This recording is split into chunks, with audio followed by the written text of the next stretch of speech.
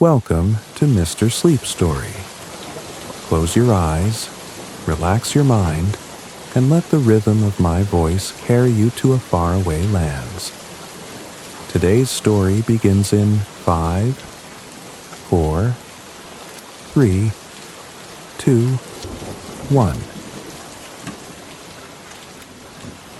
Tonight, we're taking a magical journey down the rabbit hole into the whimsical world of Alice's Adventures in Wonderland. This timeless tale of curious characters, enchanting adventures, and riddles that spark the imagination. Alice was beginning to feel very tired of sitting by her sister on the riverbank, her thoughts wandering in the warm, golden haze of a lazy afternoon. A book without pictures or conversations had utterly failed to entertain her, and she was just pondering whether it was worth the trouble of picking daisies to weave into a chain when, oh, what a curious sight. A white rabbit with pink eyes trotted briskly by, muttering, oh dear, I shall be late." To Alice, this was peculiar enough, but when the rabbit pulled a pocket watch from its waistcoat, she jumped to her feet in astonishment. A rabbit with a waistcoat? A rabbit with a pocket watch. Burning with curiosity, she ran across the field after him, not even pausing to consider how unusual this all was. The rabbit darted into a rabbit hole beneath a hedge, and without a second thought, Alice followed. Down she tumbled, and down, and down. A long, dark well that seemed to have no end. She had time to notice shelves filled with jars, cupboards, and maps along the walls of her descent, even managing to pick up a jar labeled orange marmalade, though it was empty. Well, she thought, after such a fall as this, I shall think nothing of tumbling downstairs.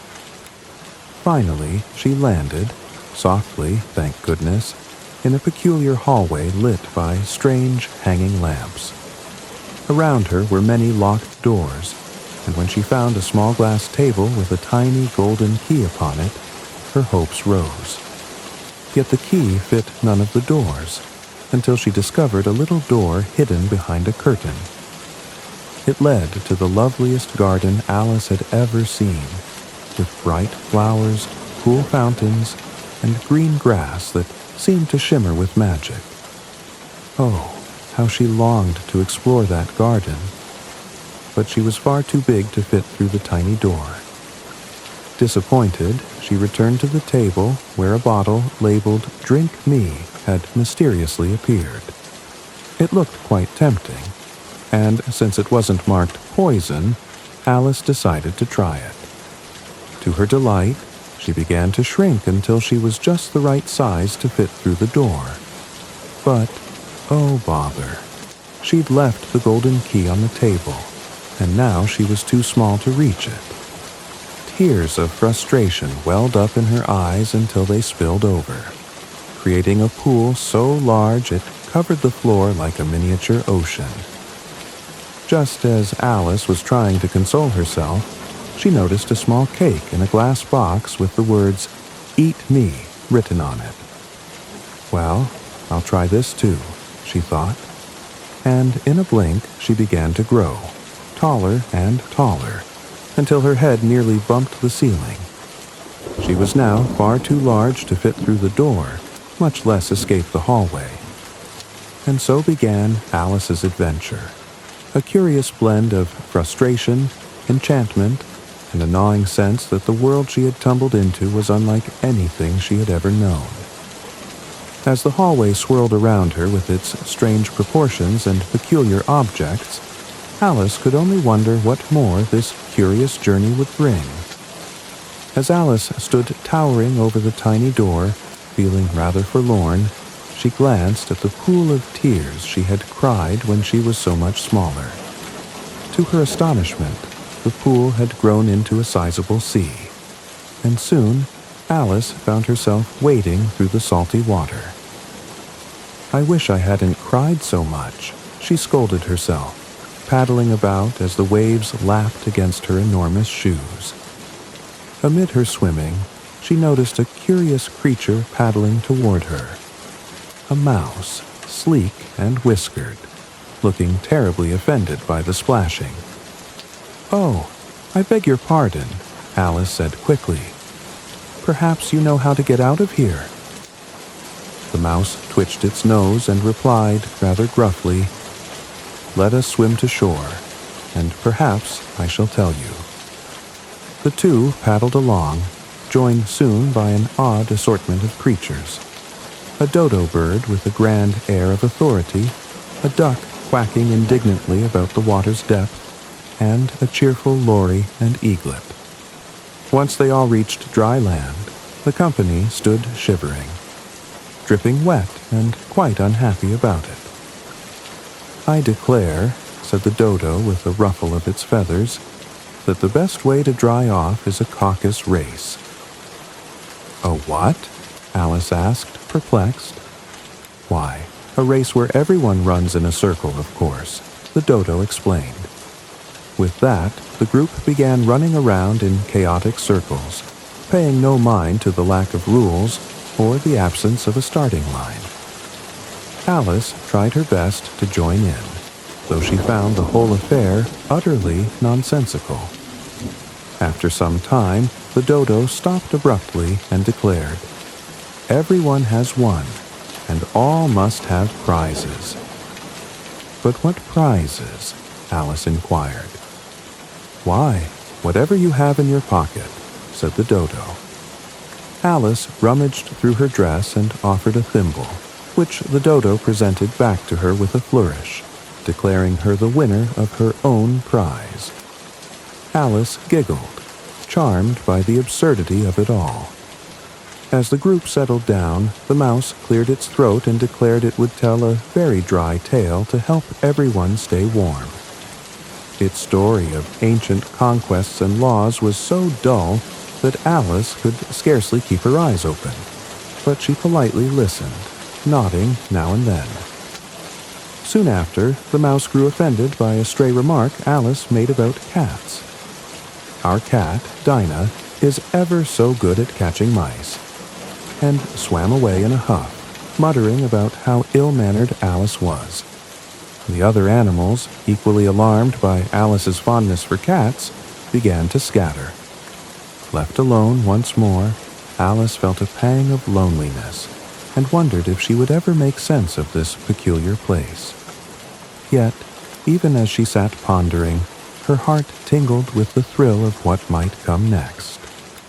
For in this strange and whimsical world, each moment seemed to bring something new, something curious, and something that surely no one had ever experienced before. And so, Alice stood and set off again, determined to find her way through Wonderland's delightful chaos. As Alice wandered through the strange and unpredictable world of Wonderland, her ears caught the familiar hurried patter of feet. It was the White Rabbit again, muttering to himself, "Oh, my ears and whiskers, how late it's getting." Without a moment's hesitation, Alice followed him, her curiosity pulling her forward like an invisible string. The rabbit darted into a tidy little house tucked beneath the shade of a giant mushroom. Over the door hung a polished brass plaque reading, "W. Rabbit." Alice was just about to knock when the rabbit popped his head out and, mistaking her for someone else, barked, "Mary Ann, run inside at once and fetch my gloves and fan." Mary Ann, thought Alice, bewildered but too intrigued to argue. I suppose I might as well help. She stepped inside the house, which was quite cozy but oddly proportioned, with furniture that seemed to tilt and lean in the oddest ways. Alice soon found a pair of gloves and a fan lying atop a small table, but as she glanced around, her eyes fell upon a curious little bottle. "I know better than to drink strange things," she said aloud, though her hand was already uncorking the bottle. But then again, everything here is strange, so perhaps it won't matter. She took a sip, and before she knew it, her head was pressing against the ceiling, and her arms were sticking out of the windows like great tree branches.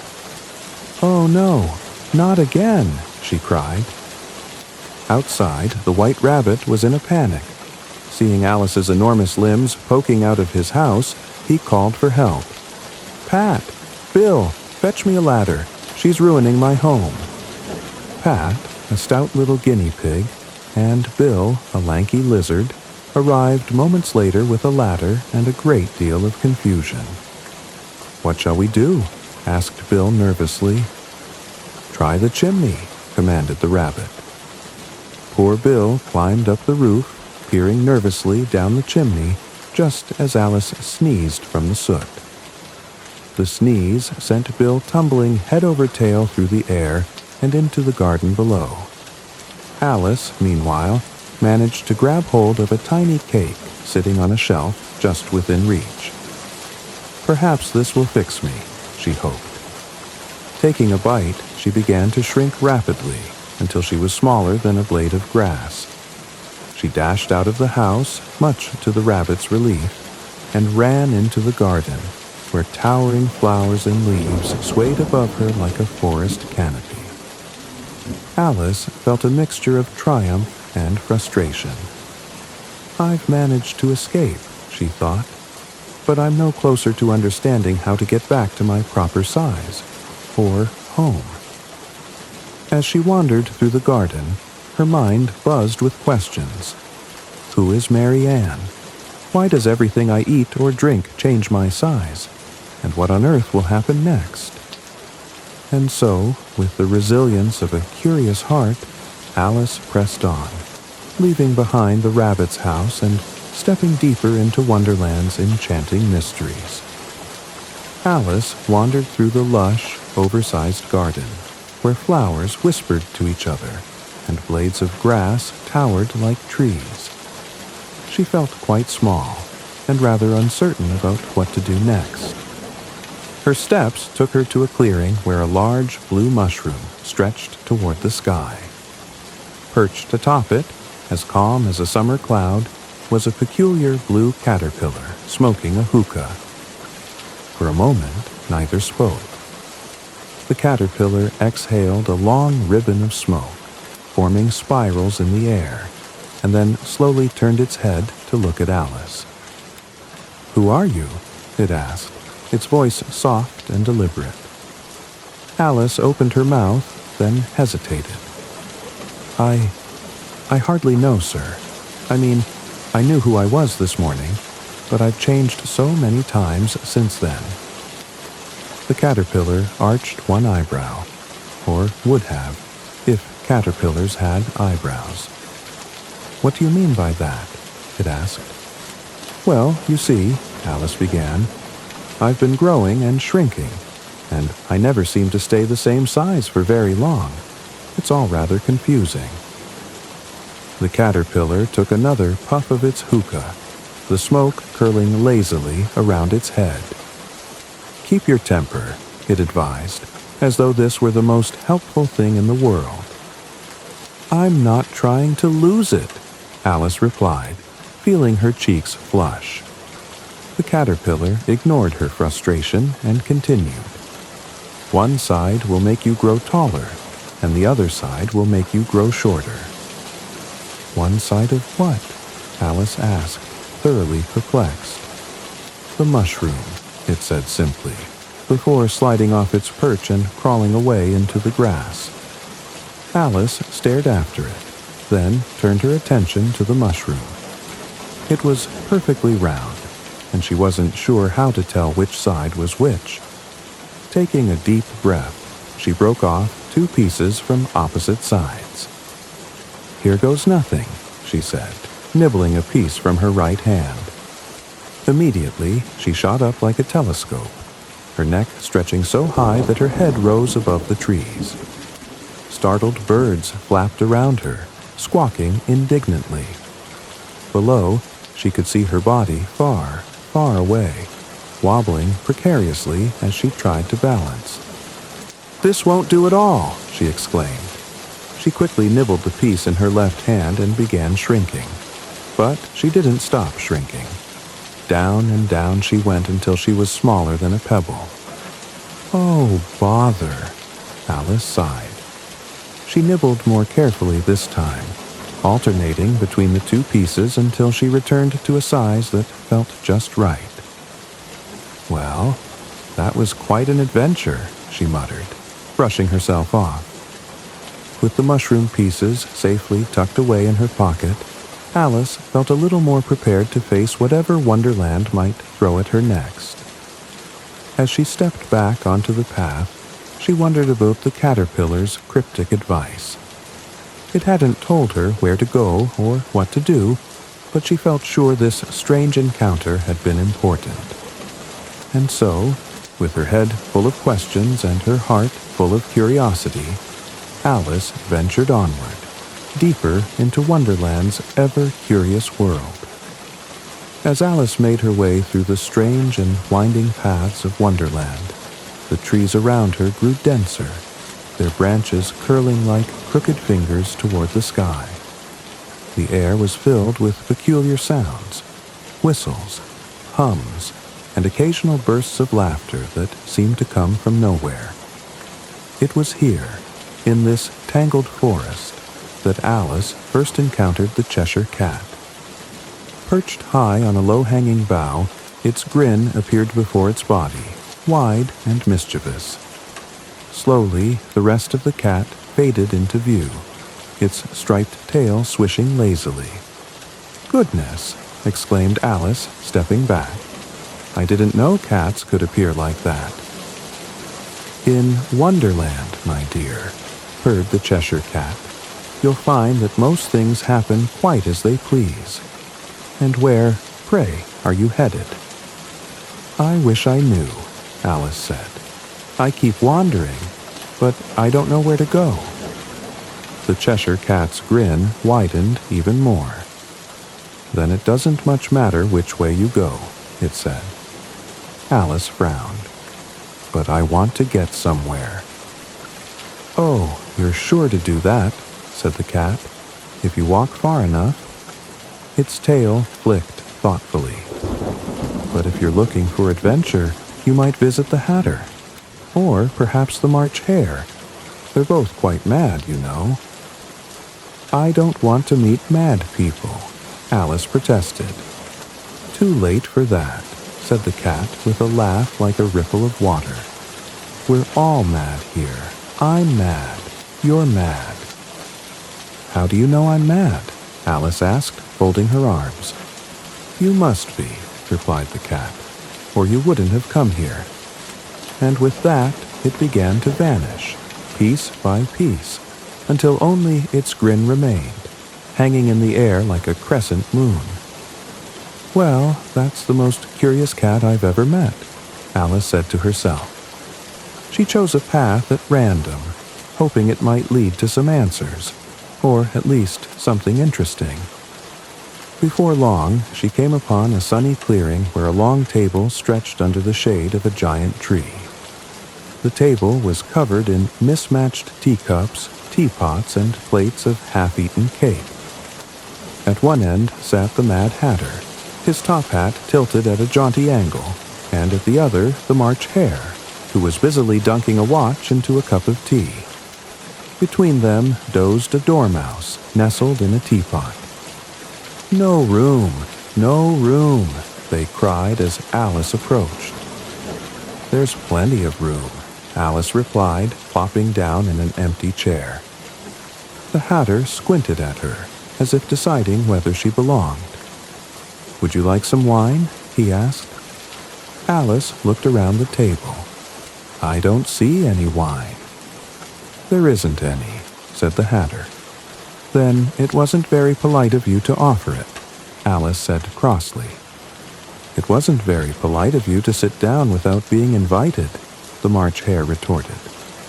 This was only the beginning of a series of nonsensical conversations. The Hatter asked riddles that had no answers, such as, "Why is a raven like a writing desk?" Alice tried her best to reason with them, but found it quite impossible. The topic of time came up, and the Hatter explained that he had quarreled with time himself, which was why it was always 6 o'clock, tea time. Alice eventually grew tired of their endless chatter and decided she'd had enough. "This is the silliest tea party I've ever been to," she declared, standing up.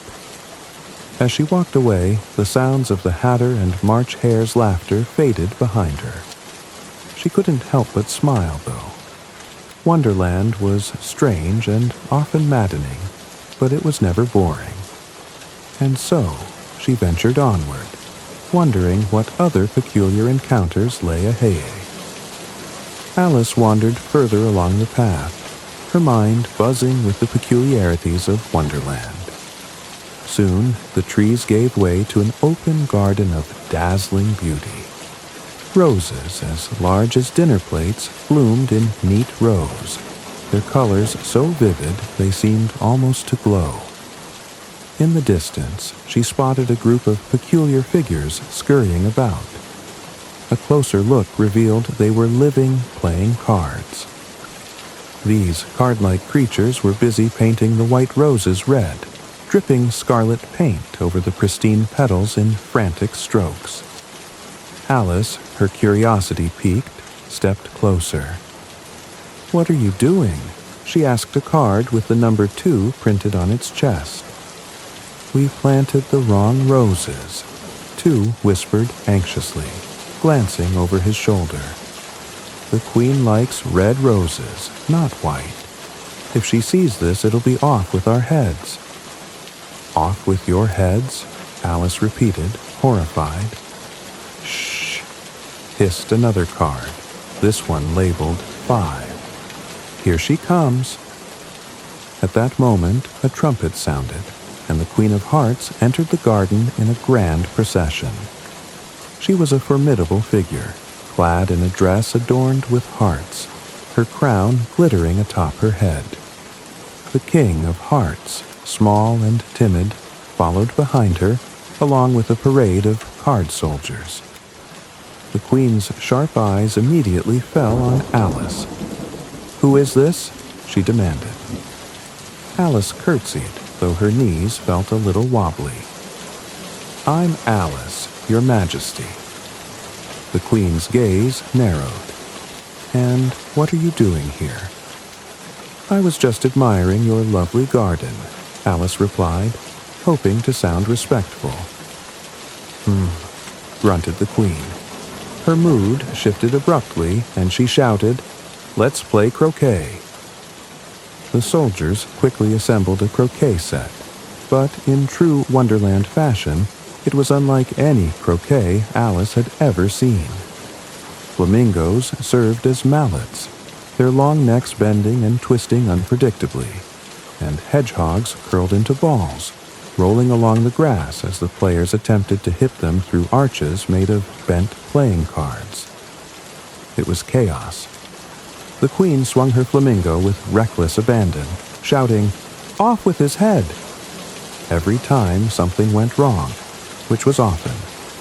The King, meanwhile, whispered timidly to Alice, "She never actually executes anyone, you know. It's all bluster." Despite this reassurance, Alice couldn't help but feel uneasy. The Queen's temper was as unpredictable as everything else in Wonderland. As the game devolved into utter pandemonium, Alice spotted a familiar grin materializing in the air above her. The Cheshire Cat had returned. "How do you like the Queen?" it asked, its eyes twinkling with mischief. "Not at all," Alice whispered. "She's dreadfully short-tempered." The Queen, noticing Alice's distraction, turned her fury on her. "What are you whispering about?" she bellowed. "Off with her head." "I don't think you can do that," Alice retorted, her courage bolstered by frustration. "You're nothing but a pack of cards."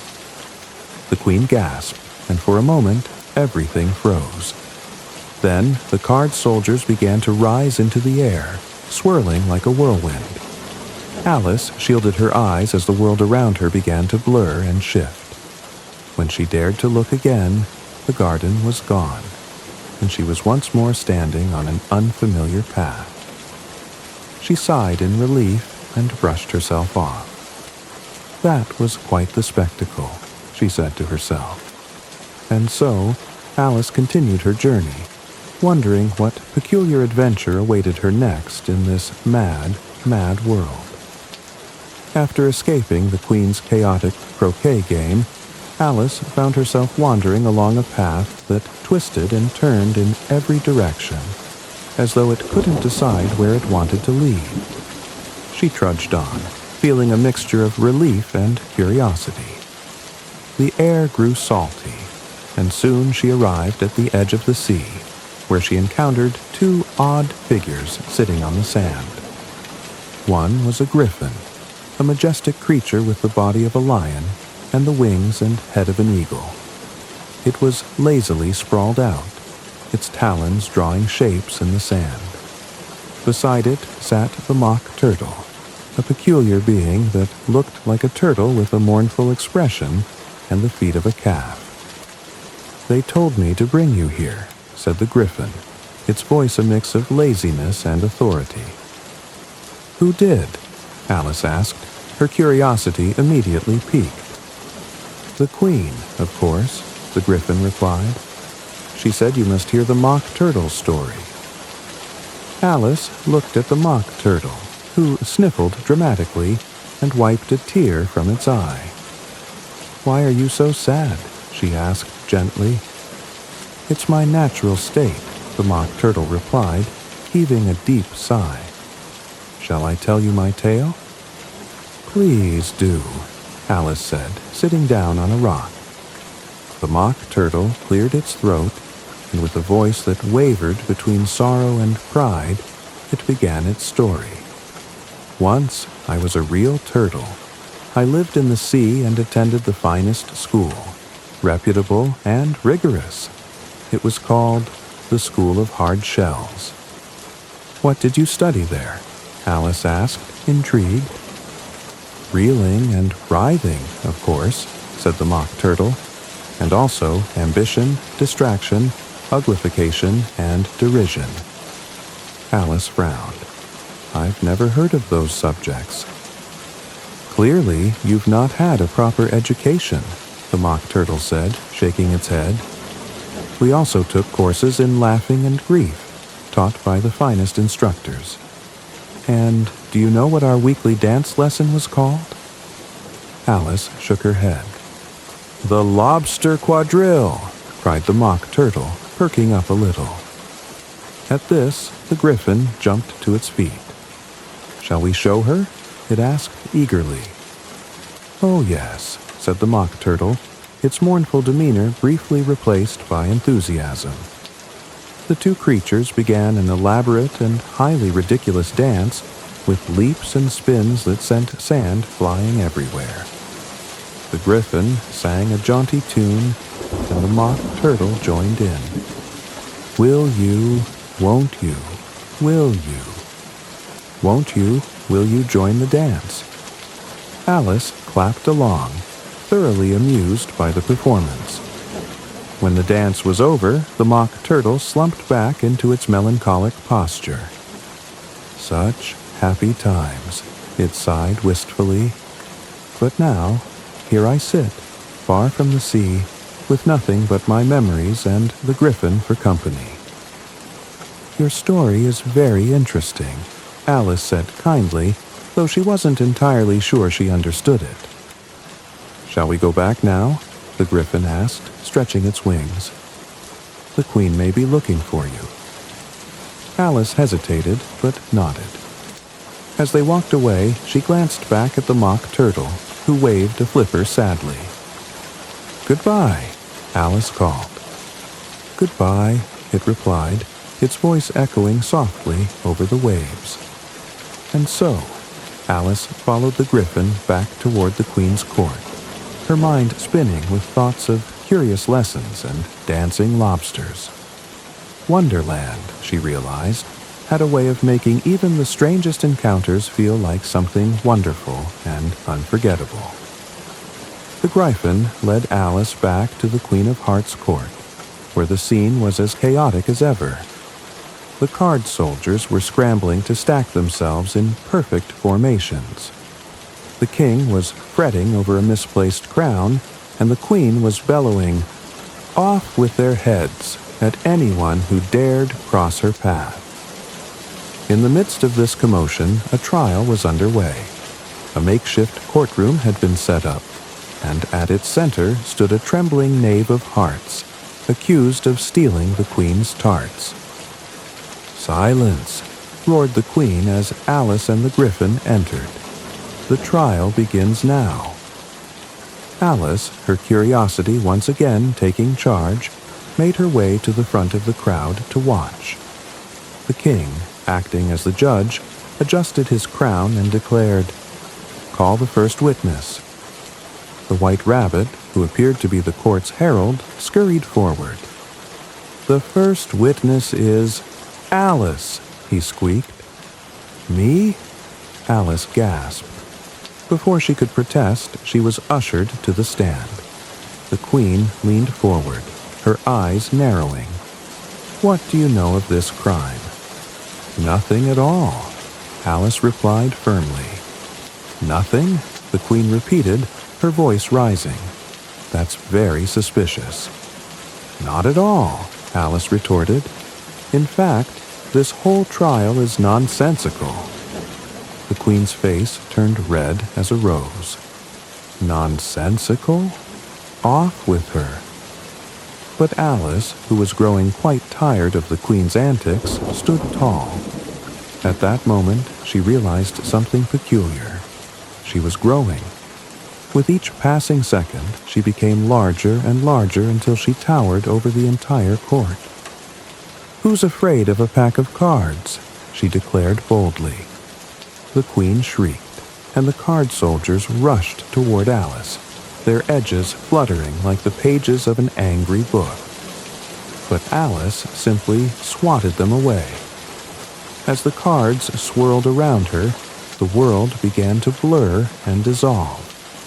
She felt a soft breeze on her face and opened her eyes to find herself lying beneath a tree, the dappled sunlight filtering through the leaves.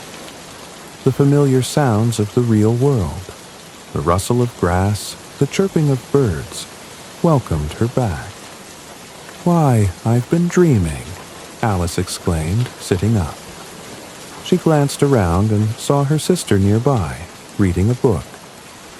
"You've been asleep for quite some time," her sister said, smiling. Alice stretched and gazed into the distance, her mind still full of Wonderland's wonders.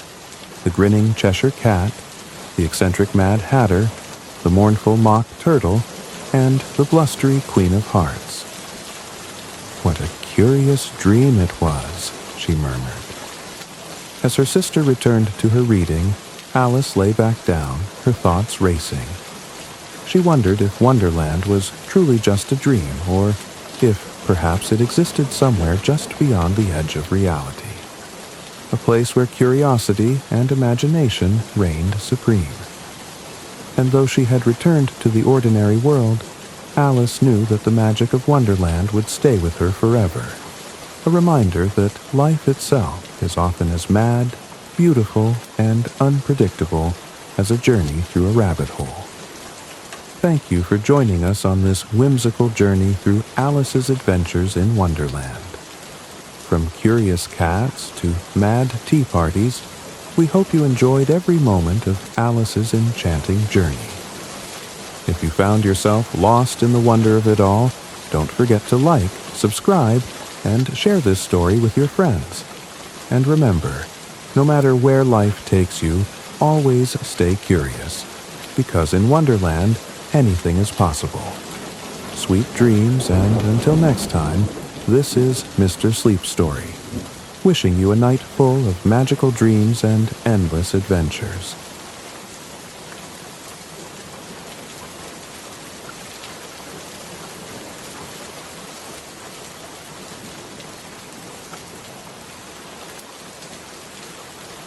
Tonight, I shall be reading a retelling of a classic from the Brothers Grimm, a magical and enchanting tale known as Little Briar Rose. Long ago, in a kingdom nestled amidst rolling emerald hills and ancient forests, there lived a kind and noble king and his radiant queen. Their castle, perched atop a gentle rise, stood as a beacon of prosperity and harmony. Yet, for all their wealth and wisdom, one sorrow shadowed their lives. They were childless. Every room in the grand palace seemed to echo with their longing, and every feast and celebration seemed incomplete without the laughter of a child. The queen, graceful as moonlight, often wandered into the gardens of the castle, her heart heavy with yearning. She would sit by a glistening fountain that sang a soft, rippling melody, her gaze fixed on the shimmering water, as if hoping it might grant her a wish. The king, ever devoted, sought counsel from far and wide, consulting wise sages and offering prayers to the heavens, but no child came to bless their union. One golden morning, when the first rays of the sun painted the world in hues of warmth and wonder, the queen strolled alone to a quiet glade near the castle grounds. This spot was her sanctuary, where the air was always fragrant with blooming wildflowers, and a crystal-clear brook babbled softly through the earth, as though whispering secrets of nature. She knelt by the brook and dipped her hands into the cool water, her heart murmuring its deepest wish, to hold a child of her own. As her wish floated silently into the morning air, a gentle splash disrupted the stillness of the brook. Startled, the queen looked up to see a glimmering emerald frog perched on a smooth stone. The creature's skin shimmered like a jewel in the sunlight, its golden eyes wise and kind. The queen felt no fear, only a sense of calm curiosity, as the frog gazed at her with a knowing expression. Then, in a voice as soft as the rustling leaves yet clear as a silver bell, the frog spoke. "Do not grieve, O noble queen," it said. "Your longing has reached the heavens, and your heart's wish shall be granted. Within a year, you shall hold a daughter in your arms, a child as beautiful as the dawn, as radiant as the stars." The queen gasped, her hands flying to her chest as joy and wonder overwhelmed her. Could it be true? Was this miraculous creature a messenger of fate, a herald of her deepest dream? She whispered her thanks, her voice trembling with emotion, but before she could utter another word, the frog leaped gracefully into the water, leaving only gentle ripples in its wake. It was as though the glade itself had hushed, holding its breath to preserve the sacred moment. The queen returned to the castle, her heart light as air, her face glowing with newfound hope. When she shared the magical encounter with the king, his joy was boundless. Together, they awaited the fulfillment of the frog's promise, their days now filled with preparation and anticipation. The halls of the castle were soon adorned with golden threads and fragrant garlands, and the kingdom buzzed with quiet excitement, as though nature itself rejoiced in the blessing yet to come. True to the frog's words, a year passed, and the queen gave birth to a daughter, a child so enchanting that even the sun, in all its splendor, seemed to pause in admiration when its light touched her. The princess's cheeks were like rose petals, her hair like threads of gold, and her eyes sparkled with the promise of joy and adventure. The king and queen named her Briar Rose, for she was as precious and delicate as the wild roses that blossomed near the brook where the queen's wish had been granted. The kingdom rejoiced, and from the highest tower of the castle to the humblest village home, the air was alive with celebration. The birth of Briar Rose was more than a blessing to her parents. It was a gift to the entire realm, a promise of hope, beauty, and enchantment that would echo through the ages. From the moment Briar Rose entered the world, it was as though the heavens had poured their blessings upon her. The newborn princess was a vision of delicate beauty, her cheeks soft and pink like the petals of a freshly blossomed rose. Her hair, a fine golden down, seemed to catch and hold the sunlight, glowing faintly even in the dim light of her cradle. Her tiny lips, perfectly shaped, held the softest of smiles, as if she already carried the dreams of the kingdom in her peaceful slumber. Her arrival filled the palace with a newfound joy, a radiant warmth that touched every heart. The king and queen, who had long prayed for this miracle, were captivated by their daughter. Each day they marveled at her perfection. The queen would cradle her in her arms, singing soft lullabies that seemed to blend with the gentle cooing of doves outside the windows, while the king would gaze at her with awe, his heart brimming with pride and love. Even as an infant, Briar Rose seemed to exude an ethereal grace. Her movements, though small and uncoordinated, had a delicate charm. When she stretched her tiny hands toward the sunlight streaming through the castle's tall windows, the servants whispered that the very light itself seemed to gather around her, illuminating her soft features. There was a quiet but unmistakable strength in her, as though she carried within her the promise of something extraordinary. As the days turned into weeks, her personality began to blossom. She was a serene child, rarely crying, as if she already understood the tranquility her presence brought to those around her. Her laugh, when it came, was like the chiming of tiny silver bells, a sound so pure and joyful that it would draw even the busiest servant away from their work to share in her delight. She gazed at the world with wide, curious eyes, their blue depths reflecting the wonder and innocence of her soul. Briar Rose had an unspoken connection to the natural world. The castle gardens, bursting with roses of every hue, seemed to flourish even more vibrantly in her presence.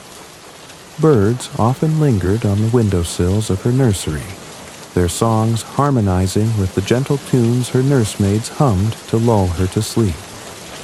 When the queen carried her into the garden, butterflies would flit around her, drawn as though by an unseen magic. The kingdom itself seemed to thrive under her influence. Crops grew in abundance, the rivers sparkled clearer than ever, and the people's hearts swelled with hope for the future. Word of the princess's beauty and charm spread beyond the castle walls, and the villagers would gather in the hopes of catching a glimpse of her during her rare appearances.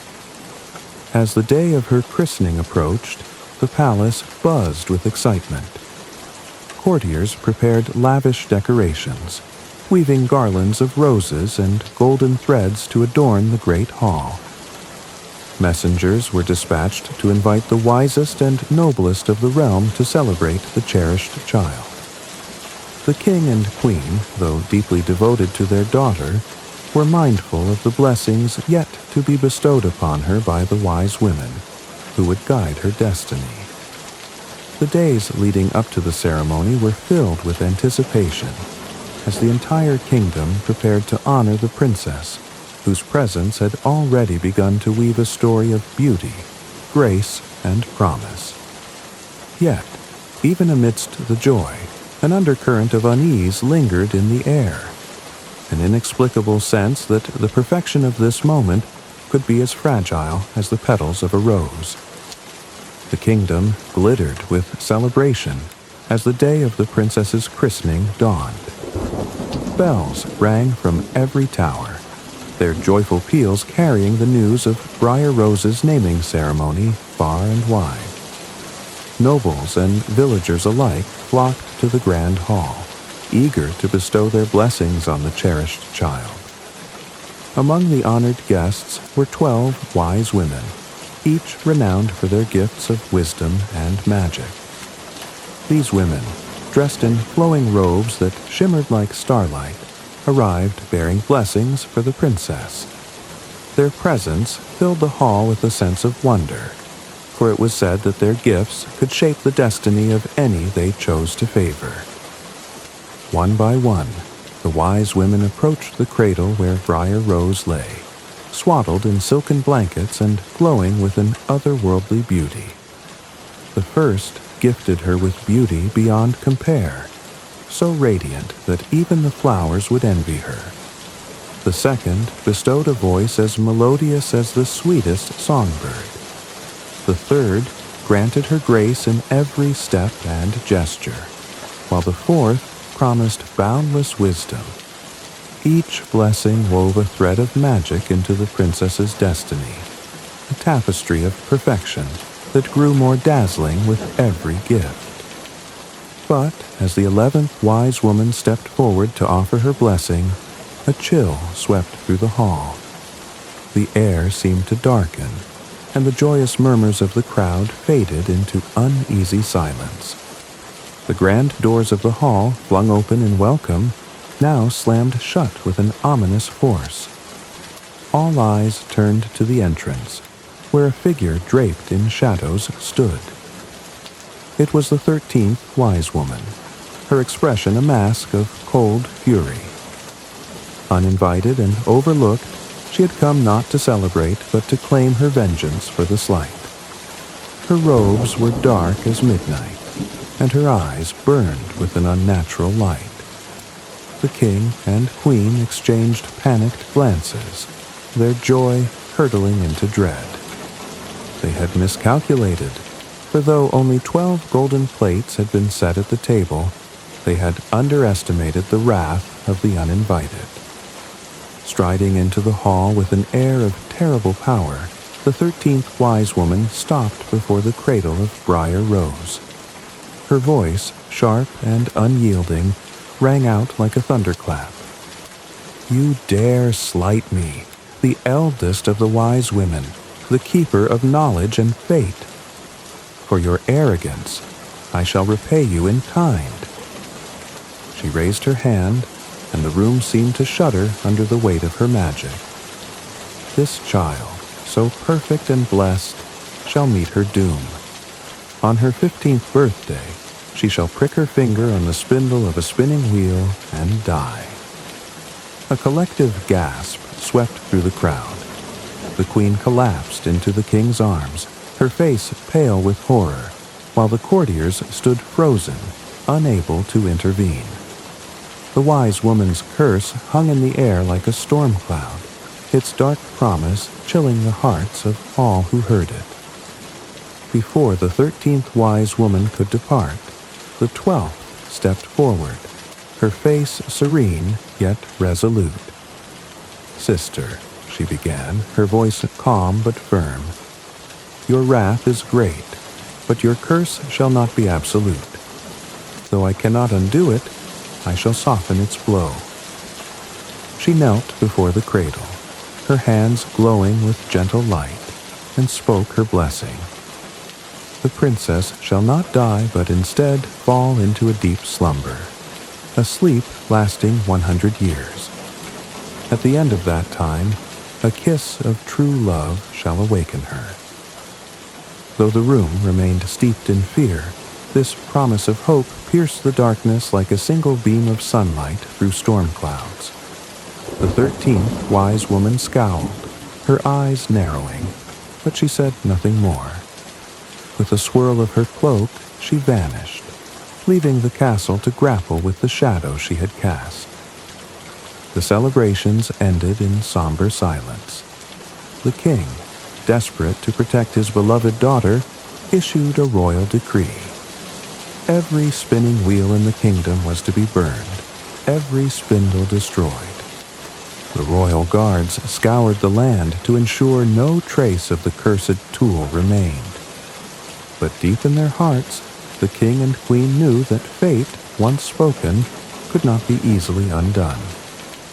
The curse of the 13th wise woman loomed over Briar Rose, a shadow that neither fire nor decree could banish. And so, the kingdom waited, torn between hope and fear, as the years slipped by, bringing the princess ever closer to her 15th birthday. The years passed like fleeting shadows, and Briar Rose grew into a young woman of unparalleled grace and beauty. The blessings of the wise women shone in her every movement, her every word, and her every glance. Her laughter was like the tinkling of silver bells, her step as light as a spring breeze, and her smile warmed the hearts of all who beheld her. She lived a sheltered life, loved and cherished by her parents, who did everything within their power to protect her from the dark fate foretold at her christening.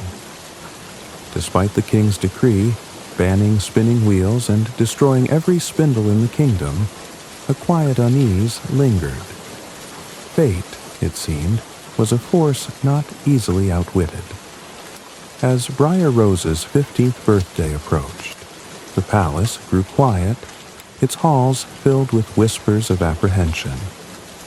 Yet the princess, innocent and untouched by fear, moved through her days with a light heart, unaware of the shadow that loomed over her. On the morning of her 15th birthday, the castle was bathed in golden sunlight, the gardens bursting with roses in full bloom. A grand feast had been prepared in her honor, and courtiers bustled about, decorating the halls with ribbons and garlands. Briar Rose, dressed in a gown of soft pink that shimmered like dawn, wandered the castle in search of a moment of quiet amidst the excitement. As she ascended a winding staircase she had never noticed before, curiosity sparked within her. The narrow stone steps spiraled upward, leading to a small, forgotten turret at the top of the castle. Dust motes danced in the sunlight that streamed through narrow windows, and the air smelled faintly of ancient wood and stone. It was a place untouched by time, hidden from the bustle of the palace below. At the top of the stairs, she discovered a small room she had never seen before. The door creaked open to reveal a curious sight. An old woman bent over a spinning wheel, her hands working the spindle with practiced ease. The woman's face was wrinkled but kind, her eyes twinkling as she looked up at the princess. "Good day, my child," the woman said, her voice warm and inviting. "Would you like to try spinning? It's an art as old as time itself." Briar Rose, enchanted by the strange machine and unaware of its danger, stepped closer. "What is this? I've never seen anything like it before." "It is a spindle, my dear," the woman replied. "Come, let me show you how it works." The princess reached out, her fingers brushing the spindle with innocent curiosity. The instant her skin touched the sharp point, a searing pain shot through her finger, and she drew back with a gasp. A single drop of crimson blood welled up, and as it fell to the floor, her vision blurred. The room seemed to spin around her, and her limbs grew heavy as though an unseen force was pulling her into a deep slumber. She collapsed onto a nearby bed, her eyes fluttering shut as the curse fulfilled its dark promise. At that very moment, the spell spread like an invisible wave throughout the castle. The servants in the kitchens paused mid-task and fell asleep where they stood. The courtiers in the grand hall slumped in their chairs, their laughter silenced. Even the king and queen, sitting side by side on their thrones, succumbed to the enchanted sleep, their faces serene despite the tragedy unfolding. The castle itself seemed to sigh, as if surrendering to the spell. Ivy began to creep up its walls, and a great forest of thorns sprang forth, encircling the palace in an impenetrable barrier. The once vibrant halls were soon shrouded in silence, their echoes stilled by the weight of the magic. Briar Rose lay in the turret, her face peaceful, her breath steady. She appeared not as one cursed, but as a vision of serene beauty, her golden hair fanned out like a halo on the pillow. The room grew still, save for the faint hum of the spinning wheel, which continued its work for a few moments more before falling silent. And so, the castle slept, its fate sealed by the spindle's prick. Time moved on beyond the thorny barrier, but within it stood still, holding its breath for the day when true love's kiss would awaken the princess and her enchanted kingdom. 100 years passed, and the world beyond the thorny barrier changed. Seasons turned, kings rose and fell, and stories of the enchanted castle faded into legend. But for those who lived near the forest of thorns, whispers persisted. A tale of a sleeping princess, cursed to slumber until the touch of true love awakened her. The forest itself became a place of mystery, its thick brambles said to be impenetrable and guarded by an ancient magic. Far away, in a kingdom filled with its own stories and struggles, there lived a young prince. He was brave and kind, a seeker of adventure, with a heart attuned to tales of wonder and courage. One day, as he rode through the countryside, he overheard a group of villagers speaking in hushed tones about the legend of the sleeping princess. The prince's curiosity was piqued, and he pressed them for details. "The castle lies beyond the forest," an old man said, his voice trembling with the weight of the tale. "It is said that no one who ventures into the thorns ever returns. But within, they say, a princess of unparalleled beauty sleeps, waiting for the one who can break the curse." The prince felt a stirring in his heart, a sense of destiny calling to him. He resolved to find the castle, not out of a desire for glory, but because the tale touched something deep within him, a belief in the power of love and the courage to face the impossible. With only his trusted horse and a heart full of determination, the prince set out toward the forest. When he reached the edge of the thicket, he marveled at its otherworldly nature. The thorns were unlike any he had ever seen, black and twisted, their tips glinting like iron in the sunlight. Yet, as he approached, the barrier seemed to sense his purpose. The thorns shifted and parted before him, creating a narrow path that invited him forward. The journey through the forest was treacherous. Shadows danced among the trees, and the air was thick with a strange, humming magic. But the prince pressed on, driven by the image of the sleeping princess etched in his mind. Finally, after what felt like an eternity, he emerged into a clearing and beheld the castle. Time had left its mark on the grand structure. Ivy and moss clung to its walls, and its once bright banners hung in faded tatters. Yet there was a beauty to the place, an air of timeless enchantment that spoke of its hidden wonder. The prince dismounted and entered the silent halls, where he found the courtiers and servants frozen in slumber, their faces peaceful as if caught in a fleeting dream. Guided by an unshakable instinct, he climbed the winding stairs to the turret. There, bathed in a beam of golden light, lay the princess. Her beauty was breathtaking, her expression serene, as if she were merely resting and not under a century-old spell. The prince's heart swelled with awe and tenderness as he knelt beside her. Gently, he leaned forward and pressed a kiss to her lips. It was a kiss born of love, pure and unselfish, carrying with it the magic needed to break the curse. As his lips touched hers, A ripple of light swept through the room, like the first rays of dawn breaking over a darkened sky. The princess's eyes fluttered open, and for a moment she gazed at the prince with wonder. "Is it you?" she whispered, as if she had been dreaming of him all along. "Yes," the prince replied, his voice filled with warmth. "It is I, here to awaken you." The magic spread throughout the castle, and one by one the courtiers and servants stirred. The halls filled with gasps and laughter as life returned to the enchanted kingdom. Even the forest of thorns melted away, its dark barrier replaced by sunlight and blooming flowers. The king and queen awoke with tears of joy, embracing their daughter and welcoming the prince as their savior. The kingdom celebrated with a feast that lasted for days, rejoicing not only in the breaking of the curse, but in the love that had conquered it.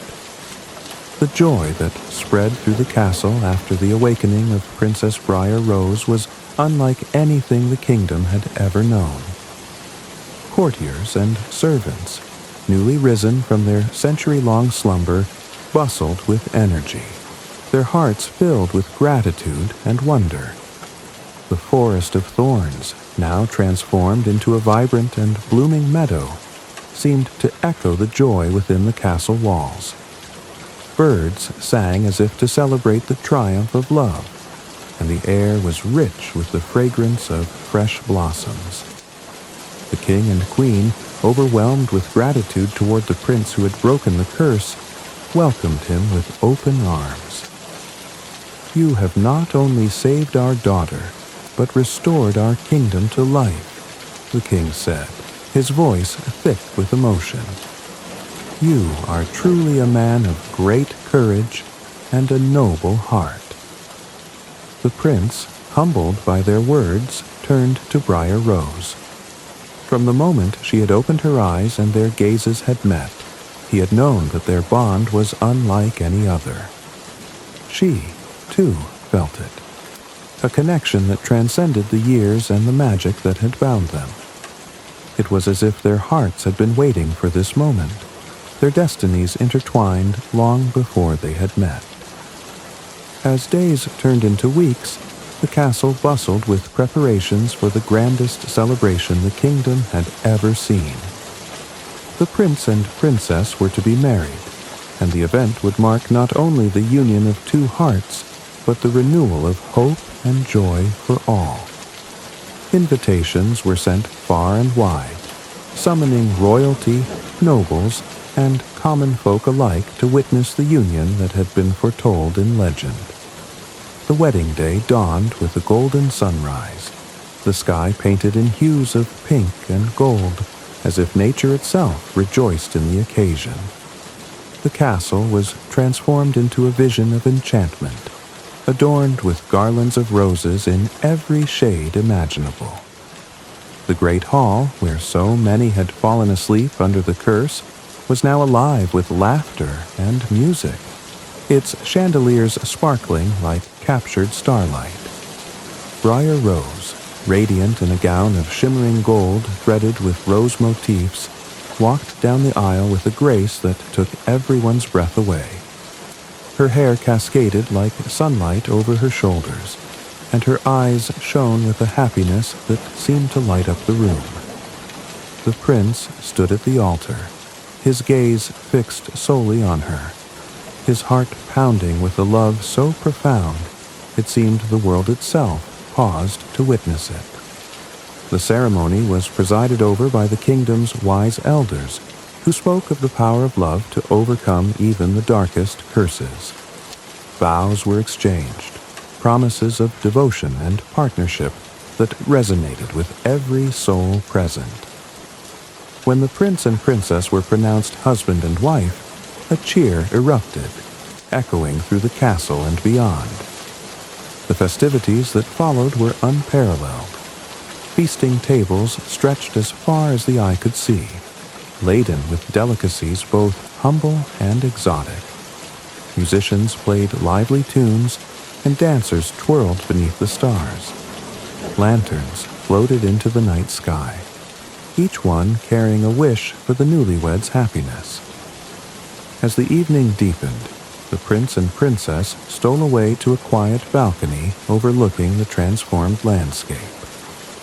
Hand in hand, they gazed at the kingdom that now thrived once more, its fields lush and its people jubilant. "Do you think it was fate that brought us together?" Briar Rose asked, her voice soft as the night breeze. "I believe it was love," the prince replied, his voice steady and warm. "A love that waited patiently through time and trials, stronger than curses and thorns."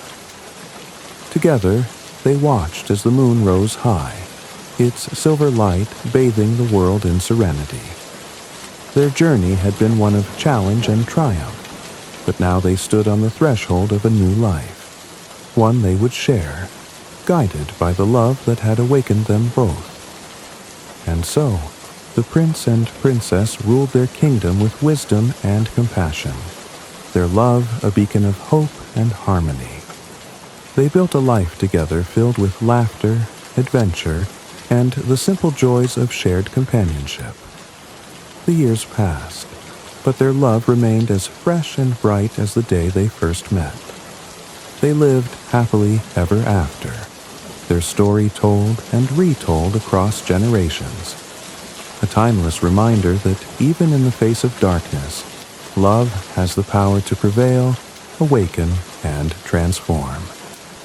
Thank you for joining us on this magical journey through the timeless tale of Little Briar Rose, a story of beauty, courage, and the enduring power of love. We hope this enchanting retelling brought you peace and comfort, helping you unwind and drift closer to a restful sleep.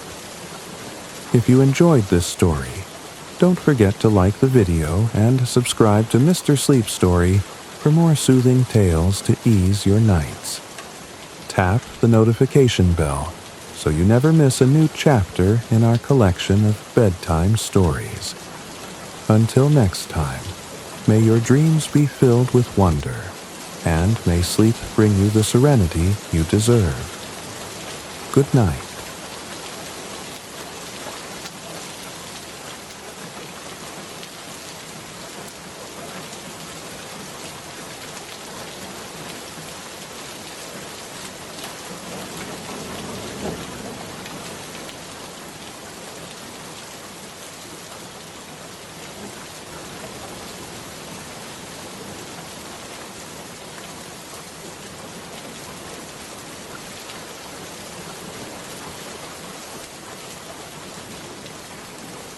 Tonight, let us journey into the shadowy world of a literary masterpiece, Mary Shelley's Frankenstein.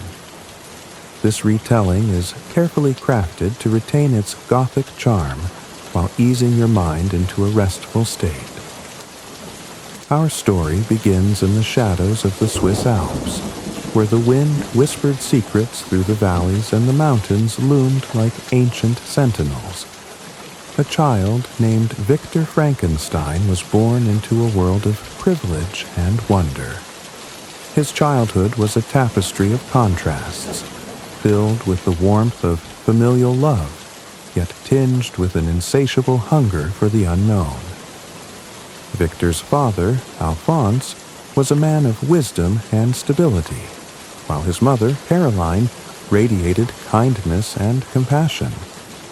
Their home in Geneva was a haven, filled with books and the laughter of children.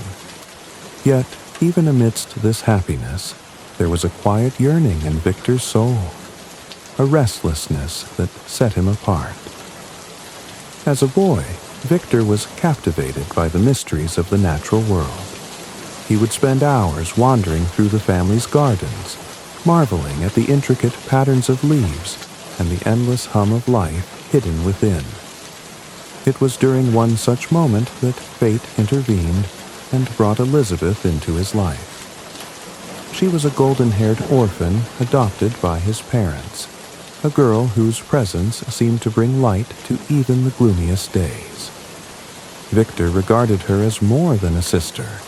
She was a kindred spirit, a treasure he vowed to cherish and protect. But beneath his tender devotion lay a storm brewing. One fateful day, Victor stumbled upon an ancient tome by the alchemist Cornelius Agrippa. Its pages spoke of forbidden knowledge, of secrets that could unlock the very fabric of life itself. Though his father dismissed the book as outdated nonsense, Victor's fascination only deepened. He devoured the works of Agrippa, Paracelsus, and Albertus Magnus, their ideas igniting a fire in his mind. He began to dream of creation and mastery over the natural world. To Victor, the laws of science were not boundaries, but challenges, veils waiting to be lifted. His curiosity became an obsession, and his youthful innocence gave way to a more profound desire, to understand the spark of life. As Victor grew, tragedy struck. His mother, the gentle light of his childhood, fell ill with scarlet fever. Though her passing was swift, its impact on Victor was profound. Before she drew her final breath, she made a plea that Elizabeth would one day become his wife. Victor, shattered by grief, promised to honor her wishes, yet something in him shifted. Her death was a cruel reminder of life's fragility, a mystery he vowed to unravel. When the time came for Victor to leave his home, he was filled with both anticipation and dread. The University of Ingolstadt awaited, a place where the boundaries of knowledge would be pushed, and the seeds of his obsession would find fertile ground. His father, proud yet concerned, encouraged him to seek balance in his pursuits, but Victor was already too far gone. His heart burned with a singular purpose, to conquer the mysteries of creation and death. And so, Victor departed Geneva, leaving behind the innocence of his youth. As he crossed the threshold into adulthood, he carried with him the weight of his mother's loss, the burden of his insatiable curiosity, and a shadow that would soon grow darker than he could imagine. When Victor Frankenstein arrived at the University of Ingolstadt, the world seemed vast and brimming with potential. The towering buildings and bustling halls promised the secrets of science and discovery. Yet the shadow within Victor's heart grew darker with each passing day. He immersed himself in his studies, devouring knowledge like a man starved.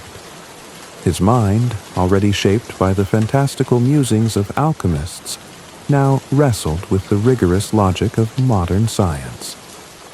It was here that Victor encountered two men who would forever alter his path.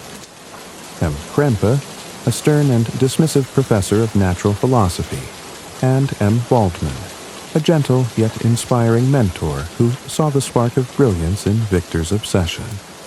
M. Waldman's lectures on chemistry and the power of the natural world ignited something fierce within Victor. Here was a man who understood the promise of science, who spoke not just of its laws, but of its possibilities. Under Waldman's guidance, Victor felt his ambitions solidify. The dream of understanding life itself was no longer a childish fancy. It became an achievable goal, tantalizingly close. As the seasons changed, Victor's studies consumed him. The world beyond the university faded into a distant memory. Letters from his beloved family, Elizabeth, his father, and his friend Henry Clerval, went unanswered, their loving words unable to pierce the fog of his obsession.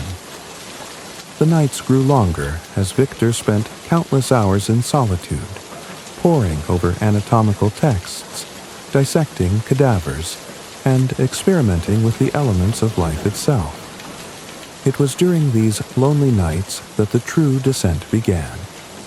In the flickering light of his laboratory, surrounded by the tools of his trade, Victor pushed the boundaries of science into the forbidden. He collected bones from charnel houses, gathered organs from the newly dead, and stitched them together with meticulous precision. The once bright halls of academia seemed to close in around him, their grandeur replaced by the oppressive weight of his grim work.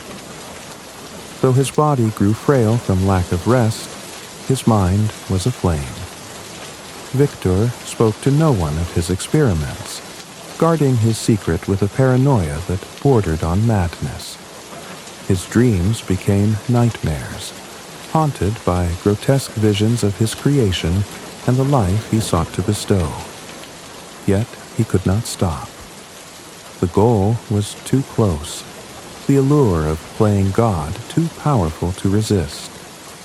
On a stormy night, with lightning cracking the sky, Victor reached the pinnacle of his ambition. He harnessed the primal force of electricity, directing its power into the lifeless form he had assembled. As the room filled with the stench of decay and ozone, Victor's heart thundered in his chest. And then it happened. A spark, a twitch, a sudden convulsion.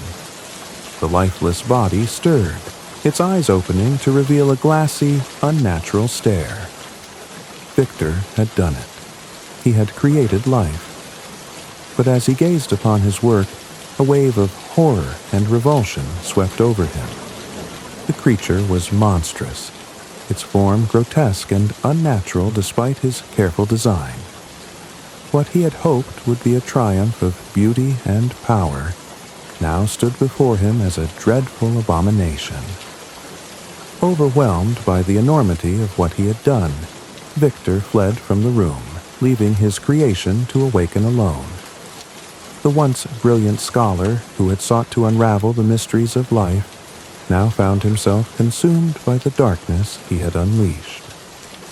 The night Victor Frankenstein brought his creation to life, a chill colder than the winds of the Alps settled into his soul. Fleeing the laboratory, he staggered through the dark streets of Ingolstadt, the weight of his actions pressing heavily on his chest. His thoughts were a whirlwind of regret, terror, and disbelief. The very hands that had given life now trembled in fear of what they had unleashed. Victor sought refuge in his lodgings, hoping that sleep would erase the nightmare of the creature's grotesque visage from his mind. But sleep eluded him. Every shadow seemed alive, every creak in the floorboards a step closer to doom. When at last he drifted into a restless slumber, it was filled with visions of Elizabeth, her warm smile turning to a ghastly leer, her form decaying before his eyes. He woke drenched in sweat, the echoes of his own screams reverberating in his ears. Morning came, bringing no solace. Driven by a dreadful compulsion, Victor returned to the laboratory. He dreaded what he might find, yet the room was empty. The creature, his creature, had vanished. Relief washed over him, mingled with an insidious fear. Where had it gone? What would it do? For days, Victor wandered the city, his mind fractured and his body weakened by sleepless nights and gnawing dread. He avoided his professors and classmates, retreating into a solitary world of guilt and paranoia. The memory of the creature's yellow, watery eyes and patchwork form haunted him like a specter. He began to feel as though the monster's shadow followed him at every turn. It was in this state of despair that Victor encountered his childhood friend, Henry Clerval, who had arrived in Ingolstadt to pursue his own studies. Henry's presence was like a balm to Victor's tormented soul. With his kind eyes and unshakable optimism, Henry coaxed Victor out of his darkness, encouraging him to reconnect with the world he had so thoroughly abandoned. Under Henry's care, Victor's health began to improve. The nightmares receded, and the oppressive weight of his secret seemed to lighten, though it never fully left him. Victor convinced himself that the creature had fled far away, perhaps lost in the wilderness, never to be seen again. For a time, he allowed himself to hope that he could escape the consequences of his ambition. But fate, as it often does, had other plans. Several months later, a letter arrived from Victor's father. Its words pierced his fragile sense of peace. His younger brother, William, was dead, strangled by some unknown assailant in the woods near their family estate. The tragedy plunged Victor into a renewed state of anguish. He resolved to return to Geneva at once, eager to console his grieving family and escape the city that had borne witness to his terrible deeds. As he approached the Swiss Alps, the familiar landscape brought both comfort and unease. In the brooding skies above and the towering peaks shrouded in mist, Victor felt the presence of his past lurking just beyond sight.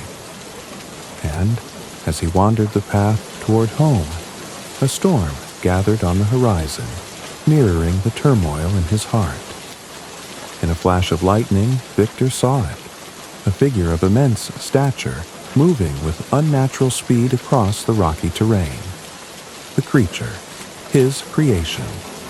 It was not lost, not gone, but here, in the heart of his homeland, weaving itself into the fabric of his life once more.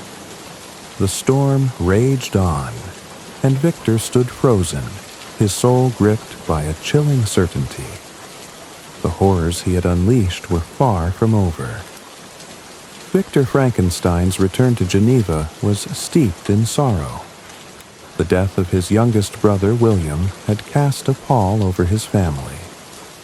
Elizabeth was consumed with guilt, believing that her carelessness in allowing William to carry a prized locket had made him a target. Victor's father, once a man of quiet strength, now seemed weathered and broken.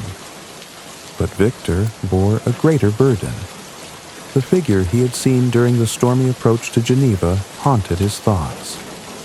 He knew the truth, that William's death was no accident, no random crime. The creature, his own creation, was the hand that had snatched the boy's life. Victor's heart twisted with guilt and horror, but he dared not share his suspicions. Who would believe him? Who could comprehend the dark secret he carried? As if this tragedy were not enough, fate dealt another cruel blow. Justine Moritz, a kind-hearted servant of the Frankenstein family, was accused of William's murder. The locket, found in her possession, a cherished trinket that Elizabeth had once gifted William, was enough to seal her fate. Justine proclaimed her innocence, but the evidence against her was damning. She was arrested, tried, and sentenced to death. Victor, racked with guilt, knew the creature had planted the locket to frame her. But fear and shame silenced him. How could he confess that he had unleashed a monster upon the world? How could he admit that the horror now befalling his family was his own doing? He watched in anguish as Justine was condemned, unable to summon the courage to speak the truth. On the night before her execution, Victor and Elizabeth visited Justine in her cell. The young woman, serene despite her fate, forgave them both and professed her innocence once more. Elizabeth wept bitterly, clinging to Justine as though her love alone might save her. Victor, however, could barely meet her gaze. The weight of his guilt was too great. When morning came, Justine was hanged, and Victor's torment deepened. His once idyllic family was now fractured by grief, and he bore the full weight of responsibility. He sought solace in solitude, retreating to the mountains in search of peace. But the rugged beauty of the Alps offered no comfort. Instead, the jagged peaks seemed to mirror the chaos within his soul. It was during one of these solitary wanderings, high in the remote wilderness, that Victor encountered the creature once more. It approached him, no longer the silent shadow he had feared, but a being of startling intellect and eloquence. Its voice, deep and resonant, was filled with a mixture of rage and sorrow. It accused Victor of abandoning it, of casting it into a world that rejected it at every turn. The creature recounted its lonely existence, how it had awakened in confusion and pain, only to be met with fear and hatred by every human it encountered. It spoke of longing for companionship, for acceptance, and of its growing bitterness as these hopes were continually dashed. Victor listened, torn between revulsion and pity, as the creature revealed the depth of its suffering. Finally, the creature made a demand. It wanted Victor to create a companion for it, another being, like itself, to share its solitude and misery. In return, it promised to retreat into the wilds, never to trouble humanity again. Victor recoiled at the idea, but the creature's words carried a chilling truth. If denied, it vowed to unleash its wrath upon him and his loved ones, ensuring that his life would be as wretched as its own. Victor, shaken and desperate, agreed to the creature's demand, though his heart was filled with dread. He knew he was stepping further into the darkness he had created, but the promise of peace, however fleeting, was too tempting to ignore. He returned to Geneva carrying a heavy promise, a vow to create a companion for the being he had so recklessly brought to life. Yet the thought of repeating his dark experiment filled him with dread. Every glance at his grieving family, every letter from Elizabeth pleading for him to find peace, deepened his torment. How could he craft another monster, knowing the suffering his first creation had already wrought? As the months passed, Victor sought excuses to delay. He buried himself in the quiet of his father's estate, attempting to find solace in the company of his loved ones. But the creature's shadow loomed large, a silent threat over his every moment of reprieve. It watched him from afar, an unspoken reminder of the promise he had made. Eventually, Victor could delay no longer. He told his family he needed to travel abroad to restore his health and further his studies. His father, anxious for his son's well-being, reluctantly agreed, and Elizabeth, though pained by his departure, trusted his assurances that he would return soon. Victor journeyed to the remote Orkney Islands, a desolate cluster of rocky isles battered by fierce winds and cold seas. Here, he set up a small, crude workshop far from prying eyes. The barren landscape reflected his inner turmoil, and the isolation amplified the weight of his task. By day, he gathered materials and prepared his experiments. By night, he wrestled with his conscience. Victor Frankenstein fled the Orkney Islands with the remnants of his shattered resolve weighing heavily upon him. The creature's haunting promise, "I will be with you on your wedding night," echoed endlessly in his mind. He longed to escape the darkness that seemed to follow him, but there was no refuge from the consequences of his actions. The shadow of his creation stretched across every horizon. After leaving the islands, Victor sailed to the mainland, seeking anonymity in the chaos of distant towns and crowded ports. His body was frail, his mind fractured, yet the sense of dread kept him moving. He refused to tell his family of the horrors he faced, shielding them from the monstrous truth. Letters from Elizabeth arrived often, filled with love and concern, pleading for his return and urging him to reclaim the joy that had once defined his life. Each word was a dagger to his heart, for Victor knew that danger loomed closer with every passing day. It was during one of his restless travels that fate turned against him again. In a small village along his route, Victor was suddenly arrested. He learned that a man's lifeless body had been found washed ashore, a victim of strangulation. The villagers, finding Victor near the scene, accused him of murder. Though he protested his innocence, his haggard appearance and evasive demeanor made him an easy target for suspicion.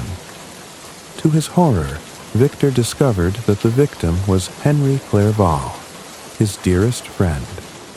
Henry, who had always been a beacon of kindness and optimism, had fallen prey to the creature's wrath. The sight of Henry's lifeless body broke something in Victor, and he collapsed into a feverish delirium. For weeks he remained imprisoned, consumed by grief and guilt. In his fevered dreams, the creature's ghastly form appeared, mocking him, reminding him that this was but the beginning of its vengeance. Eventually, Victor's father arrived to secure his release, convinced of his son's innocence. The reunion was bittersweet. Alphonse Frankenstein's joy at seeing Victor alive was tempered by the realization that his son was a shadow of the man he had once been. Victor, though freed, carried with him the unbearable burden of Henry's death and the chilling certainty that the creature's promise would soon come to fruition. Upon returning to Geneva, Victor attempted to find solace in the arms of his family. Elizabeth, ever devoted, worked tirelessly to restore his spirits. Despite his mounting fears, Victor allowed himself to be drawn into preparations for their long-delayed wedding. Yet every step toward the ceremony felt like a march toward doom. The creature's ominous vow rang in his ears, and though he warned Elizabeth of vague dangers, he could not bring himself to reveal the full truth. The wedding day arrived, a bittersweet occasion cloaked in foreboding. Victor and Elizabeth exchanged vows under the bright sunlight, their families rejoicing around them. For a fleeting moment, Victor dared to hope that the creature's threat was empty. But as night fell and the couple retreated to a secluded villa, his dread returned with full force. The villa, nestled by the tranquil waters of Lake Geneva, seemed a peaceful refuge. Victor, however, was on edge, prowling through the shadows, prepared to confront the creature. He armed himself and stationed himself near the door, waiting for the monster to strike. But he had misjudged his adversary. The creature, cunning and cruel, sought not Victor, but his heart. From the bedroom came a scream, a sound so piercing and desperate that it froze Victor's blood. He rushed into the room to find Elizabeth lifeless on the bed, her body limp, her once radiant face now a mask of terror. The creature had fulfilled its promise, exacting its vengeance in the most devastating way possible. Victor fell to his knees, his world shattered beyond repair. Outside, the wind carried the faint sound of mocking laughter as the creature disappeared into the night. Victor swore vengeance, vowing to pursue the monster to the ends of the earth if necessary. But in his heart, he knew that no act of retribution could ever mend the ruin his ambition had caused. The process of creating life once more was both a physical and emotional torment. The lifeless form taking shape on his table was a grotesque mockery of his earlier ambitions. Each stitch and every careful adjustment reminded him of the consequences of his first act of hubris. But, as the creature had promised, its silent presence was never far, its watchful eyes a constant pressure. One night, as Victor worked by the dim light of a lantern, he paused to consider the future. What if this new being, like its predecessor, became a source of suffering? What if the two creatures united became a force of unimaginable destruction? The weight of these fears grew unbearable. In a moment of desperation, Victor seized the lifeless form and tore it apart, scattering the pieces in a frenzy of guilt and defiance. The creature appeared almost instantly, its massive form filling the doorway of the workshop. Its face, once filled with hope, now twisted with fury. "You have destroyed my only chance for happiness," it bellowed, its voice a thunderous echo in the small space. Victor, trembling, met its gaze and spoke defiantly. "I will not repeat my mistake. I will not unleash another abomination upon this world." The creature's rage was like a storm, its voice shaking the very walls of the workshop. It cursed Victor, vowing vengeance. "I will be with you on your wedding night," it hissed before disappearing into the darkness. Victor was left alone, the winds howling outside as his heart pounded with dread. The creature's words were a dire warning, a promise of suffering yet to come. Exhausted and broken, Victor fled the Orkneys, seeking to escape the horrors he had unleashed. But there would be no escape. The shadow of his creation followed him wherever he went, and the storm of vengeance it had promised was already brewing.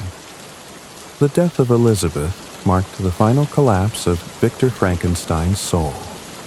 Her lifeless form haunted his every step, her absence a void too vast for words. The creature had stolen everything from him, his brother, his friend, his beloved. And now it taunted him, daring him to act. Grief, guilt, and rage burned within Victor as he stood over Elizabeth's grave, his heart hardened with a single purpose: to destroy the monster he had created.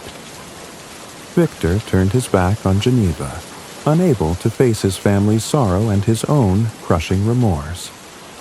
With little more than a pistol, a few provisions, and a map of Europe, he set out on a desperate chase. His mind, once brilliant and analytical, now seemed consumed by vengeance. He followed rumors of a towering, unnatural figure moving through villages, leaving terror and devastation in its wake. The journey was long and grueling. Victor's pursuit took him through desolate landscapes, across mountains and frozen plains, and into the biting cold of the north. The creature, cunning and relentless, seemed always a step ahead, leaving signs of its presence: footprints in the snow, scraps of discarded clothing, or the occasional mocking message etched into the bark of a tree. "Follow me, Victor," one such message read, "to the ends of the earth, if you dare." The words both infuriated and propelled him. Victor knew this was a game to the creature, a twisted contest of endurance and will. Yet he pressed on, his body growing weaker with each mile. Sleep became a fleeting luxury, food an afterthought. The cold clawed at his skin, the weight of his exhaustion pressing on him like an iron shroud. But the fire of his resolve burned ever brighter. As the chase drew him further north, the world around him transformed into an alien landscape. Endless fields of ice stretched to the horizon, shimmering under a pale, unyielding sun. The air was sharp and brittle, each breath a struggle. It was here, in this frozen wilderness, that Victor finally caught sight of the creature again, a dark silhouette against the blinding white. Victor pursued the figure across the ice, his strength failing but his determination unwavering. The creature, for all its cruelty, seemed equally worn.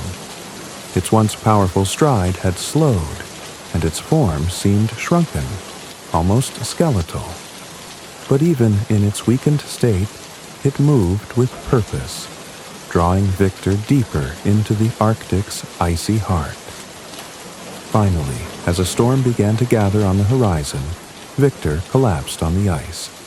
His body could go no further. The creature, as if sensing its creator's defeat, turned back. It stood over Victor, its face inscrutable, a grotesque blend of anger and sorrow. "Why do you persist?" it asked, its voice deep and resonant, carrying across the desolation. You sought to play God, Victor, and yet you could not bear the responsibility of your creation. Now, you chase me, hoping to undo what cannot be undone. Do you not see that we are bound together by your ambition and my suffering? Victor, trembling with cold and fury, could only curse the creature. You are a demon, he spat. You have brought nothing but misery to this world, and I will see you destroyed, even if it costs me my life. The creature laughed, a hollow, bitter sound. Then follow me, Victor, to your end and mine. This is your punishment, and it is mine. We are locked in this dance until the ice claims us both. Before Victor could reply, the storm overtook them. Blinding snow and howling winds swallowed the creature's figure as it disappeared into the white. Victor, barely alive, was later found by the crew of an Arctic-bound ship led by Robert Walton, who took him aboard.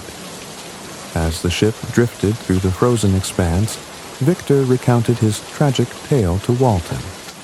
His voice was weak, his body ravaged by his pursuit, but his resolve remained. Even as death loomed, he urged Walton to continue the chase if he could, to destroy the monster before it could wreak more havoc. But the ice had other plans. As Victor's life ebbed away, the ship became trapped, unable to press further into the Arctic wilderness. Walton and his crew faced a choice: continue risking their lives or return home. Before the decision could be made, Victor succumbed to his exhaustion, dying with the creature's name on his lips.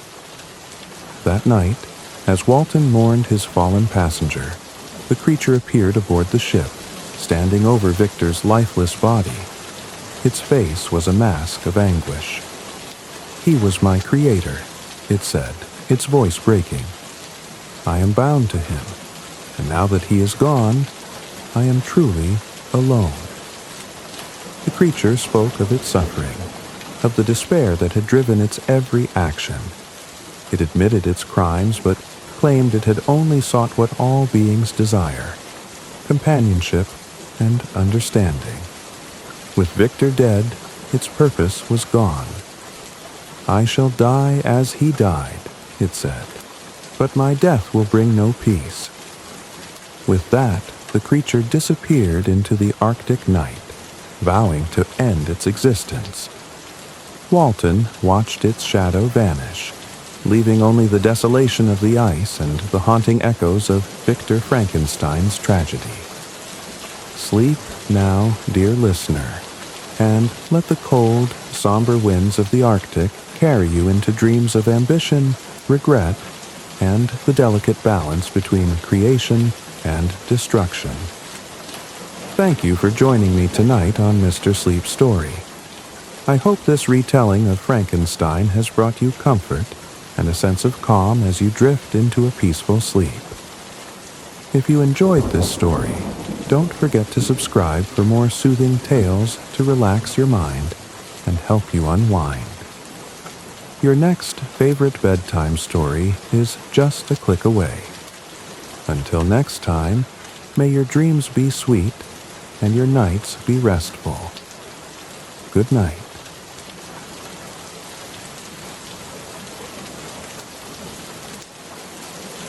Tonight, let yourself drift into a world of myth and wonder as we recount the enchanting story of Perseus and Medusa. Immerse yourself in the bravery of Perseus, the intrigue of ancient Greece, and the legendary encounter that has fascinated generations. Long ago, in the ancient kingdom of Argos, there ruled a mighty king named Acrisius. Though his lands were fertile and his people prosperous, Acrisius's heart was shadowed by a singular fear. He had no son to inherit his throne. Instead, he had been blessed with a daughter, the fair and gentle Danae, whose beauty was said to rival the dawn. But to the king, her charm could not erase his unease. One fateful day, seeking guidance and solace, Acrisius journeyed to the oracle of Delphi. With trembling voice, he asked the seer if he would ever sire a son. The oracle, her gaze unyielding as the heavens, uttered a prophecy that froze the blood in his veins. "You shall have no son, but through your daughter a grandson shall rise, a child destined to bring your death." The words haunted Acrisius, echoing in his mind as he returned to Argos. He feared the prophecy, and more so, he feared the unborn grandson who might one day end his reign. Yet Danae was his daughter, his blood. What could he do to prevent the gods' decree? Driven by desperation, Acrisius constructed a towering bronze chamber beneath the earth, a prison gilded with the pretense of luxury. There, he confined Danae, hiding her from the eyes of men and the will of the gods. He believed this act would thwart the prophecy, ensuring no suitor would ever find her. No child would ever be born. But the gods are not so easily deceived. From the skies, Zeus, king of the gods, beheld Danae's sorrowful beauty and was moved by her plight. One night, he descended to her in the form of a golden rain, cascading through the cracks of her prison and filling the chamber with a divine glow. From this union, a child was conceived, a boy named Perseus, whose birth would change the course of fate. When Acrisius learned of the child, his fury was as swift as a storm. Though he feared the wrath of the gods, he feared the prophecy more. He could not bring himself to spill the blood of his own kin, yet neither could he allow the boy to live. In his cunning, he devised another plan. Danae and her infant son were placed inside a wooden chest, the planks sturdy but not strong enough to resist the ocean's pull. The chest was carried to the edge of the sea, where waves lapped hungrily against the shore. Acrisius stood there, his heart heavy yet resolute, and with a final push, he cast them into the waters. The chest floated upon the vast, restless sea, cradled by the waves like a lullaby. Inside, Danae held her son close, whispering prayers to the gods and soft words of comfort to the infant Perseus, who slept peacefully in her arms. Though the journey was fraught with uncertainty, the divine touch of Zeus protected them from harm. Far away from the grand palaces and gilded halls of Argos, the sea stretched wide and endless, its waves a soft, murmuring song. Beneath the vast canopy of stars, a wooden chest bobbed upon the waters. Inside, Danae cradled her son Perseus, her whispers soothing the infant as the sea cradled them both. Though her heart bore the weight of uncertainty, Danae clung to hope, a hope born of her love for her child and the gods' unseen watchful eyes. The chest drifted for days, carried by currents as relentless as fate itself. The sun rose and fell, gilding the waters with gold by day and silver by night. Danae prayed to Zeus, her divine protector, and to Poseidon, the master of the seas, beseeching them to guide her and her son to safety. The gods, it seemed, had heard her pleas. One calm morning, the chest washed ashore on the island of Seriphos. The waves, gentle as a mother's touch, nudged the chest onto the sand, where it came to rest beneath the shade of a rocky cliff. There, the island's tranquility enveloped Danae and Perseus, a promise of respite after their harrowing journey. It was Dictys, a humble fisherman and brother to Seriphos' king, who discovered them. Rising early to cast his nets, Dictys often walked the shoreline, scanning the waves for signs of a bountiful catch. But on this day, instead of fish, his sharp eyes fell upon the peculiar chest lying half buried in the sand. Intrigued, He approached and gently pried the lid open. What he found within stirred his kind and compassionate heart. Danae, her face pale from exhaustion but radiant with relief, looked up at him, clutching the infant Perseus to her chest. Dictys saw the fear in her eyes, the marks of hardship etched into her features, and the fragile life she held so protectively. Without hesitation, he extended a hand to help her rise. "Fear not," Dictys said, his voice as steady and warm as the island breeze. "You are safe here." He led Danae and Perseus to his modest home, nestled near the shoreline where the sea whispered to the rocks. His wife welcomed them with open arms, offering food, warmth, and the comfort of shelter. Dictys asked no questions of their origins, for he could see that they had endured much. Instead, he gave them what they needed most: kindness. In the days that followed, Danae and Perseus began to heal. The island of Seriphos, with its gentle hills and azure waters, became their sanctuary. Dictys, who had no children of his own, grew fond of the lively baby Perseus, often rocking him to sleep with the rhythmic stories of the sea. Danae, too, found solace in the simple, honest life of the fisherman and his family, though she kept her tale of exile and prophecy to herself. As the years passed, Perseus grew into a spirited boy, full of curiosity and strength. Dictys taught him the ways of the sea, how to cast a net, read the winds, and navigate the tides. The boy listened with wide eyes, soaking up every lesson like the sun on the waters. Though Danae never spoke of Argos, she often watched her son, and saw in him the makings of a great destiny. The bond between Danae, Perseus, and Dictys deepened, as though fate had knit them into a new kind of family. For a time, the shadow of King Acrisius and the prophecy seemed a distant memory, as if the gods had granted them a reprieve. Yet, in the hearts of those touched by prophecy, there lingers the quiet knowledge that destiny is never truly outrun. Still, for now, the island of Seriphos offered peace, and in its embrace, Perseus's story began to unfold, a tale that would one day echo across the ages.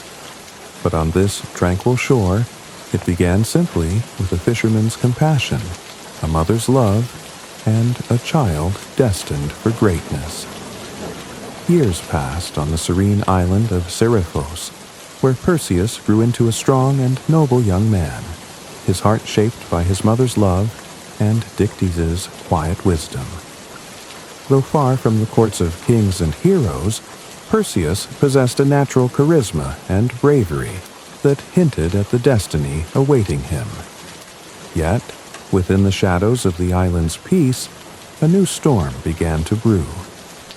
Polydectes, king of Seriphos and brother to Dictys, was a man of ambition and cunning. Though he ruled the island with authority, his desires often veered toward selfishness. Upon hearing of Danae's beauty, Polydectes was smitten and sought her hand in marriage. But Danae, ever devoted to her son and still wary of the world's dangers, rejected his advances. Her refusal stung the king's pride, and his fondness for Perseus turned into envy and disdain. Polydectes devised a plan to rid himself of Perseus, who had grown into a formidable protector of his mother. Knowing the young man's sense of honor and courage, the king decided to ensnare him with a challenge he could not refuse. The opportunity arose when Polydectes announced a grand feast in honor of his forthcoming marriage. Not to Danae, but to another woman, as a ruse.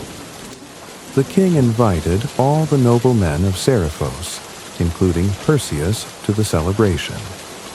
As custom dictated, each guest was expected to bring a gift for the king's bride.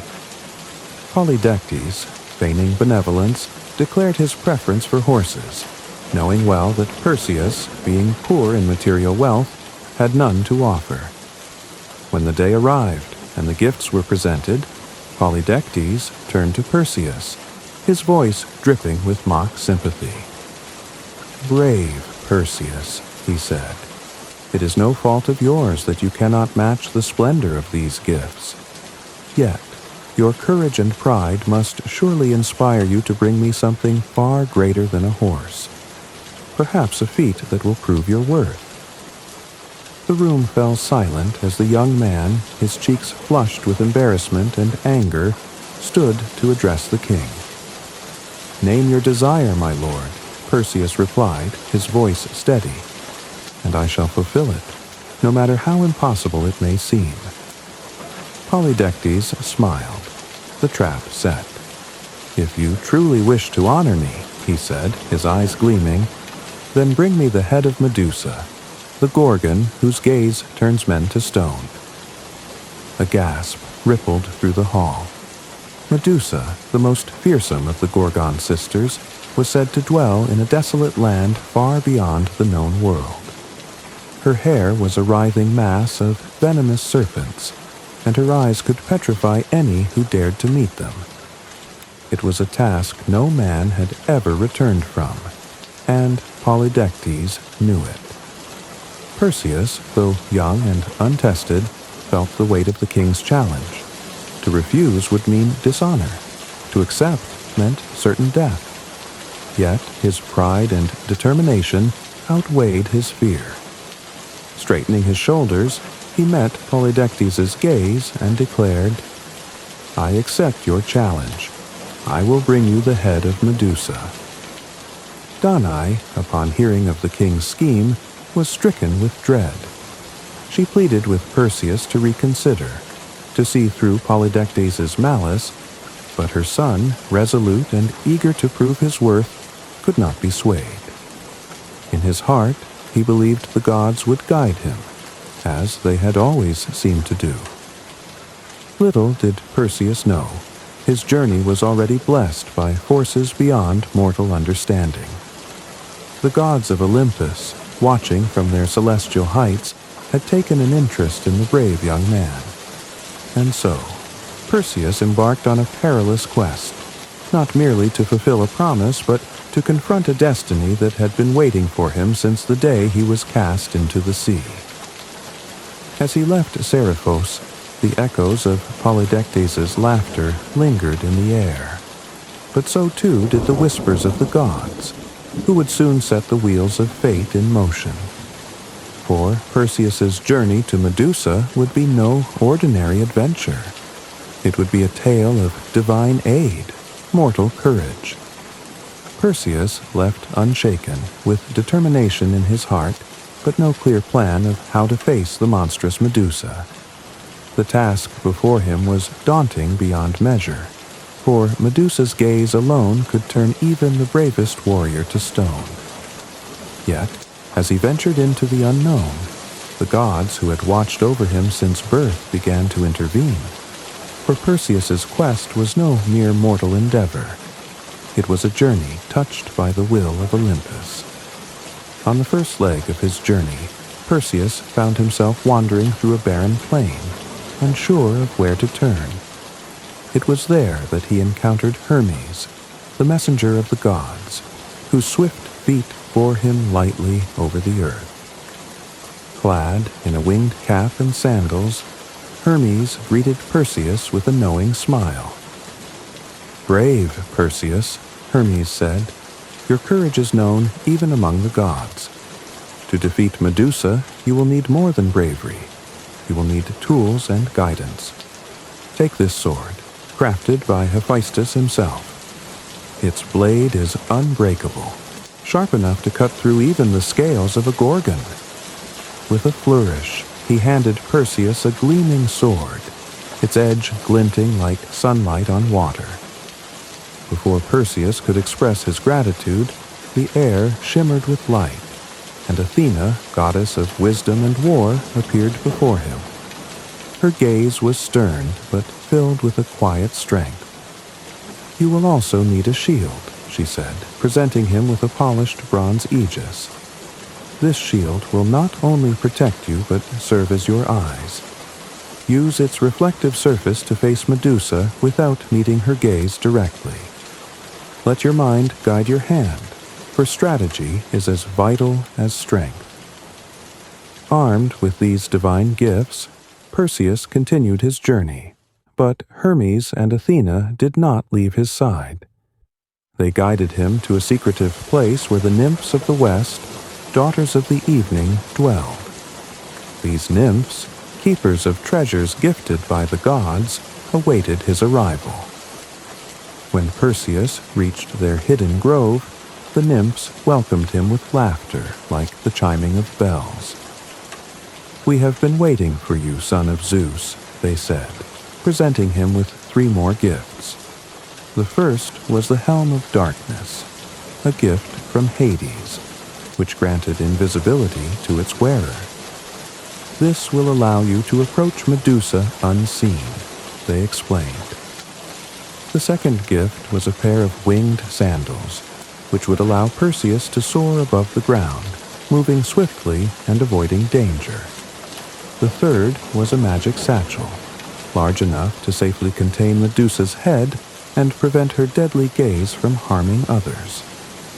Finally, Zeus, Lord of the Heavens and Perseus's father, sent a final blessing in the form of a crackling bolt of lightning that illuminated the sky. Though he did not appear in person, Perseus felt his father's presence and heard his voice in the rumble of the storm. "Go forth, my son," Zeus's voice echoed. "You have the tools, the strength, and the favor of the gods. Claim your destiny." With the gifts of the gods secured and their guidance imprinted in his mind, Perseus felt a newfound confidence. Yet the path ahead remained perilous. Medusa's lair lay in a desolate land, surrounded by the petrified remains of those who had failed before him. But Perseus was no ordinary mortal. He was armed with divine favor, mortal cunning, and a heart that burned with resolve.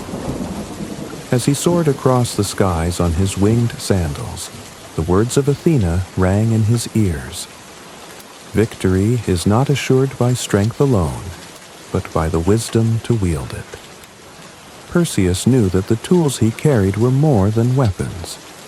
They were symbols of trust and faith from the gods who believed in him. And so, with their aid, he ventured onward, ready to face the monstrous Medusa and prove himself worthy. Guided by the gods and equipped with their gifts, his winged sandals carrying him swiftly over lands unknown to mortal men. Below him stretched vast deserts, jagged mountains, and desolate plains, all untouched by civilization. As he flew, the air grew colder and the skies darker, for he was nearing the edge of the world, where the sun's light barely reached, a place where shadows reigned and few dared to tread. Hermes flew alongside him, pointing the way with his caduceus, while Athena's voice echoed in his mind, reminding him of his strategy and the danger that lay ahead. "Remember, Perseus," she had warned, "Medusa is not alone. Her sisters Stheno and Euryale are immortal and will defend her fiercely. But it is Medusa, the mortal Gorgon, who holds the key to your victory." As he approached the lair of the Gorgons, the land became more foreboding. The ground was littered with statues, warriors, beasts, and even entire caravans turned to stone. Their faces, frozen in expressions of terror, bore silent testimony to the deadly power of Medusa's gaze. Perseus averted his eyes, using the mirrored surface of Athena's polished shield to navigate the eerie terrain. Finally, he reached the entrance to the Gorgon's cave, a dark and jagged maw that seemed to exhale a chill wind. The air was thick with the stench of death, and the faint sound of hissing echoed from within. Perseus paused, steadying his breath and calming his racing heart. he adjusted the helm of darkness upon his head, rendering himself invisible, and tightened his grip on the divine sword gifted by Hermes. The cave was dimly lit by the faint glow of phosphorescent moss that clung to the walls, casting an otherworldly light over the interior. Moving silently, Perseus ventured deeper, his steps guided by the shield's reflection. The statues here were more numerous, their forms twisted and tangled as if caught in the throes of their final moments. Perseus knew he must not falter, for one wrong step or careless glance could spell his doom. In the heart of the shadowy cavern, where silence was broken only by the faint hiss of unseen serpents, Perseus stood before his greatest trial. The Gorgon Medusa, the terror of the ancient world, lay mere paces away. Her monstrous form was shrouded in the dim light, her serpentine hair coiled and still as she slept. Though her eyes were closed, Perseus knew the deadly power they held, a gaze that could turn even the mightiest warrior into lifeless stone. Perseus tightened his grip on the gifts bestowed upon him by the gods. In his right hand, the sword of Hephaestus glinted faintly, its edge sharper than the winds atop Mount Olympus. In his left, Athena's polished bronze shield reflected the cave's dim glow, its mirrored surface his only safe means of facing the deadly Gorgon. Upon his brow sat the helm of darkness, concealing him from mortal and immortal eyes alike. Each step forward was deliberate and soundless, his movements guided by the shield's reflection. Through its polished surface, he could see Medusa's form without meeting her gaze directly. Her hair of writhing serpents shimmered faintly, even in sleep, as though attuned to her very breath. Perseus knew he had no room for error. Any sound, any hesitation, could awaken her and seal his fate. As he approached, he noticed the statues scattered around the cave, warriors frozen in their final moments of life. Their poses were twisted with terror, their weapons raised in futile defense. The sight steeled his resolve. These men had failed, but their sacrifices would not be in vain. Perseus would succeed, for he carried the favor of the gods and the unyielding determination of a hero. Finally, he reached the spot where Medusa lay. Her monstrous features, reflected in the shield, were as terrifying as the tales had described. Her fanged mouth parted slightly in sleep, her claws resting lightly on the ground. Yet there was a strange stillness about her, a fleeting echo of the mortal woman she had once been before the god's curse transformed her into a creature of nightmares. Perseus knelt, positioning the sword above her neck. His breath came slow and steady, his heart a drumbeat in the cavernous silence. In his mind, he heard Athena's voice once more. "Do not let fear rule your hand. Strike true, and the gods will guide your blade." Summoning every ounce of his courage, Perseus raised the sword high. In one swift, fluid motion, he brought it down, its divine edge slicing through scales and flesh with precision. The blow was clean, the strike true.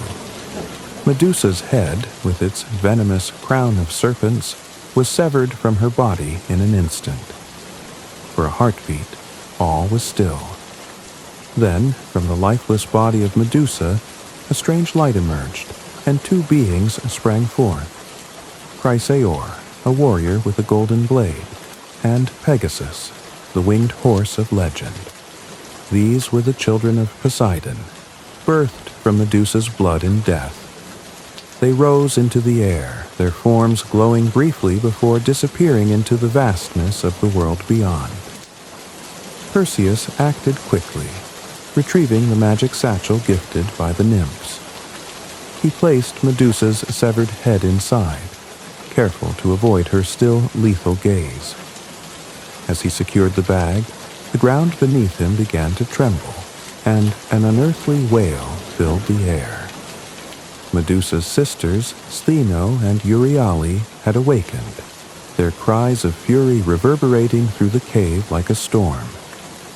Perseus turned, his winged sandals carrying him swiftly toward the entrance.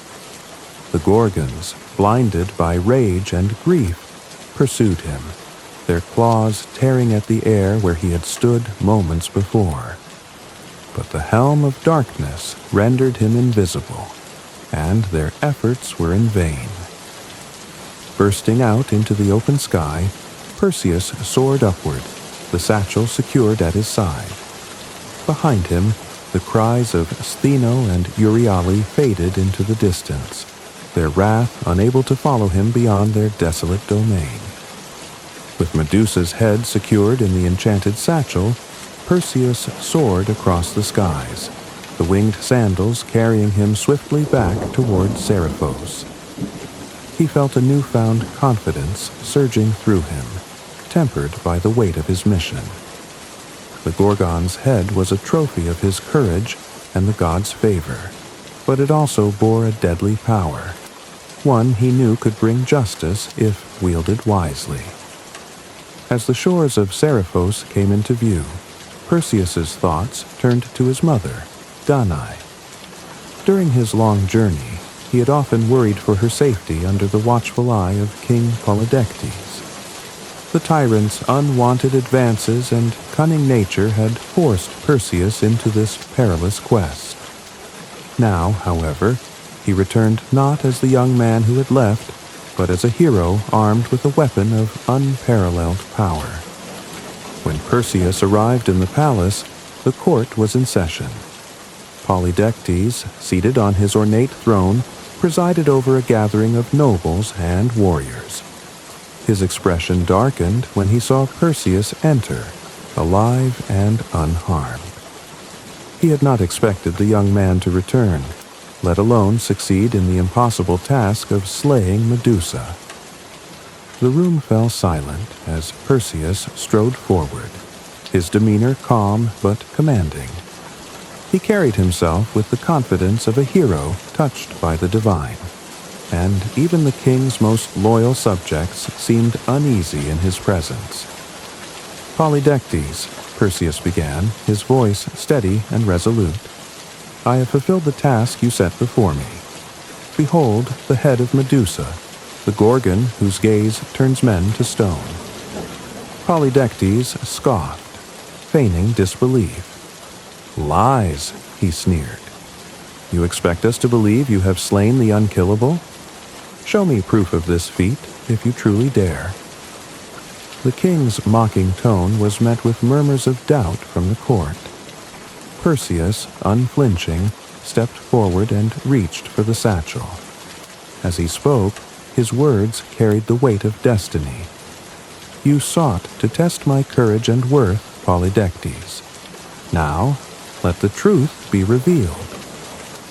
With that, Perseus withdrew Medusa's severed head from the satchel, careful to avert his own gaze. The room erupted into chaos as the Gorgon's terrible visage was unveiled. Her lifeless eyes still held their petrifying power, and anyone who met her gaze was instantly transformed into stone. The courtiers and soldiers turned away in terror, shielding their eyes or fleeing in panic. Polydectes, however, was too stunned by his own disbelief to react. His face froze in an expression of shock as the curse overtook him. Within moments, the king of Seriphos was no more. A lifelike statue now stood in his place, an eternal reminder of his arrogance and cruelty. As the dust settled, the people of Seriphos emerged from their hiding places. Dictys, Perseus's adoptive father figure, stepped forward, his face filled with a mix of awe and gratitude. The people quickly hailed Perseus as their savior, and Dictys was unanimously chosen as the new ruler of the island, a just and kind king to replace the tyrant Polydectes. Perseus, satisfied that his mother and the people of Seriphos were now safe, prepared to continue his journey. He returned Medusa's head to Athena, who enshrined it on her shield, the Aegis, as a symbol of her wisdom and power.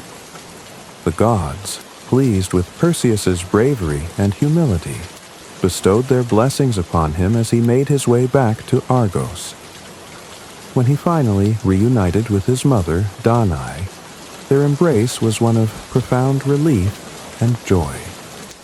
Perseus's trials had proven not only his strength and courage, but also the enduring bond of love that tied mother and son together. Thus, Perseus's journey came full circle. The boy, cast into the sea with his mother, had become a hero whose deeds would echo through the ages. His tale, marked by divine intervention, mortal courage, and the triumph of justice, became one of the greatest legends of ancient Greece. A story of a young man who defied the odds to fulfill his destiny and protect those he loved. Thank you for joining us on this journey through the enchanting story of Perseus and Medusa. We hope this myth transported you to a realm of adventure and wonder, while helping you unwind and prepare for a peaceful night's sleep. If you enjoyed tonight's tale, be sure to like, subscribe, and hit the notification bell so you never miss a story. Here at Mr. Sleep Story, there's always another soothing tale waiting to help you drift into sweet dreams. Until next time, rest well, dream deeply, and remember, every story has the power to bring you closer to tranquility. Good night.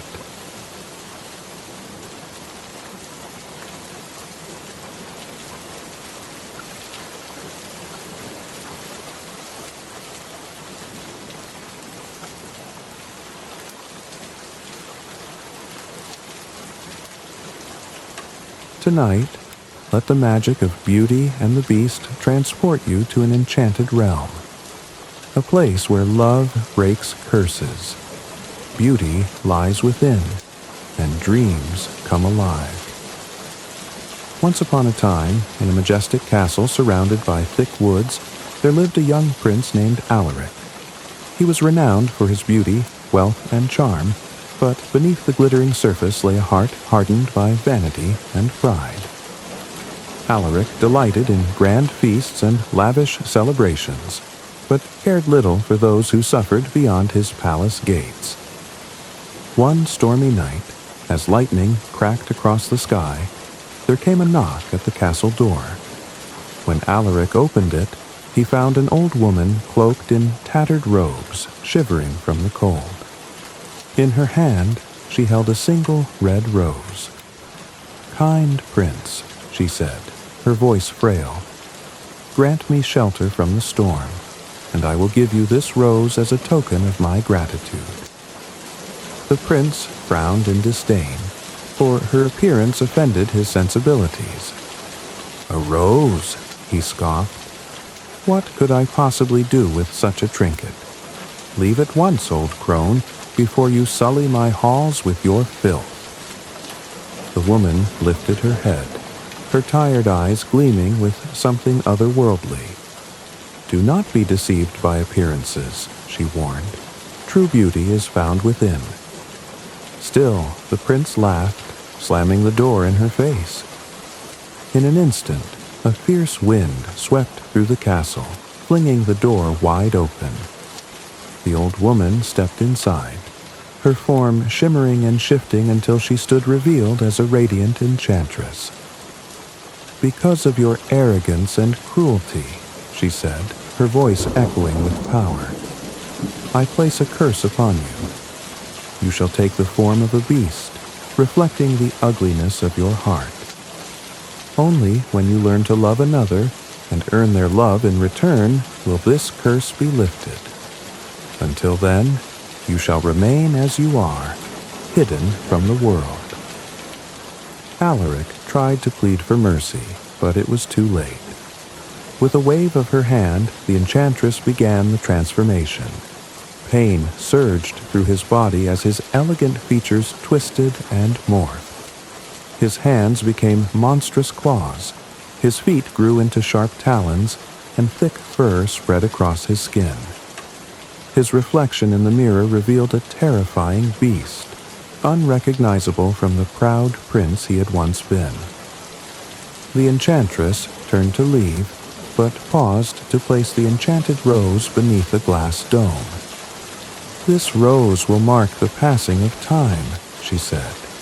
"If its last petal falls before you break the curse, you will remain a beast forever." With that, she vanished, leaving the prince alone in his now haunted castle. His servants, too, had been caught in the spell, transformed into enchanted objects bound to share his fate. The once vibrant halls fell into shadow, and the castle became hidden from the outside world, cloaked in perpetual winter. For the first time in his life, the prince felt the weight of regret. His beauty, once his greatest pride, was gone, and with it, the shallow admiration he had relied upon. He roamed the darkened halls, his heart heavy with the knowledge that his own cruelty had brought this upon himself. Years passed, and the prince grew more beastly, his hope fading with each petal that fell from the enchanted rose. He began to believe that no one could ever love him, a creature so monstrous and broken. Yet, deep within, a flicker of yearning remained, a desperate hope that one day he might find redemption and the chance to be whole again. Far away from the hidden castle of the beast, there lived a humble merchant with 3 daughters. The youngest, Belle, was unlike her sisters. While they delighted in finery and luxury, Belle found joy in books, nature, and the simple things life had to offer. Her father, though not wealthy, worked tirelessly to provide for his daughters, and he loved Belle most of all for her gentle spirit and kind heart. One year, tragedy struck. A series of misfortunes befell the merchant, leaving him destitute. A storm sank his ships, carrying away his cargo of rare goods, and a fire destroyed the warehouse where he stored his remaining wares. His once thriving business crumbled, and soon he and his daughters were forced to leave their comfortable home for a small cottage on the edge of the woods. Though the older daughters lamented the loss of their riches, Belle accepted their new life with grace, doing her best to brighten her family's spirits. "Do not despair, Father," she would say. "We have each other, and that is enough." Months passed, and just when the merchant believed all was lost, he received news that one of his lost ships had miraculously survived. Overjoyed, he prepared to journey to the distant port to reclaim his goods. Before leaving, he asked his daughters what gifts they would like him to bring back. The elder daughters eagerly requested fine dresses and jewels, but Belle asked for nothing. "Please, Belle," her father insisted. "Surely there is something you desire." She smiled and said, "If it would not trouble you, Father, I would like a single rose." With his daughter's wishes in mind, the merchant set off. His journey was long and arduous, and when he arrived at the port, his hopes were dashed. His surviving cargo was heavily taxed, leaving him with little profit. Dejected, he began the journey home, his heart heavy with disappointment. As he traveled, a fierce storm descended upon him. Rain lashed at his face, and the howling wind made it impossible to see the road ahead. Exhausted and lost, he wandered through the dense forest, searching for shelter. Just when he thought he could go no further, he saw a faint light glowing in the distance. The light led him to an enormous castle, its grandeur almost otherworldly. The gates creaked open as if by magic, and the merchant hesitantly stepped inside.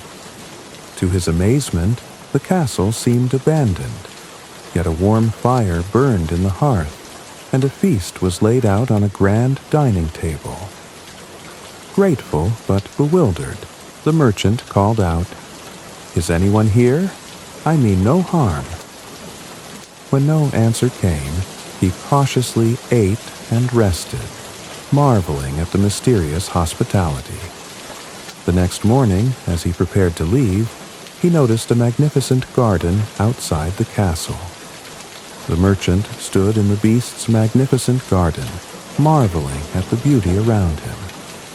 Despite the foreboding air of the castle, the garden was a paradise of vibrant flowers, their fragrances mingling in the crisp morning breeze. The roses, in particular, caught his eye. Each bloom was a masterpiece, its petals velvety and flawless. As he wandered through the rows of blossoms, his thoughts drifted to Belle, his kind and selfless daughter. She asked for so little, he murmured to himself, his heart heavy with both love and guilt. Among all the treasures he had once been able to give, Belle's only request had been a simple rose. Here it was, growing abundantly in a place where everything seemed surreal. He reached out and gently plucked the most beautiful rose, its stem still glistening with dew. But no sooner had he tucked the rose into his coat than the ground seemed to tremble beneath him. A low, menacing growl shattered the stillness of the garden. The merchant spun around, and his blood ran cold.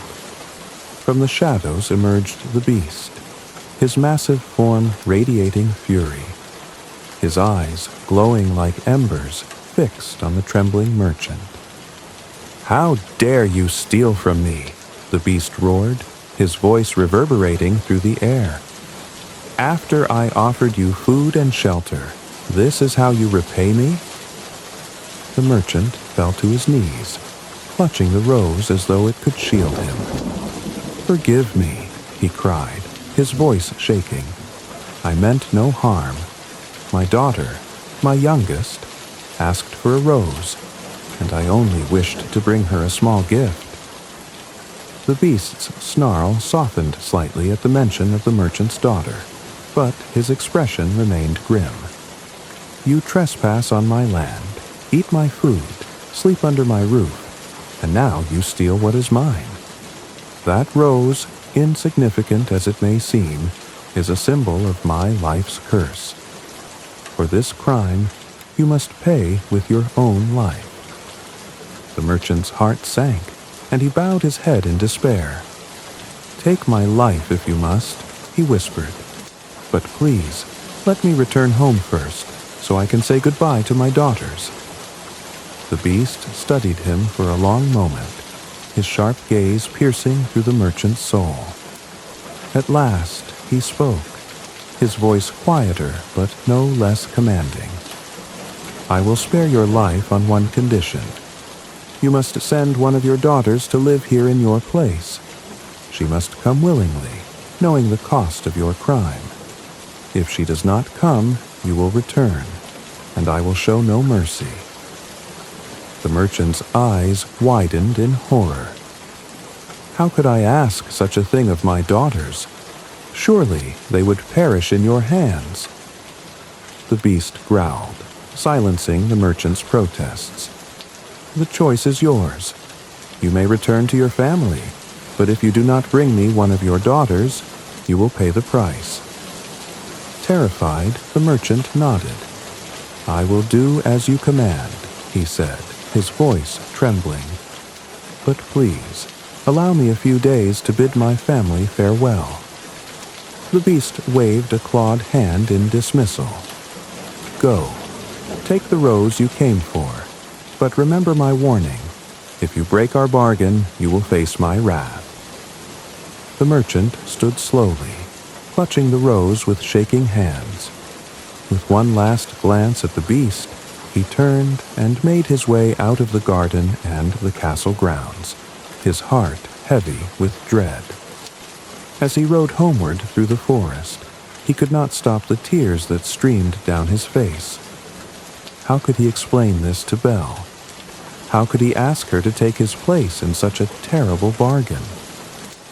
When he finally reached the cottage, His daughters ran out to greet him, but his face told them all was not well. He handed the rose to Belle, its beauty a cruel reminder of the cost it had carried. As he recounted the story of the beast and the dreadful bargain, Belle's sisters gasped in fear, but Belle listened in quiet contemplation. The air in the small cottage grew heavy as the merchant finished his tale, his voice breaking with sorrow. His daughters sat in stunned silence, the firelight casting flickering shadows across their faces. The red rose, placed delicately on the table, seemed to glow with an almost otherworldly light, a stark reminder of the dreadful bargain he had struck. "It is my fault," the merchant said, his hands trembling. "I should never have taken the rose. I cannot ask any of you to face the beast. I will return to the castle and accept my fate." Belle's elder sisters, trembling with fear, recoiled at the thought. "Surely you don't expect us to go, Father," they exclaimed. "We are your daughters, not sacrifices to a monster." But Belle remained quiet, her gaze fixed on the rose. Her father's words weighed heavily on her heart. She could not bear the thought of him returning to the beast, nor could she ignore the opportunity to protect her family. Deep down, she knew what she must do. "Father," Belle said softly, breaking the silence. Her voice was steady, though her heart pounded. "I will go to the castle." The merchant's eyes widened in horror. "No, Belle," he cried. "I forbid it. I would rather face the beast myself than let you suffer in my place." Belle reached across the table and took her father's hands in hers. "You must let me do this," she said gently. "The beast gave you a choice, and I can see that he is not without reason. Perhaps there is more to him than we know." Her sisters stared at her as though she had lost her mind. "Are you mad?" one of them hissed. "Why should you risk your life for a mistake Father made?" Belle turned to them with calm resolve. "Because I love him," she said simply, "and because it is the right thing to do." The merchant shook his head, tears streaming down his face. "I cannot let you go, Belle. I will not lose you." "You will not lose me," Belle said firmly. "I will return, I promise. But if I do not go, we all know what will happen. I cannot live with that burden, knowing I could have prevented it." Her father clung to her hands, his shoulders shaking with grief. "You are too good, my dear child," he whispered. "I do not deserve such a daughter." The decision was made. That night, Belle packed a small bag, taking only a few belongings, and kissed her father and sisters goodbye. The next morning, she and her father set off for the castle, the journey fraught with quiet sorrow. As they approached the towering gates, the merchant's despair deepened, but Belle's resolve only grew stronger. When they reached the castle, the beast awaited them in the garden, his towering form even more fearsome than Belle had imagined.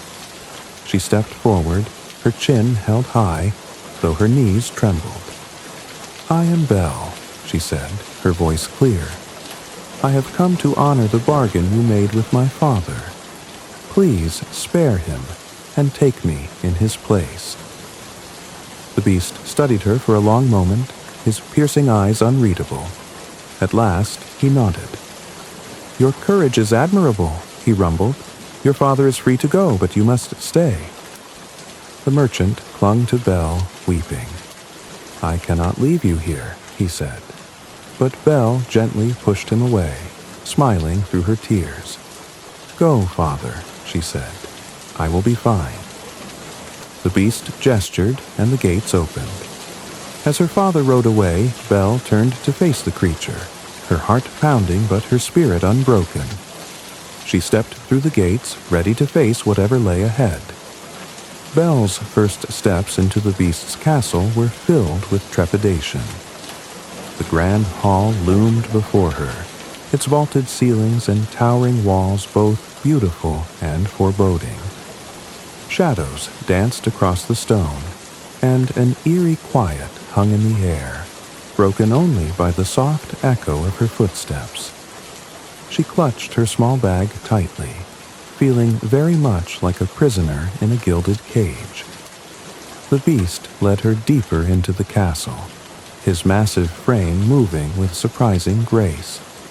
His claws clicked softly against the stone floor, and his deep voice rumbled as he spoke. "You are free to explore the castle as you wish, but the west wing is forbidden. Do not enter it under any circumstances."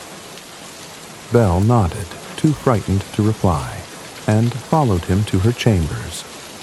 To her surprise, the room was not a dark, dreary cell as she had feared, but a warm and inviting space. The four-poster bed was draped in fine silks, and the windows overlooked the lush gardens she had glimpsed earlier. A fire crackled in the hearth, casting a golden glow over the room. It was a far cry from the imprisonment she had imagined.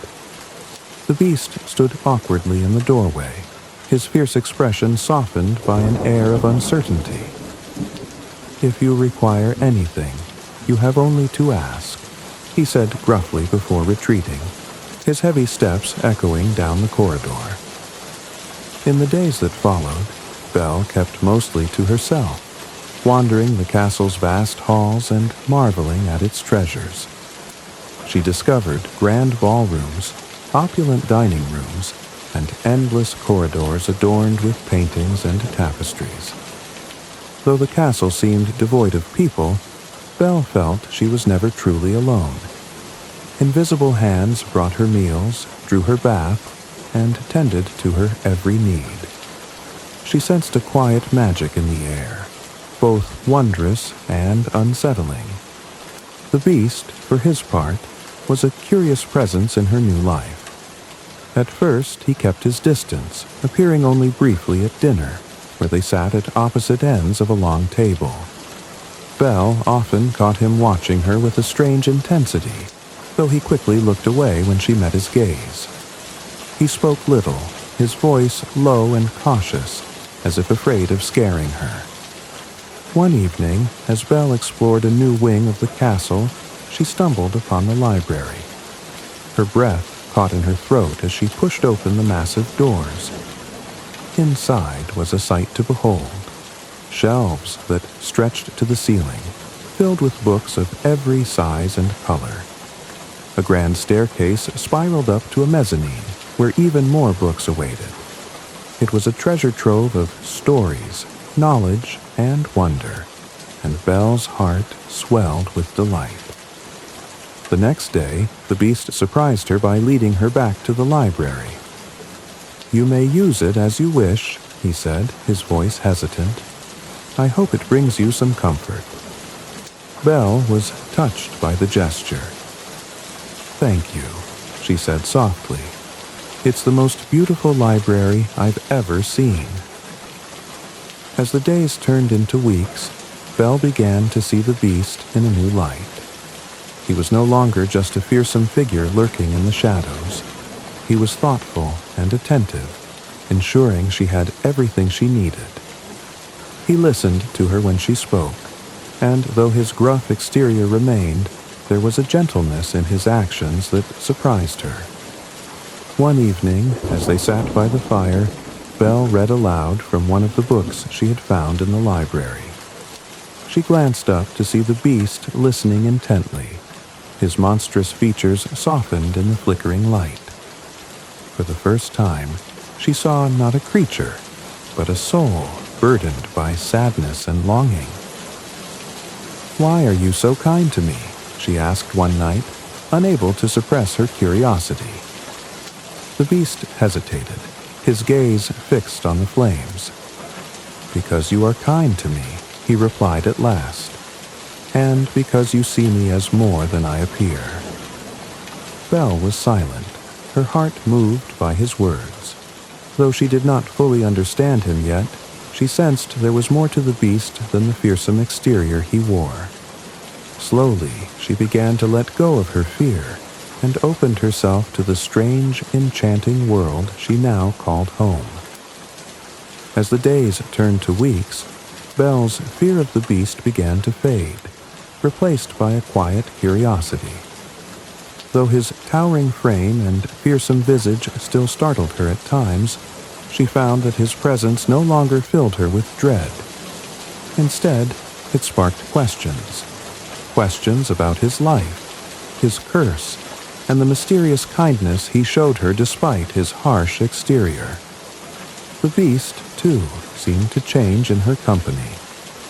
At first, he was hesitant, speaking only in gruff tones and retreating whenever the conversations grew too personal. But Belle's warmth and patience worked a magic all their own, coaxing him out of his shell. Their conversations, once sparse and stilted, began to flow naturally, and Belle was surprised by the depth of his intellect and the sharpness of his wit. One evening, as they sat together by the grand fireplace in the library, Belle set aside her book and turned to the beast. "You've read all of these, haven't you?" she asked, gesturing to the towering shelves. The beast nodded. "Many times over," he replied. "There was little else to do in my solitude." Belle tilted her head, intrigued. "Do you have a favorite story?" For a moment, the beast hesitated, as if embarrassed. "I've always liked the tales where the hero triumphs over their flaws," he admitted, his voice quieter than usual, "though I suppose they feel far from reality." Belle smiled gently. "But you're not a villain, beast," she said. "You're capable of kindness, of compassion. I see it in you every day." The beast's gaze flickered toward her, and for the first time, she thought she saw a glimmer of hope in his eyes. Their bond deepened not only through conversations, but also through shared experiences. On sunny afternoons, the beast showed Belle the castle's gardens, where they strolled among the vibrant blooms. He pointed out the plants' names and told her stories of how they had been tended long ago, his voice carrying a quiet reverence for the beauty around them. On one such walk, Belle paused to admire a fountain surrounded by lilies. "It's all so beautiful," she said, her voice tinged with wonder. It must have been lonely to enjoy it all alone. The beast looked down at her, his expression softening. "It was," he admitted, "but it feels different now, with you here." Belle's heart ached at his words, and she found herself reaching out to place a comforting hand on his paw. The beast froze at her touch, his eyes wide with surprise, but he did not pull away. Instead, he held her gaze, and in that moment, an unspoken understanding passed between them. Their evenings became a cherished routine, filled with quiet moments and meaningful exchanges. Belle taught the beast simple dances she remembered from her village, laughing as he clumsily attempted the steps. In turn, the beast shared his knowledge of the stars, pointing out constellations from the castle's highest tower. As they grew closer, Belle began to see past the beast's monstrous exterior.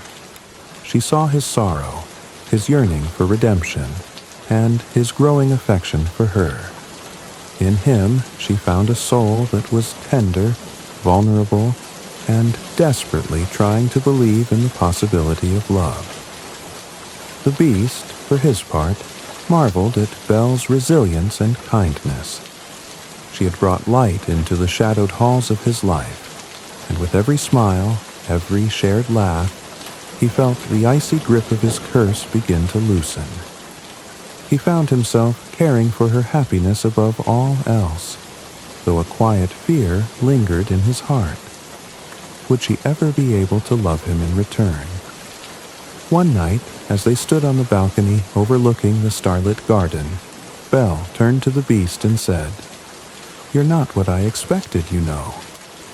He looked at her, his brow furrowing. "What did you expect?"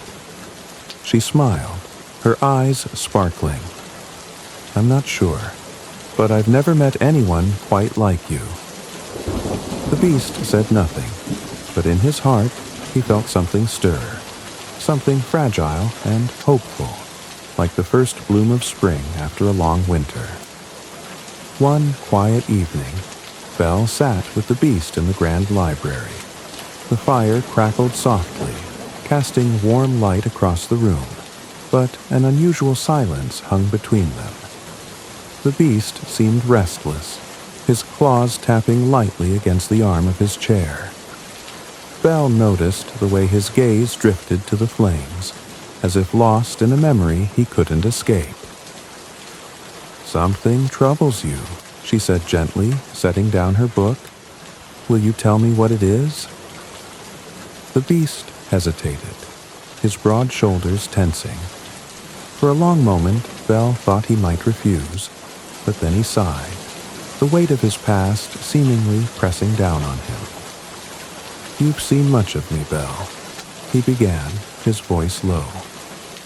"But there's a part of my story I have kept from you, a part I am ashamed to share." Belle leaned forward, her eyes soft with understanding. "You don't have to tell me," she said, "but if you wish to, I will listen." The beast nodded, his claws gripping the arms of his chair as if to steady himself. "I was not always like this," he said. "Once I was a prince, a man, not a monster.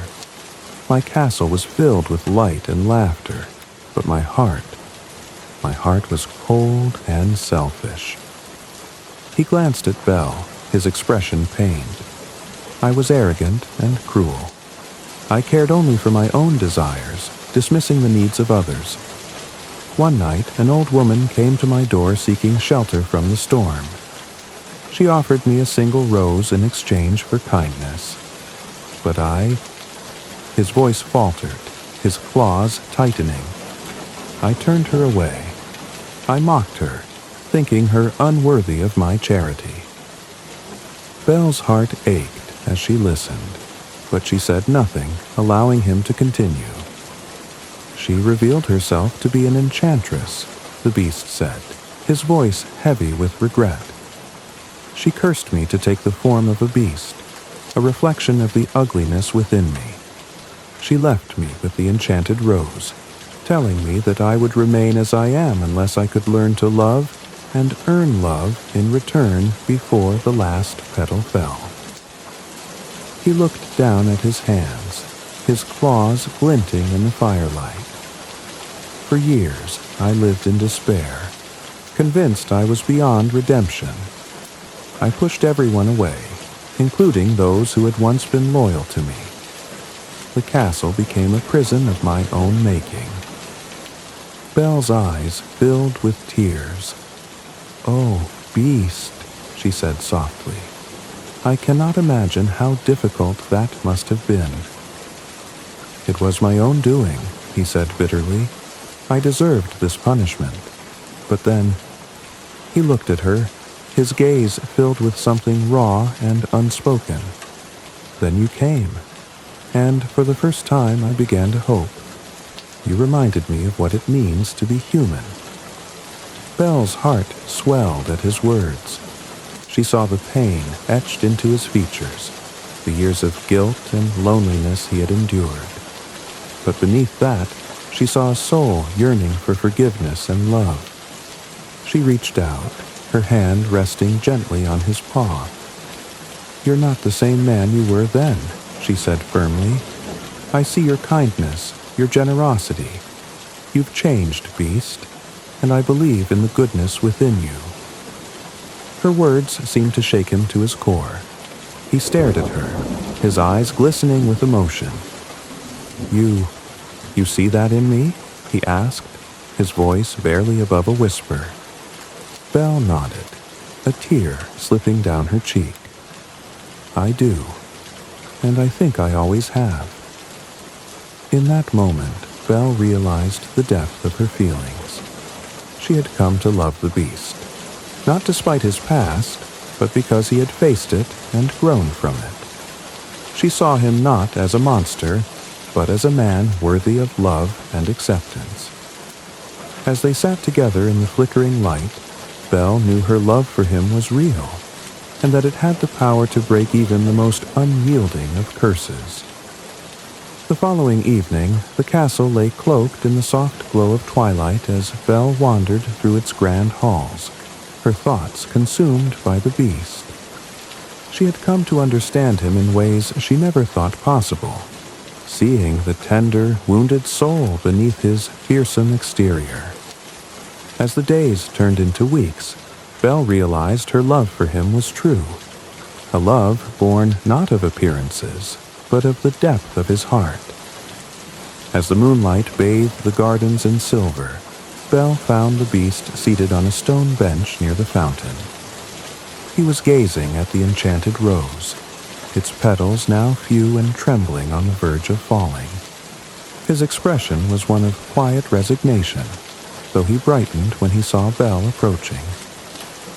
"You're troubled," Belle said softly, sitting beside him.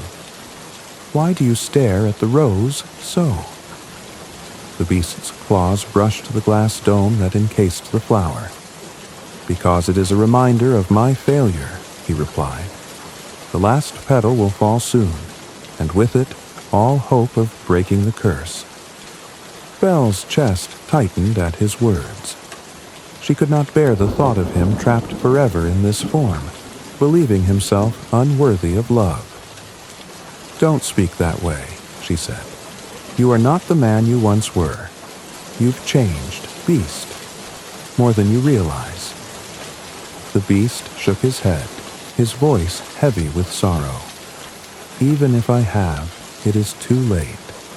The curse will never be broken." Belle reached out and placed her hand on his paw. "You're wrong," she said firmly. "It's never too late for love or redemption." The beast turned to her, his amber eyes filled with an emotion she could not quite name.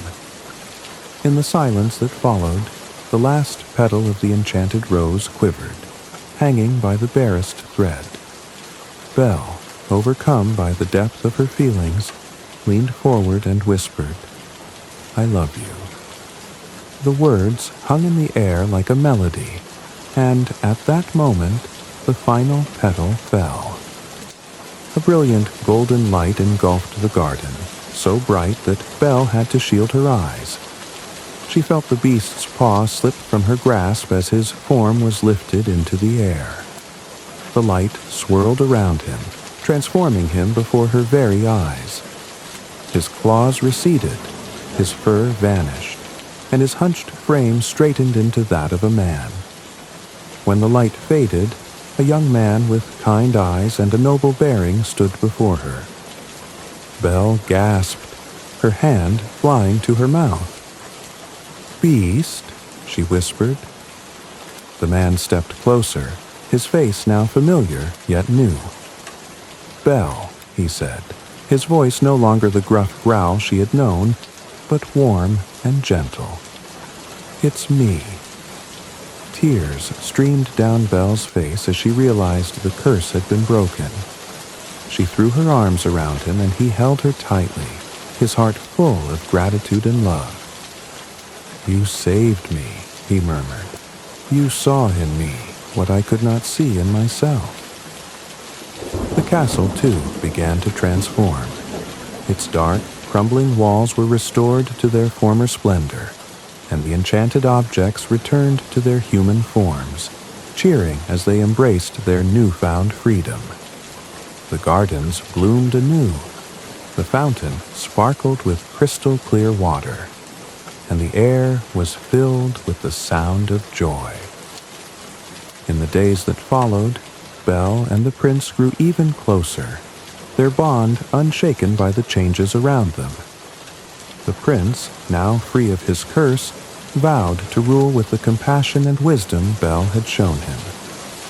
Together, they opened the castle gates to the nearby villages, inviting people to share in the beauty and warmth of their home. Belle and the prince were married in a celebration that united the kingdom, and their love became a symbol of hope and transformation. They ruled side by side, their lives a testament to the power of kindness, courage, and seeing beyond the surface.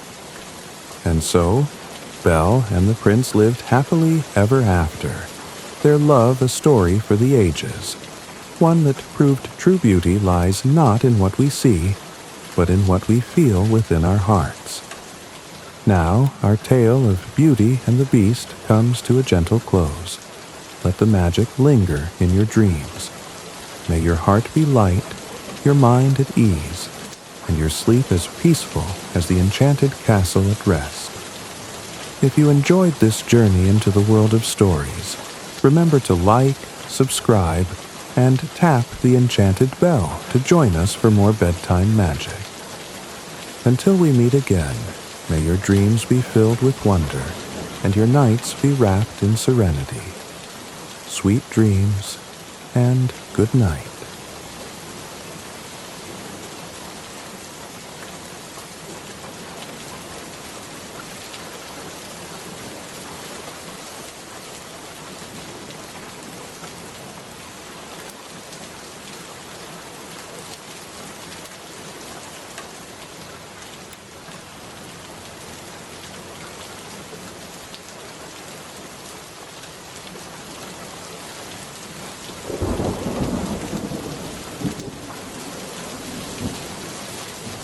Tonight, we invite you to join us for a magical journey into the timeless tale of Rapunzel, a story of courage, love, and the beauty of hope.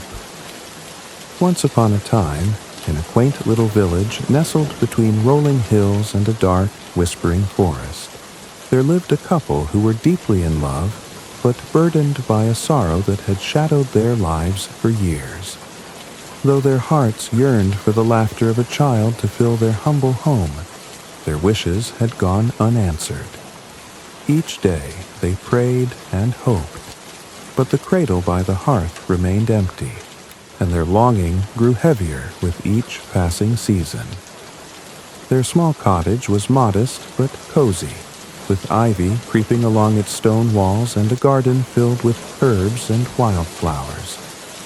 From their bedroom window, they had a clear view of their neighbor's garden, a sight that often drew their gazes, for it was no ordinary garden. It belonged to Dame Gothel, a mysterious sorceress whose presence was as intimidating as it was enigmatic. The villagers spoke of her in hushed tones, saying she possessed powers beyond comprehension. Her garden, enclosed by a high stone wall, was a spectacle of beauty and abundance. It bloomed with plants of every kind, their colors more vivid and their fruits more luscious than any the couple had ever seen. But none was more captivating than the bed of Rapunzel, violet-blue bell-shaped flowers that grew in the center, its tender green leaves and delicate blossoms shimmering like emeralds in the sunlight. One fateful evening, as twilight painted the sky in hues of gold and violet, the wife stood at the window, her gaze fixed on Dame Gothel's garden. Her eyes were drawn to the Rapunzel, its beauty unlike anything she had ever known. A sudden, unshakable desire gripped her. "I must have some of that Rapunzel," she murmured to herself, her voice tinged with desperation. "If I cannot taste it, I fear I shall die." The days that followed were torment for the wife. Her longing for the Rapunzel grew into an all-consuming need, and her health began to decline. She became pale and weak, unable to eat or sleep, her mind haunted by the vision of the verdant leaves swaying in the breeze. Her husband, deeply worried, tried to console her, but nothing he said could ease her suffering. "My love," she whispered one night, her voice barely audible. "If you truly care for me, you must bring me some of that Rapunzel. I cannot live without it." The husband was torn. He feared Dame Gothel and her rumored powers, but his love for his wife outweighed his fear. Determined to save her, he resolved to sneak into the sorceress's garden under the cover of darkness. As the moon climbed high into the star-speckled sky, he donned his cloak and slipped out of the cottage. His heart pounded as he scaled the garden wall, the cold stone rough beneath his hands. When he landed softly on the other side, he paused to listen, but the garden was silent, save for the rustle of leaves in the night breeze. He crept toward the bed of Rapunzel, its leaves glistening with dew. Carefully, he plucked a handful and tucked it into his pouch before retreating the way he had come. Back at home, he presented the stolen greens to his wife, who devoured them with a hunger that astonished him. To his relief, color returned to her cheeks, and her strength began to restore. But one taste was not enough. The next night, her craving returned, more intense than before. "Please," she begged her husband, "just a little more." Though reluctant, the husband could not deny her. Once again, he waited for nightfall and climbed over the garden wall. He moved quickly, plucking more Rapunzel with trembling hands. But as he turned to leave, a shadow loomed before him, and he froze. There, standing tall and menacing, was Dame Gothel herself. Her piercing eyes glinted like shards of ice, and her voice was as sharp as a blade. "How dare you steal from my garden?" she thundered. "Have you no respect for what is not yours?" The husband fell to his knees, his pouch of Rapunzel slipping from his grasp. "Please, forgive me," he begged. "My wife was ill, and she longed for the Rapunzel. I feared she would die without it." Dame Gothel's expression softened slightly, but her voice remained firm. "You say you acted out of love, yet your actions were theft. There must be a price for what you have taken." "Anything," the husband pleaded. "I will do anything to make amends." The sorceress studied him for a long moment before speaking. "Very well," she said. "You may take as much Rapunzel as you like, but in return you must give me your firstborn child." The husband's heart sank. The thought of giving away a child they had prayed for seemed unbearable, but fear for his wife's life left him no choice. Trembling, he nodded. "I agree," he whispered, the words heavy with sorrow. Dame Gothel's lips curved into a satisfied smile. "Then it is settled," she said, her tone final. With a wave of her hand, she disappeared into the shadows, leaving the husband alone in the moonlit garden. When he returned home, he kept the truth from his wife, unable to bring himself to shatter her joy. The Rapunzel she ate brought her back to full health, and in time, their prayers were answered. The wife gave birth to a beautiful baby girl with hair as golden as sunlight. They named her Rapunzel, after the plant that had saved her mother's life. But their happiness was short-lived. On the night of the child's birth, Dame Gothel appeared at their door. "I have come to claim what was promised," she declared, her voice cold and unyielding. The couple's protests fell on deaf ears. With a wave of her hand, the sorceress took the infant and vanished into the night, leaving the parents heartbroken and their home filled with an unbearable silence. Thus began the tale of Rapunzel, whose life would unfold in ways no one could have foreseen. Rapunzel grew up in a tall, secluded tower deep within the forest, hidden from the world by Dame Gothel.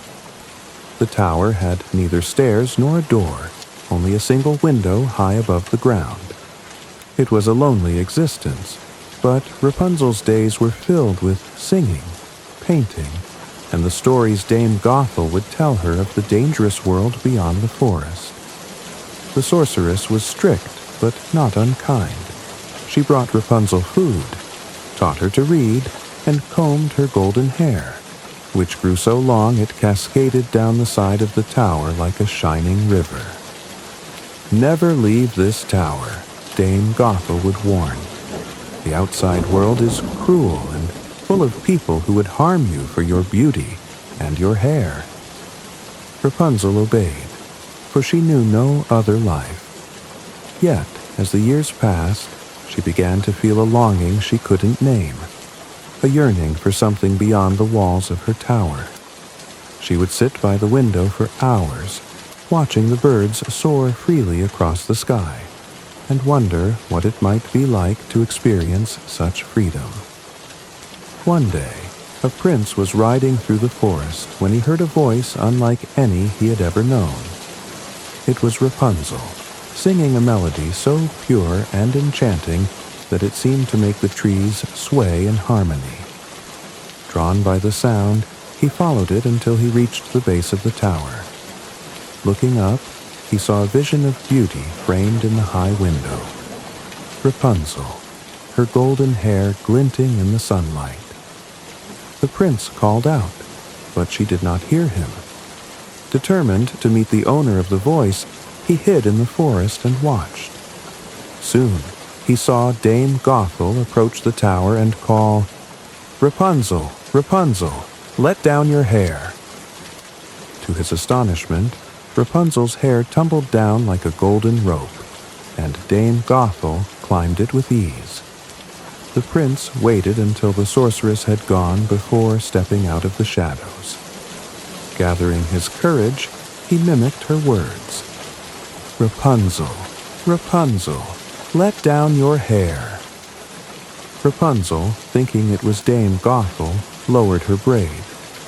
When the prince climbed into the tower, she gasped in fear, for she had never seen another person besides the sorceress. But the prince's kind eyes and gentle words soon calmed her. He told her of the world beyond the forest, of castles and villages, of rivers and mountains. Rapunzel listened, captivated by his tales and charmed by his warmth. The prince began visiting her regularly, each time bringing gifts, flowers, books, and trinkets from the world she had never seen. They grew close, and soon their friendship blossomed into love. Rapunzel's heart swelled with joy she had never known, and she began to dream of a life beyond the tower, a life with the prince. But their happiness was fragile, for Dame Gothel's shadow loomed over them, and the lovers knew their secret meetings could not remain hidden forever. One day, Rapunzel's innocence betrayed her. As Dame Gothel combed her hair, she said, "You grow so heavy to pull up, mother. The prince is much lighter." Dame Gothel froze, her eyes narrowing. "What did you say?" she demanded. Realizing her mistake, Rapunzel tried to backtrack, but it was too late. Furious, Dame Gothel banished her to a desolate desert, cutting off her golden hair and leaving her alone to fend for herself. When the prince returned and called for Rapunzel, Dame Gothel lowered the severed braid. As he climbed, she pushed him from the tower, and he fell into a thorn bush, his eyes blinded by the sharp thorns. Blinded and heartbroken, the prince wandered aimlessly, searching for his lost love. Meanwhile, Rapunzel, alone in the desert, survived through her wits and strength, her heart holding on to the hope that she would one day see the prince again. Little did they know, fate was already weaving the threads that would reunite them. The prince wandered through the wilderness, his steps guided only by the faint sounds of the world around him. Though he could no longer see, he carried the memory of Rapunzel's voice and her gentle touch within his heart. Days turned into weeks, and weeks into months, as he pressed on, driven by the hope that he might one day find her. Birds sang in the trees above, and the whispers of the wind seemed to call out her name, urging him to keep going. Rapunzel, cast into the barren desert, found solace in the simple beauty of the world around her. The days were harsh, the sun relentless, and the nights bitterly cold.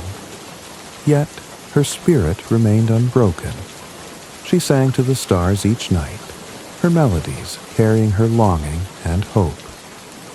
Unbeknownst to her, the very voice she used to find comfort was what would ultimately guide her prince back to her. One evening, as the prince rested beneath the shelter of a gnarled tree, he heard a song carried on the breeze. His heart leapt, for he recognized the voice immediately. It was Rapunzel. With renewed determination, he followed the sound, stumbling through the uneven terrain, his hands outstretched to feel his way forward.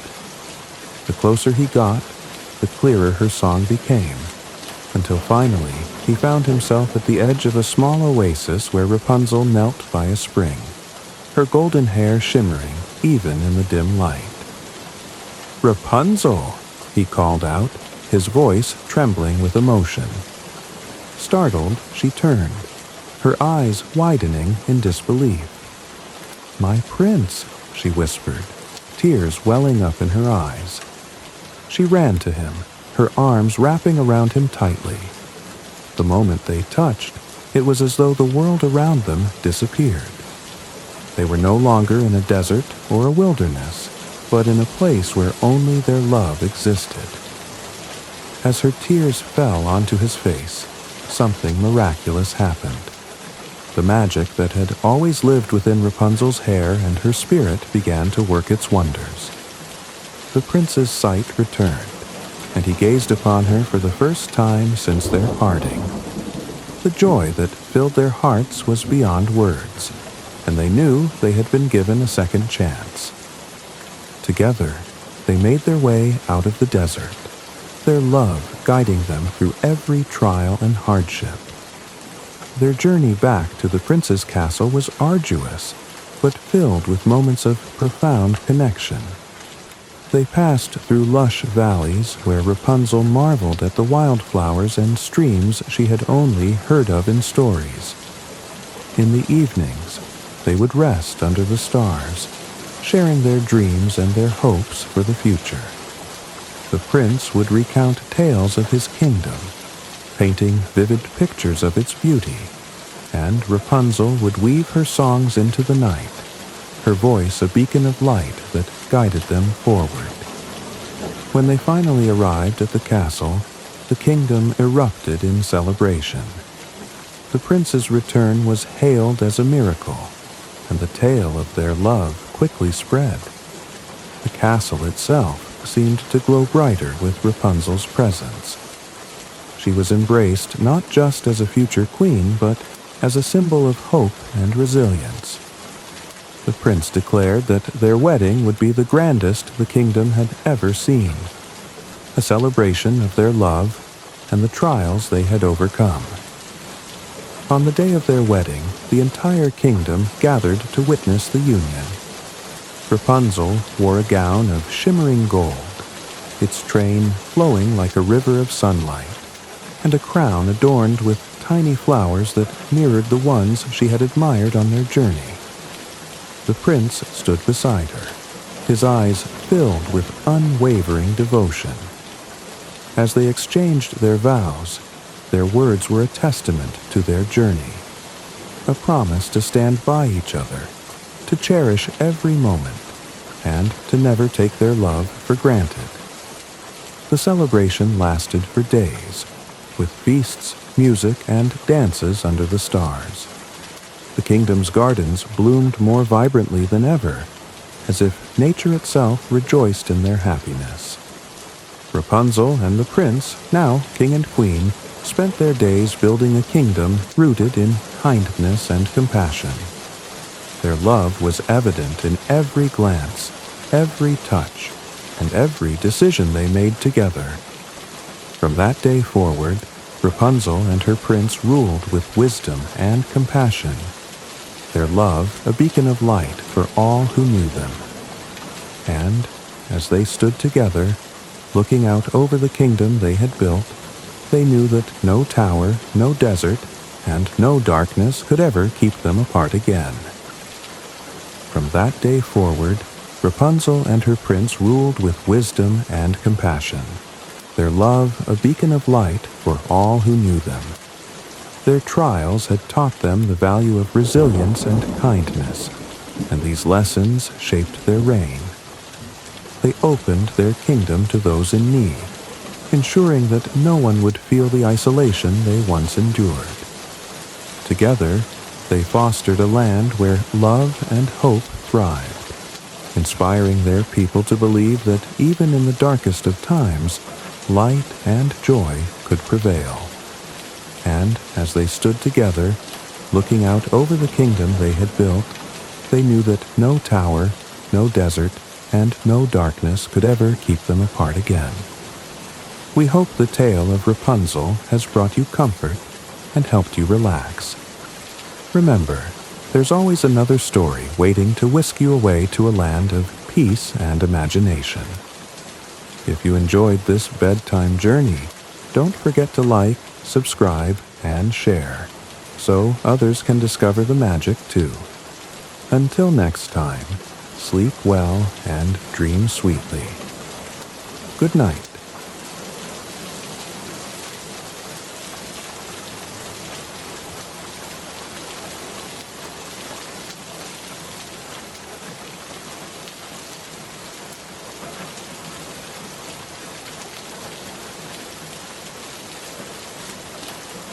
In tonight's video, we journey into the enchanting and mysterious world of the Brothers Grimm, retelling timeless tales that have captured imaginations for generations. From magical forests to hidden treasures, each story is carefully narrated to calm your mind and prepare you for a restful night's sleep. Let's begin with a story I'm sure you've heard before. The Tale of Little Red Riding Hood. Once upon a time, in a village bordered by a vast, ancient forest, there lived a sweet young girl known as Little Red Riding Hood. She earned this name from the crimson cloak her grandmother had sewn for her. The cloak was adorned with delicate embroidery of golden flowers and lined with soft fur, making it both beautiful and practical for the chilly woodland paths she often traveled.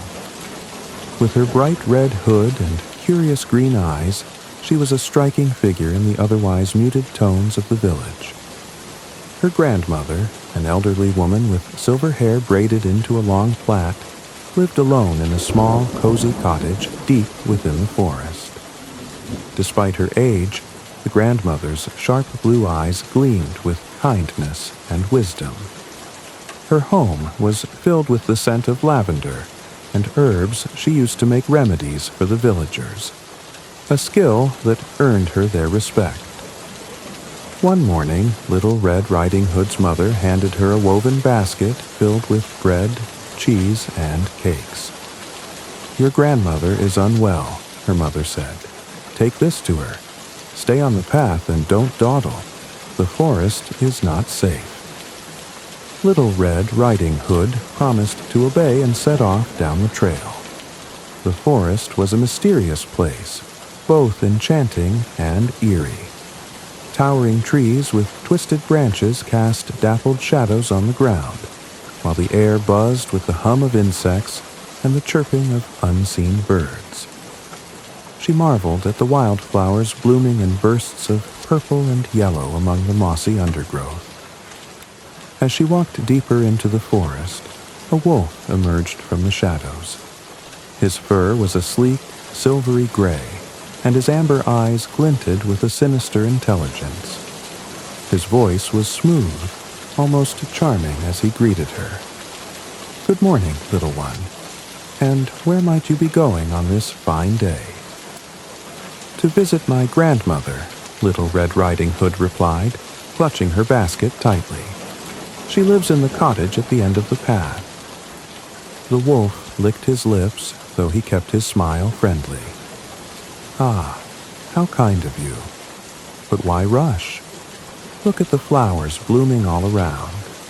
Listen to the birds singing their sweet songs. Wouldn't your grandmother love a bouquet? Perhaps some time among nature would lift her spirits." The girl hesitated, glancing at the forest floor. The flowers were indeed lovely. "I suppose you're right," she said, stepping off the path to gather a bouquet. The wolf's smile widened as he watched her stray. As she picked flowers, he slipped silently into the woods, moving swiftly toward her grandmother's cottage. When he arrived, the wolf knocked on the door with his paw. "Who is it?" called the grandmother from her bed, her voice weak from illness. "It is I, your granddaughter," the wolf replied, mimicking Little Red Riding Hood's sweet tone. "Come in, my dear," the grandmother said. The wolf pushed open the door and, with a single leap, devoured the old woman whole. He then dressed in her nightgown and cap, pulling the blankets up to his chin. His long snout barely fit under the covers, but he grinned, pleased with his plan.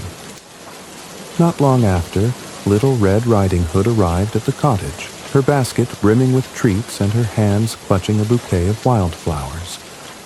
The cottage seemed eerily quiet as she pushed open the door. "Grandmother, it's me," she called softly. "I've brought you some food and flowers." "Come in, dear," the wolf rasped, his voice low and guttural. Little Red Riding Hood approached the bed, the dim light casting shadows on the figure beneath the covers. She frowned.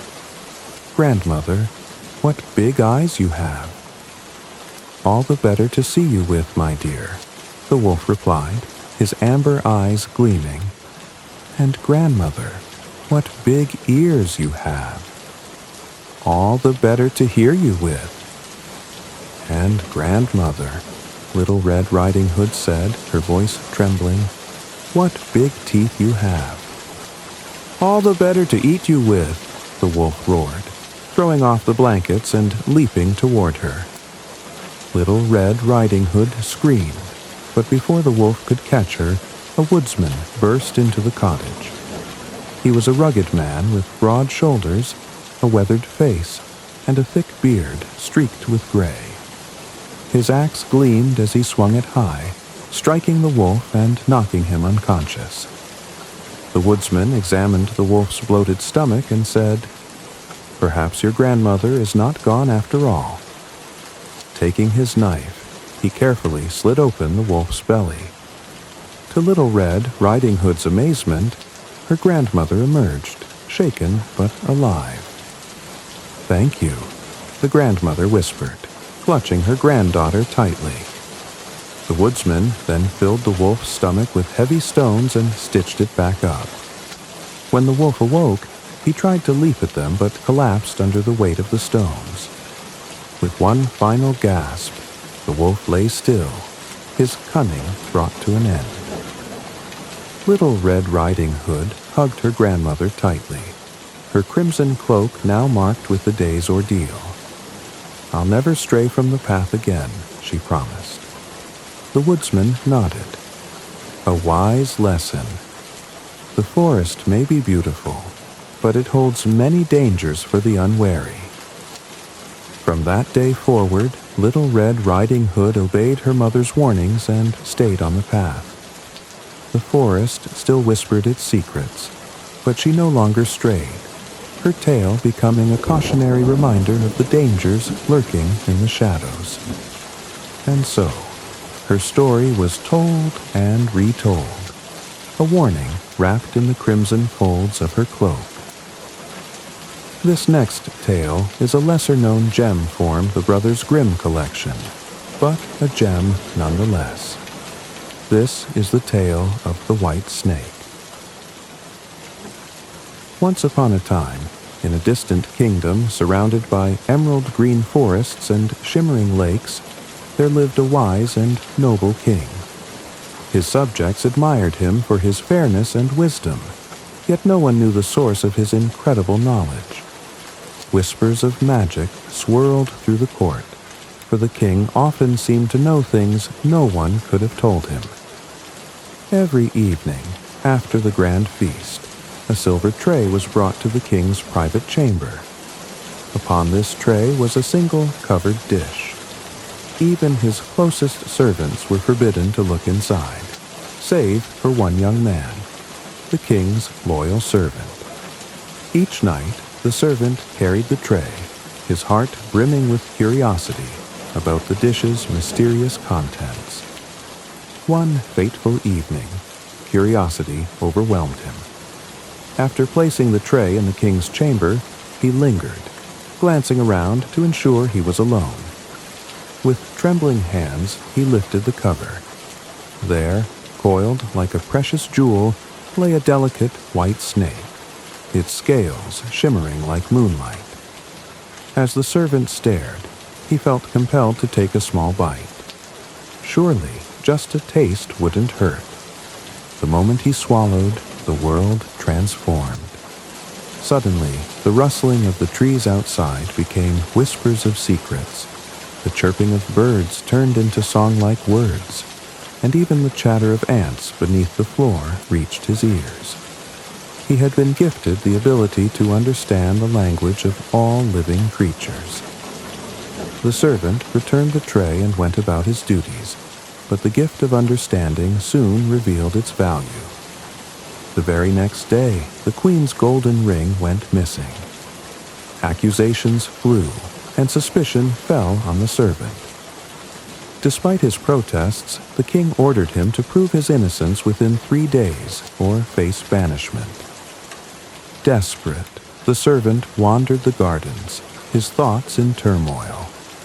As he passed a pond, he overheard the frogs croaking to one another. "Such a shame about the poor servant," one frog croaked. "Yes," replied another. "When we know the real thief is the raven who stole the queen's ring and hid it in his nest high in the old oak." The servant's heart leapt. Following the frog's clue, he climbed the great oak tree and found the raven's nest. There, glinting among the twigs, lay the queen's golden ring. He hurried back to the court and presented the ring, proving his innocence. The king was so impressed that he rewarded the servant with gold and jewels. Yet the young man felt a longing for something greater: adventure.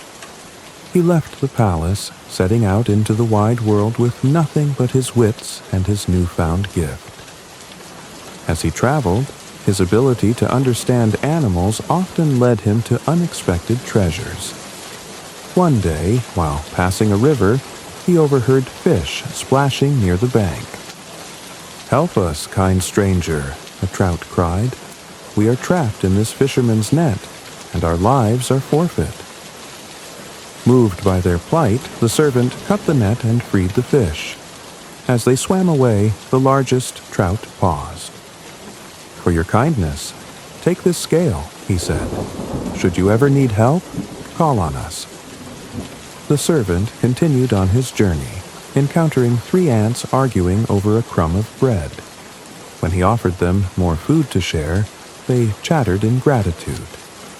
"Take this," their leader said, handing him a tiny golden ant figurine. "We will come to your aid whenever you call." Finally, he came upon a flock of ravens squawking over a shattered egg. The servant climbed a nearby tree, rescuing a nestling that had fallen. Its parents cawed their thanks and gave him a sleek black feather. "If you ever need swift help, summon us with this." Years passed, and the servant's kindness and cleverness became legendary. One day, his travels brought him to a kingdom ruled by a beautiful but haughty princess. She had declared that no man would win her hand unless he could pass 3 impossible trials. Many had tried and failed, leaving with heavy hearts or never returning. Intrigued, the servant stepped forward. The princess, bemused by his humble appearance, led him to a vast meadow scattered with millet seeds. "Your first task," she said with a smirk, "is to gather every grain by sunrise. If even one is missing, you will fail." As night fell, the servant called upon the ants. In a flurry of tiny legs, they scoured the field, gathering every grain into a neat pile. By dawn, the meadow was spotless. The princess frowned, but led him to the next trial, retrieving a lost ring from the depths of the sea. Without hesitation, the servant walked to the shore and dipped the trout's scale into the water. A moment later, the fish he had saved emerged, the ring gleaming in its mouth. The princess, now visibly nervous, gave him a final challenge. "Bring me the golden apple from the tree of life, which grows beyond the reach of mortals." This time, the servant held up the raven's feather. The black birds descended like a storm, flying to the farthest corners of the earth. By sunset, they returned, bearing the golden apple in their talons. The princess was astonished. Though she had set these tasks to rid herself of suitors, she was moved by the servant's courage, kindness, and resourcefulness. She agreed to marry him, and they ruled the kingdom together, their days filled with joy and prosperity. As for the white snake's gift, the servant used it wisely, fostering harmony between humans and the creatures of the earth. His name was spoken with reverence, not just for his deeds, but for his heart. And so, his story became legend, a tale of magic, kindness, and the wisdom that comes from truly listening. This next story has delighted and terrified children for over 800 years now. This is the tale of Hansel and Gretel. Once upon a time, nestled in the shadow of a dense, ancient forest, there lived a poor woodcutter and his two children, Hansel and Gretel. Their home was humble, a small cottage made of weathered wood, with a roof patched so many times it looked like a patchwork quilt. Times were hard, and the forest, though beautiful, offered little more than kindling for their fire. As winter tightened its icy grip, food grew scarce, and their stepmother's temper grew sharper. One night, while the children lay shivering in bed, they overheard the adults whispering by the fire. "We cannot all survive," the stepmother hissed. "The children must go. Tomorrow we'll lead them deep into the forest and leave them." The woodcutter protested, his voice trembling, but his wife silenced him. "It's them or us," she said coldly. Hansel's heart raced, but he held back his tears, for he knew he must be strong for Gretel. When all was quiet, he crept outside, the cold biting his cheeks. Under the pale light of the full moon, he gathered smooth, glimmering pebbles from the garden. Each one felt like a tiny hope in his hand. At dawn, the stepmother roused them with a syrupy kindness that felt wrong. "Come, children," she said. "We'll gather berries in the forest today." Hansel exchanged a glance with Gretel, who clutched his hand tightly. As they walked deeper into the woods, Hansel secretly dropped his pebbles one by one, letting them shine behind them like a trail of stars. When the stepmother's voice grew sharp and hurried, they knew they had been abandoned. But Hansel smiled at Gretel. "Don't worry," he said. "The moon will guide us home." And so it did, lighting the path of pebbles and leading them back to the cottage. Their father wept with relief, but their stepmother's face twisted with anger. The next morning, the cruel woman roused them again. This time, Hansel tried to pocket some bread to mark the trail, but their stepmother, suspecting his cleverness, caught him. "You won't need that," she said with a tight smile. The forest seemed darker this time, and the shadows hung heavier. As they walked, Hansel crumbled the bread, dropping pieces as subtly as he could. But no sooner had they been left alone than the birds of the forest, brilliant blue jays and shimmering magpies, swooped down to devour the crumbs. Night fell, and the siblings were truly lost. The trees whispered secrets, and the wind seemed to hum a sad tune. They wandered until their legs ached and their spirits faltered. Just when hope began to fade, they saw a soft, golden glow through the trees. Pushing through the brambles, they found a house unlike anything they had ever seen. Its walls were made of gingerbread, its roof was slathered with icing, and its garden was adorned with candy flowers. The very air around it smelled of sugar and spice. "Surely this is magic," Gretel whispered. "Or a miracle," Hansel replied, breaking off a piece of a caramel doorknob. But before they could taste their spoils, the door creaked open, revealing an old woman wrapped in a shawl. Her smile was wide, though her eyes glittered with something unreadable. "Come in, my little ones," she said in a voice as smooth as honey. "You must be cold and hungry." The siblings hesitated, but the promise of warmth and food lured them inside.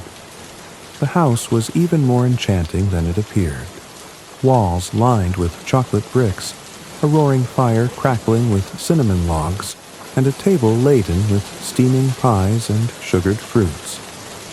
The children ate until their bellies were full, and soon fell asleep on beds as soft as clouds. But when Gretel woke the next morning, the sweetness had turned sour. She found Hansel trapped in a cage made of twisting iron branches, and the old woman, now revealed as a wicked witch, cackling as she stoked a massive oven. "You'll be my feast," the witch cried, "and you, little girl, will help me cook your brother." Terrified, Gretel pretended to obey, her mind racing for a plan. Hansel, ever resourceful, tricked the witch by holding out a thin chicken bone when she came to check if he was fat enough. Her eyesight, dulled by age and evil, couldn't tell the difference. The witch grew impatient. "Enough of this waiting," she screeched. "Girl, light the oven." Gretel nodded, feigning ignorance. "I don't know how, grandmother. Could you show me?" The witch huffed and bent to demonstrate. In that moment, Gretel summoned all her courage and pushed her into the blazing oven. The door slammed shut, muffling the witch's shrieks.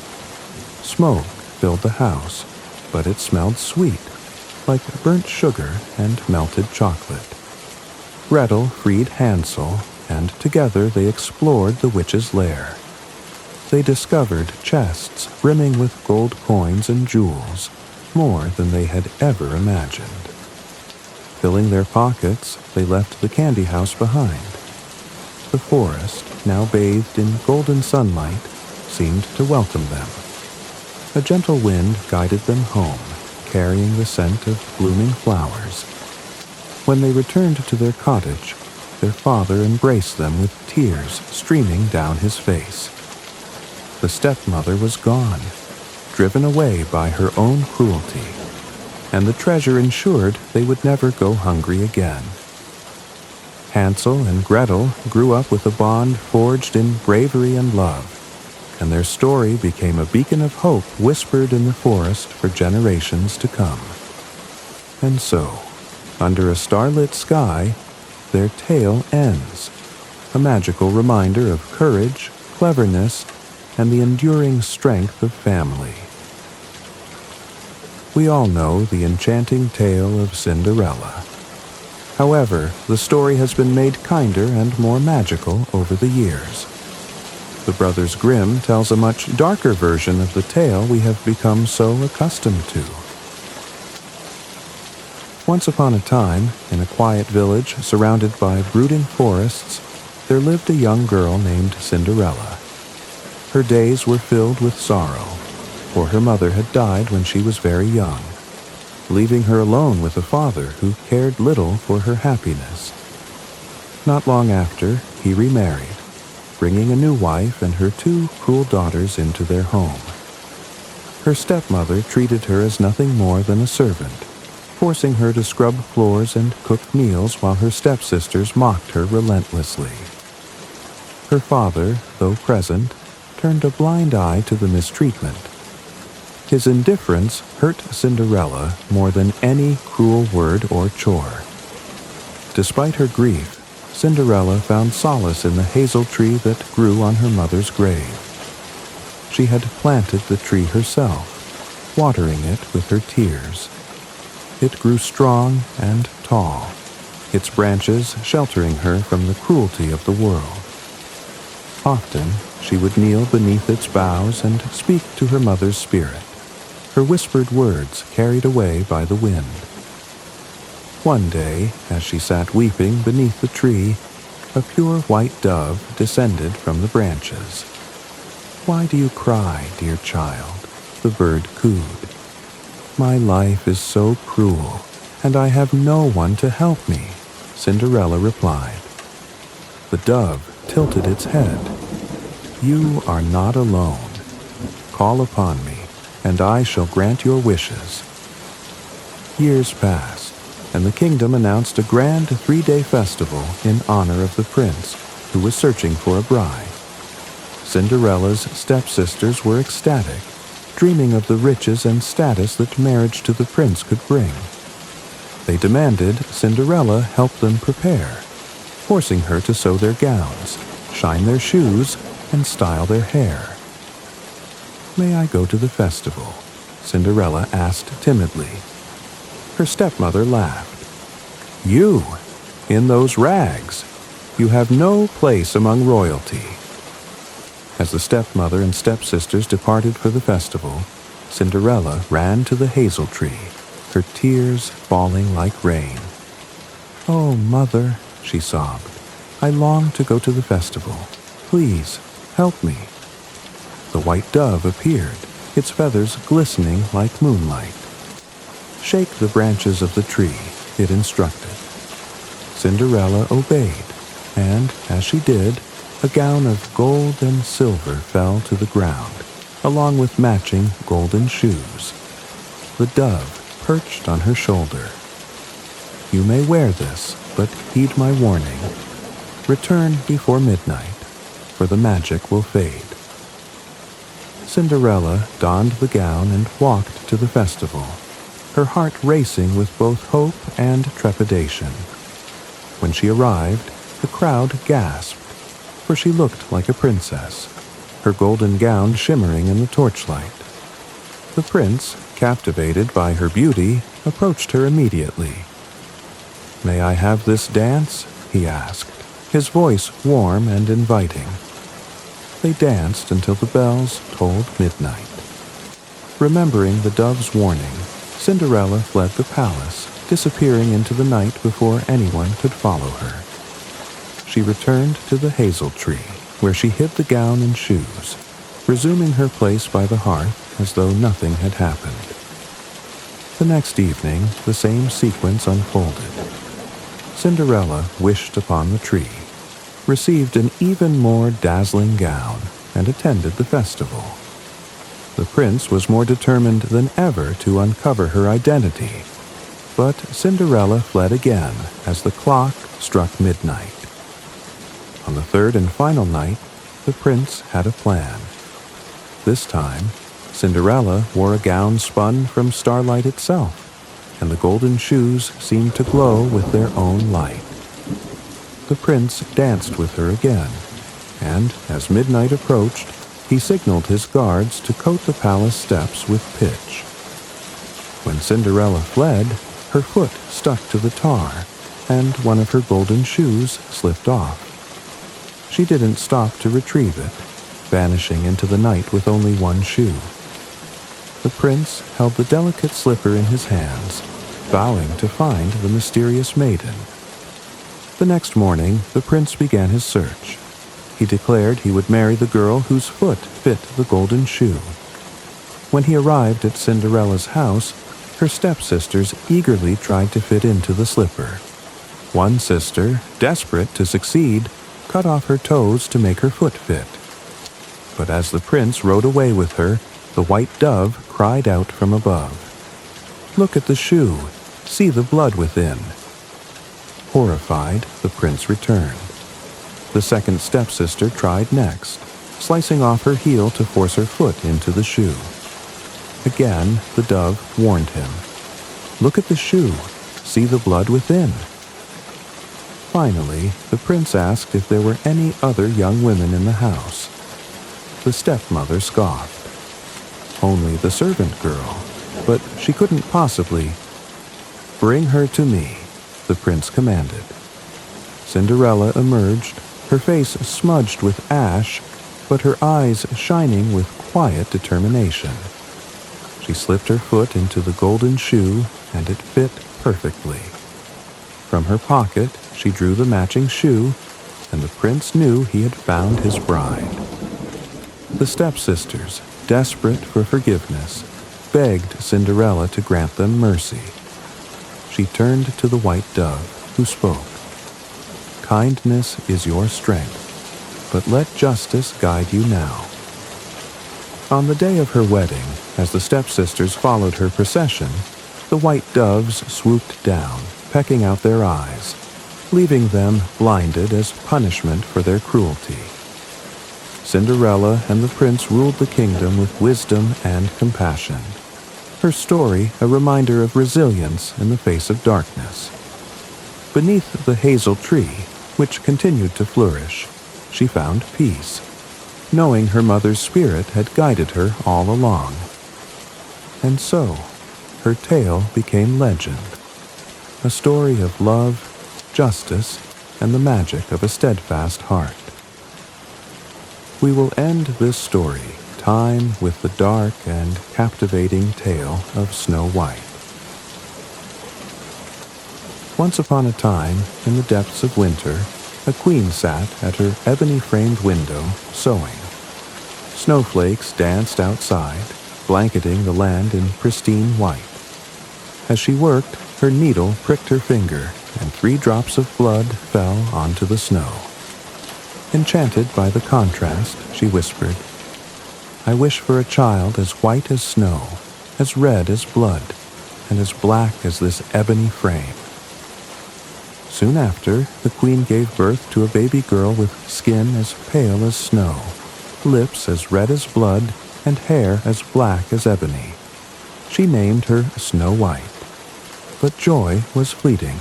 The queen fell ill and passed away, leaving the king to remarry a woman of great beauty, but an even greater vanity. The new queen possessed a magical mirror, a gleaming surface that answered her every question truthfully.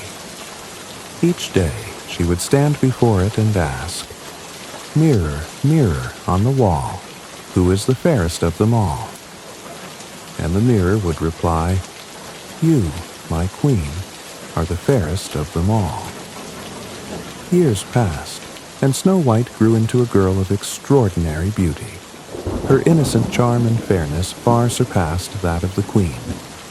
One fateful day, when the queen asked her mirror the same question, it answered, "You, my queen, are fair, it is true, but Snow White is 1,000 times fairer than you." The queen's jealousy ignited into fury. Her heart twisted with envy, and she resolved to eliminate Snow White. Summoning a huntsman, she ordered, "Take the girl into the forest and kill her. Bring me her heart as proof." The huntsman led Snow White deep into the woods, his heart heavy with guilt. Snow White, clad in a simple dress, looked up at him with wide, innocent eyes. "Why do you look so sad?" she asked. Unable to harm her, the huntsman dropped his knife. "Run, Snow White," he urged. "Run far and never return." He killed a wild boar and took its heart to the queen as a cruel deception. Snow White fled deeper into the forest, the trees looming like ancient sentinels. Twigs snagged her dress, and shadows danced around her, but she pressed on until she stumbled upon a small cottage. Exhausted, she pushed open the door. Inside, the cottage was strange but inviting. The furniture was tiny, and the table was set with 7 plates and cups. She ate a little bread and drank some wine before collapsing onto one of the 7 beds, falling into a deep sleep. When the 7 dwarfs returned home that evening, they were astonished to find the girl. The dwarfs were miners, their faces dusted with soot, and their eyes bright with curiosity. The eldest spoke. "Who are you? And why are you here?" Snow White woke and explained her plight. Moved by her story, the dwarfs offered her refuge. "Stay with us," they said. "Keep our home in order, and we will protect you. But beware of your stepmother. Do not let anyone inside." Meanwhile, the queen stood before her mirror once more. "Mirror, mirror on the wall, who is the fairest of them all?" The mirror replied, "You, my queen, are fair, it is true. But Snow White, beyond the mountains with the 7 dwarfs, is 1,000 times fairer than you." The queen's rage was boundless. Disguising herself as an old peddler, she prepared her first weapon, a laced bodice. She traveled to the dwarf's cottage and knocked on the door. "Lovely wares for sale," she called. Snow White, charmed by the old woman's appearance, opened the door. The queen offered to lace her bodice, pulling it so tight that Snow White collapsed, breathless. The dwarfs returned just in time to loosen the bodice and revive her. The queen, furious that her plan had failed, devised a second plot. This time, she fashioned a poisoned comb. Once again, disguised as an old woman, she offered the comb to Snow White. "Let me fix your hair, dear child," she said sweetly. When the comb touched her scalp, Snow White fell as though dead. But the dwarfs returned, removed the comb, and saved her life again. Enraged, the queen crafted her most wicked weapon, a poisoned apple. Half of it gleamed with a crimson hue, while the other half remained untouched. This time, she disguised herself as a simple farmer's wife. When Snow White hesitated, the queen took a bite of the unpoisoned half to prove its safety. Snow White, trusting her, bit into the poisoned side and collapsed, her lips stained red as if kissed by death. When the dwarfs returned, they could not wake her. They mourned deeply, laying her in a glass coffin adorned with gold. Animals of the forest gathered to grieve the girl whose kindness had touched them all. Time passed, and one day a prince wandering through the forest discovered the coffin. Struck by Snow White's beauty, he begged the dwarfs to let him take her to his castle. Reluctantly, they agreed. As the coffin was lifted, one of the bearers stumbled, dislodging the piece of poisoned apple from Snow White's throat. She gasped and opened her eyes, alive once more. The prince, overjoyed, declared his love for her. Snow White agreed to marry him, and the wedding was held in great splendor. The wicked queen, upon hearing of the festivities, asked her mirror, "Mirror, mirror on the wall, who is the fairest of them all?" The mirror replied, "You, my queen, are fair, it is true, but the young bride is 1,000 times fairer than you." Consumed by rage and despair, the queen attended the wedding in disguise. But her deceit was discovered, and, as punishment, she was forced to wear red-hot iron shoes and dance until she collapsed, meeting her end in agony. Snow White and the prince lived happily ever after, ruling with kindness and wisdom. And so, her tale became a story of beauty, resilience, and justice, whispered through the ages. Thank you for joining us tonight on Mr. Sleep Story. We hope this retelling of the Brothers Grimm enchanted your imagination. If you enjoyed this tale, please give the video a like and subscribe to our channel for more soothing bedtime stories. Don't forget to hit the notification bell so you never miss a new adventure. Feel free to share your favorite Grimm story, or suggest what you'd like to hear next in the comments below. Sweet dreams, and may your night be as peaceful as the stories we share. Good night, and we'll see you again soon.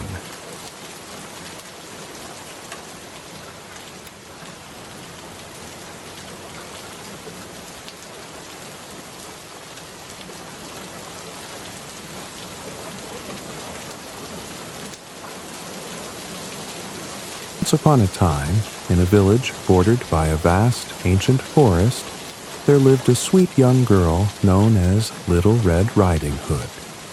She earned this name from the crimson cloak her grandmother had sewn for her. The cloak was adorned with delicate embroidery of golden flowers and lined with soft fur, making it both beautiful and practical for the chilly woodland paths she often traveled. With her bright red hood and curious green eyes, she was a striking figure in the otherwise muted tones of the village. Her grandmother, an elderly woman with silver hair braided into a long plait, lived alone in a small, cozy cottage deep within the forest. Despite her age, the grandmother's sharp blue eyes gleamed with kindness and wisdom. Her home was filled with the scent of lavender and herbs she used to make remedies for the villagers, a skill that earned her their respect. One morning, Little Red Riding Hood's mother handed her a woven basket filled with bread, cheese, and cakes.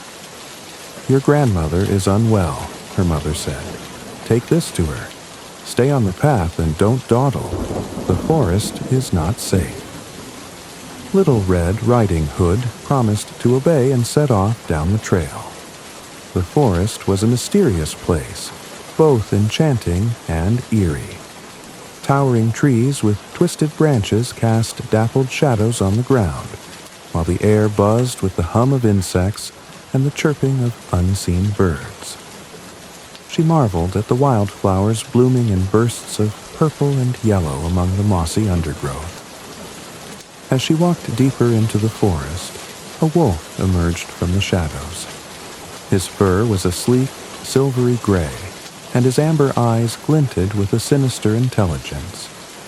His voice was smooth, almost charming as he greeted her. "Good morning, little one. And where might you be going on this fine day?" "To visit my grandmother," Little Red Riding Hood replied, clutching her basket tightly. "She lives in the cottage at the end of the path." The wolf licked his lips, though he kept his smile friendly. "Ah, how kind of you. But why rush? Look at the flowers blooming all around. Listen to the birds singing their sweet songs. Wouldn't your grandmother love a bouquet? Perhaps some time among nature would lift her spirits." The girl hesitated, glancing at the forest floor. The flowers were indeed lovely. "I suppose you're right," she said, stepping off the path to gather a bouquet.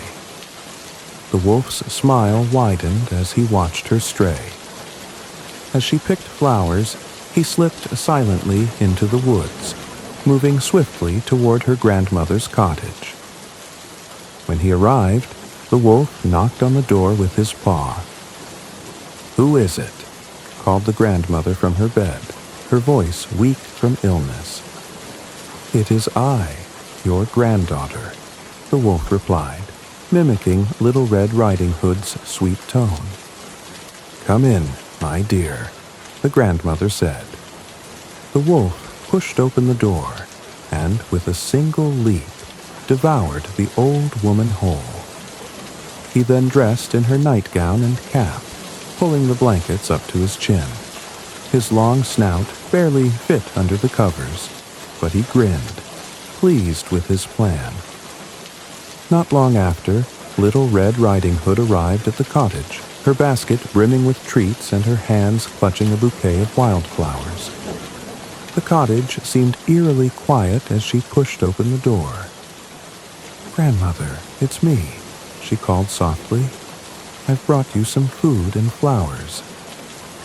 "Come in, dear," the wolf rasped, his voice low and guttural. Little Red Riding Hood approached the bed, the dim light casting shadows on the figure beneath the covers. She frowned. "Grandmother, what big eyes you have."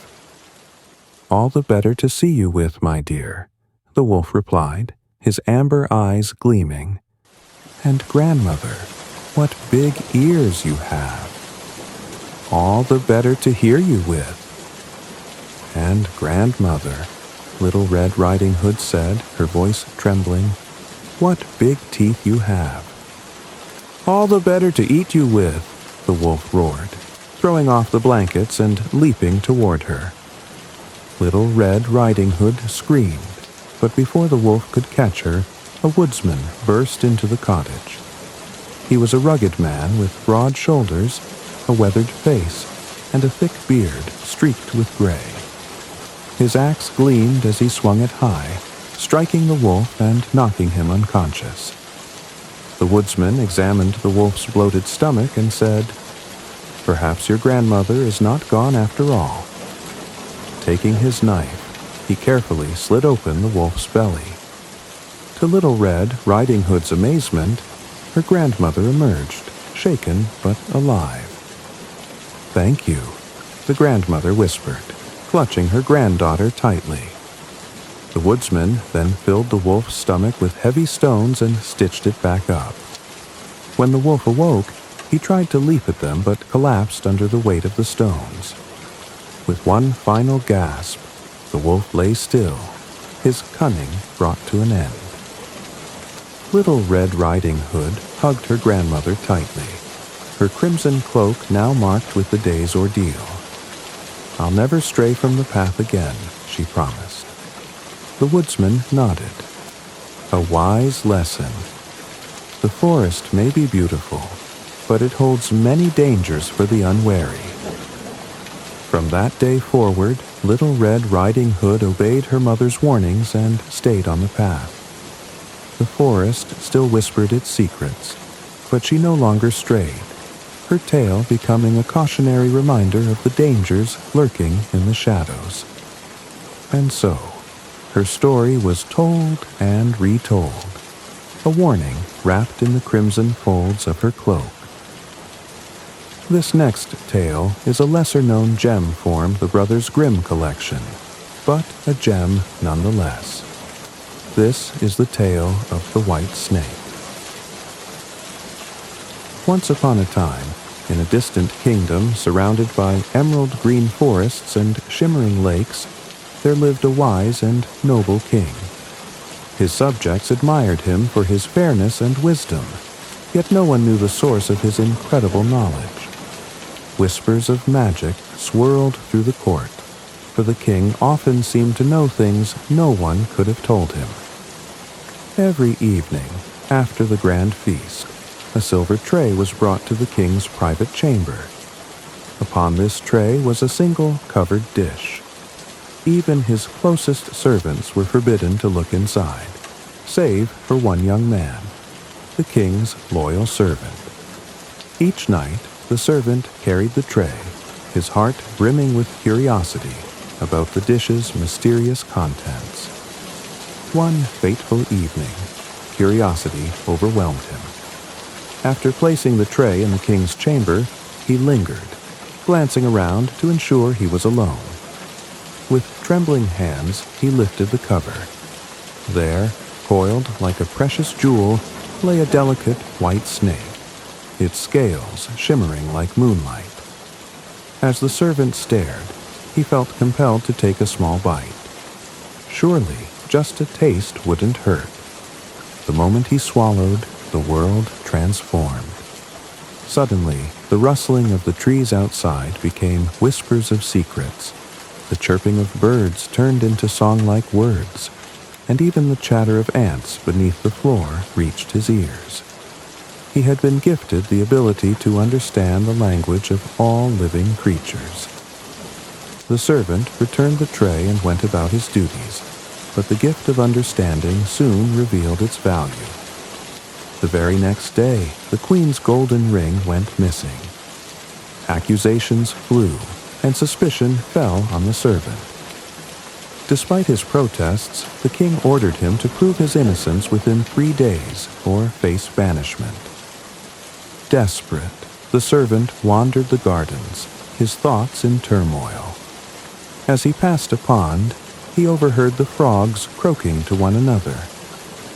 "Such a shame about the poor servant," one frog croaked. "Yes," replied another, "when we know the real thief is the raven who stole the queen's ring and hid it in his nest high in the old oak." The servant's heart leapt. Following the frog's clue, he climbed the great oak tree and found the raven's nest. There, glinting among the twigs, lay the queen's golden ring. He hurried back to the court and presented the ring, proving his innocence. The king was so impressed that he rewarded the servant with gold and jewels. Yet the young man felt a longing for something greater: adventure. He left the palace, setting out into the wide world with nothing but his wits and his newfound gift. As he traveled, his ability to understand animals often led him to unexpected treasures. One day, while passing a river, he overheard fish splashing near the bank. "Help us, kind stranger," a trout cried. "We are trapped in this fisherman's net, and our lives are forfeit." Moved by their plight, the servant cut the net and freed the fish. As they swam away, the largest trout paused. "For your kindness, take this scale," he said. "Should you ever need help, call on us." The servant continued on his journey, encountering 3 ants arguing over a crumb of bread. When he offered them more food to share, they chattered in gratitude. "Take this," their leader said, handing him a tiny golden ant figurine. "We will come to your aid whenever you call." Finally, he came upon a flock of ravens squawking over a shattered egg. The servant climbed a nearby tree, rescuing a nestling that had fallen. Its parents cawed their thanks and gave him a sleek black feather. "If you ever need swift help, summon us with this." Years passed, and the servant's kindness and cleverness became legendary. One day, his travels brought him to a kingdom ruled by a beautiful but haughty princess. She had declared that no man would win her hand unless he could pass 3 impossible trials. Many had tried and failed, leaving with heavy hearts or never returning. Intrigued, the servant stepped forward. The princess, bemused by his humble appearance, led him to a vast meadow scattered with millet seeds. "Your first task," she said with a smirk, "is to gather every grain by sunrise. If even one is missing, you will fail." As night fell, the servant called upon the ants. In a flurry of tiny legs, they scoured the field, gathering every grain into a neat pile. By dawn, the meadow was spotless. The princess frowned, but led him to the next trial, retrieving a lost ring from the depths of the sea.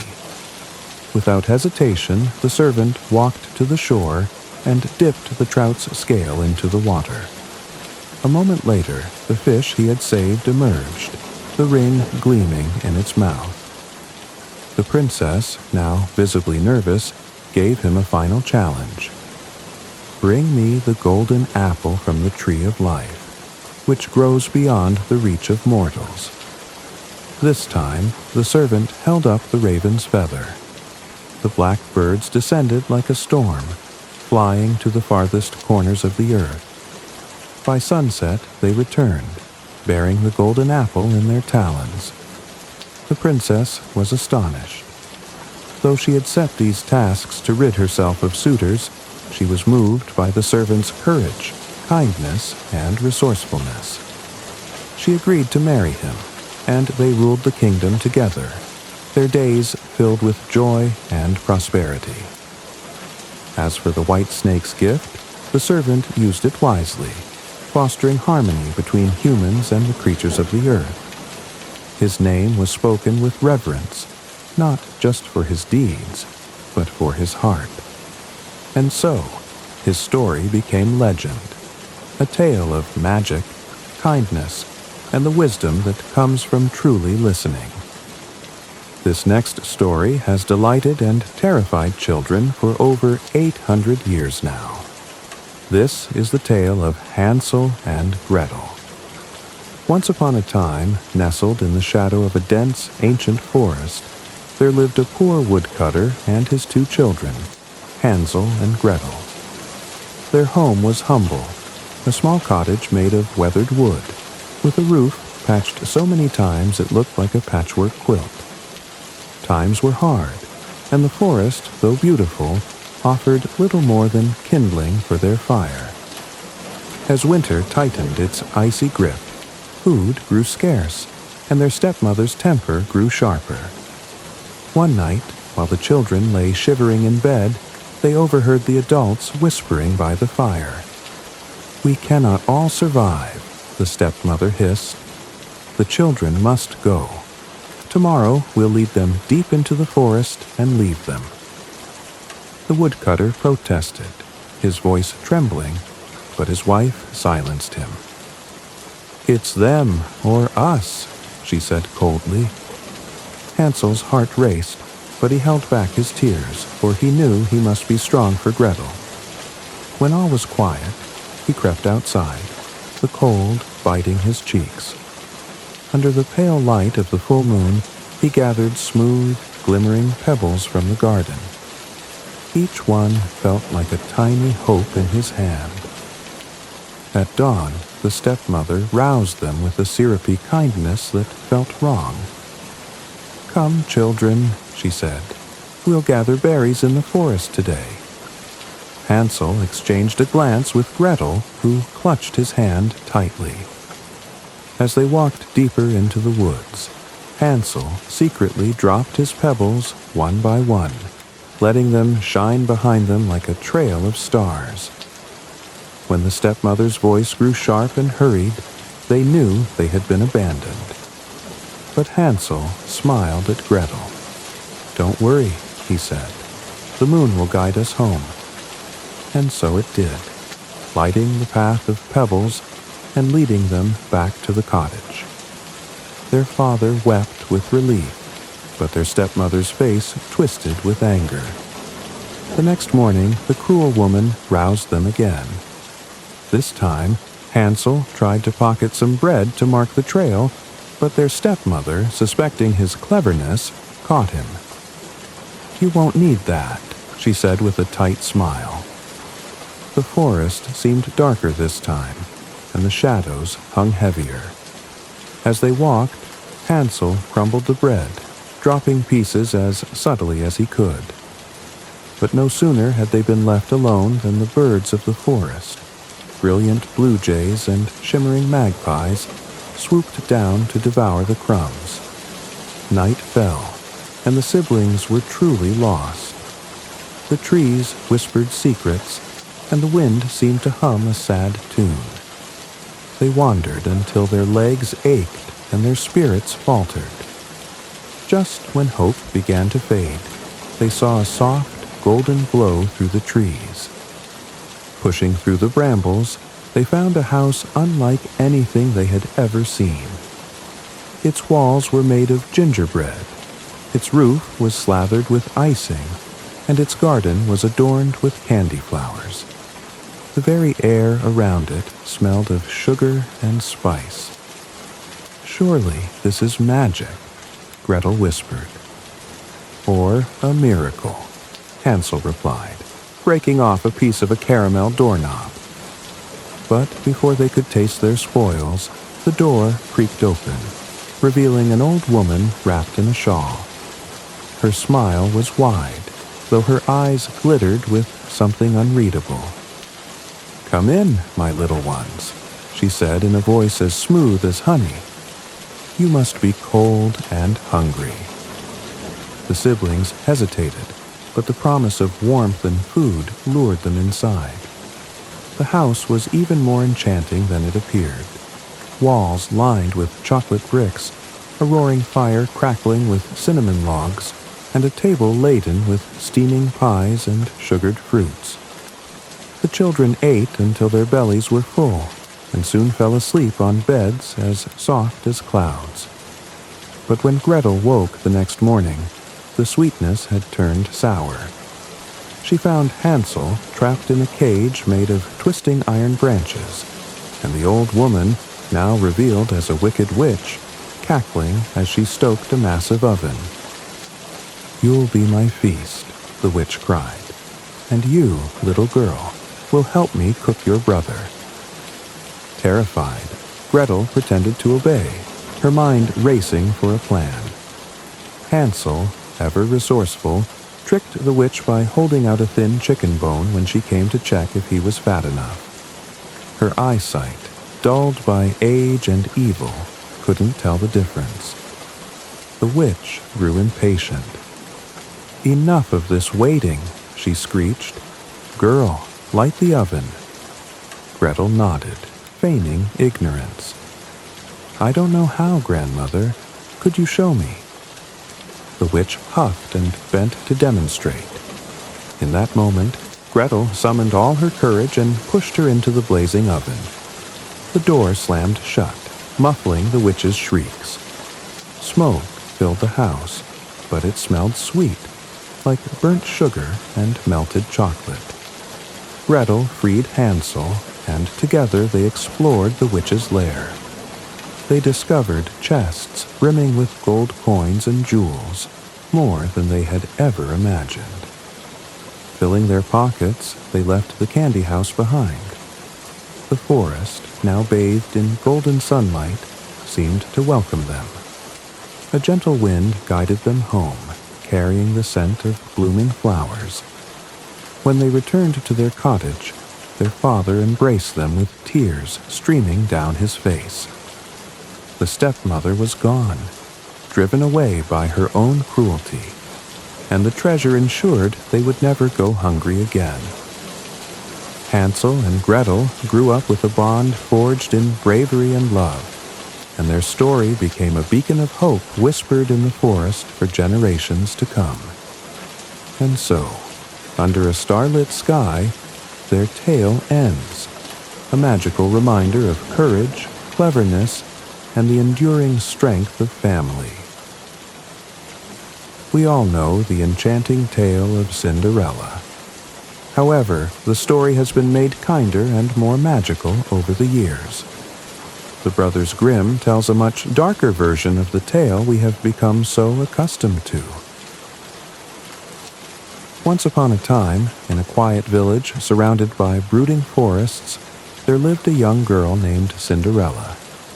Her days were filled with sorrow, for her mother had died when she was very young, leaving her alone with a father who cared little for her happiness. Not long after, he remarried, bringing a new wife and her two cruel daughters into their home. Her stepmother treated her as nothing more than a servant, forcing her to scrub floors and cook meals while her stepsisters mocked her relentlessly. Her father, though present, turned a blind eye to the mistreatment. His indifference hurt Cinderella more than any cruel word or chore. Despite her grief, Cinderella found solace in the hazel tree that grew on her mother's grave. She had planted the tree herself, watering it with her tears. It grew strong and tall, its branches sheltering her from the cruelty of the world. Often, she would kneel beneath its boughs and speak to her mother's spirit, her whispered words carried away by the wind. One day, as she sat weeping beneath the tree, a pure white dove descended from the branches. "Why do you cry, dear child?" the bird cooed. "My life is so cruel, and I have no one to help me," Cinderella replied. The dove tilted its head. "You are not alone. Call upon me, and I shall grant your wishes." Years passed, and the kingdom announced a grand 3-day festival in honor of the prince, who was searching for a bride. Cinderella's stepsisters were ecstatic, dreaming of the riches and status that marriage to the prince could bring. They demanded Cinderella help them prepare, forcing her to sew their gowns, shine their shoes, and style their hair. "May I go to the festival?" Cinderella asked timidly. Her stepmother laughed. "You, in those rags? You have no place among royalty." As the stepmother and stepsisters departed for the festival, Cinderella ran to the hazel tree, her tears falling like rain. "Oh, mother," she sobbed, "I long to go to the festival. Please, help me." The white dove appeared, its feathers glistening like moonlight. "Shake the branches of the tree," it instructed. Cinderella obeyed, and, as she did, a gown of gold and silver fell to the ground, along with matching golden shoes. The dove perched on her shoulder. "You may wear this, but heed my warning. Return before midnight, for the magic will fade." Cinderella donned the gown and walked to the festival, her heart racing with both hope and trepidation. When she arrived, the crowd gasped, for she looked like a princess, her golden gown shimmering in the torchlight. The prince, captivated by her beauty, approached her immediately. "May I have this dance?" he asked, his voice warm and inviting. They danced until the bells tolled midnight. Remembering the dove's warning, Cinderella fled the palace, disappearing into the night before anyone could follow her. She returned to the hazel tree, where she hid the gown and shoes, resuming her place by the hearth as though nothing had happened. The next evening, the same sequence unfolded. Cinderella wished upon the tree, received an even more dazzling gown, and attended the festival. The prince was more determined than ever to uncover her identity, but Cinderella fled again as the clock struck midnight. On the third and final night, the prince had a plan. This time, Cinderella wore a gown spun from starlight itself, and the golden shoes seemed to glow with their own light. The prince danced with her again, and as midnight approached, he signaled his guards to coat the palace steps with pitch. When Cinderella fled, her foot stuck to the tar, and one of her golden shoes slipped off. She didn't stop to retrieve it, vanishing into the night with only one shoe. The prince held the delicate slipper in his hands, vowing to find the mysterious maiden. The next morning, the prince began his search. He declared he would marry the girl whose foot fit the golden shoe. When he arrived at Cinderella's house, her stepsisters eagerly tried to fit into the slipper. One sister, desperate to succeed, cut off her toes to make her foot fit. But as the prince rode away with her, the white dove cried out from above, "Look at the shoe! See the blood within!" Horrified, the prince returned. The second stepsister tried next, slicing off her heel to force her foot into the shoe. Again, the dove warned him, "Look at the shoe! See the blood within!"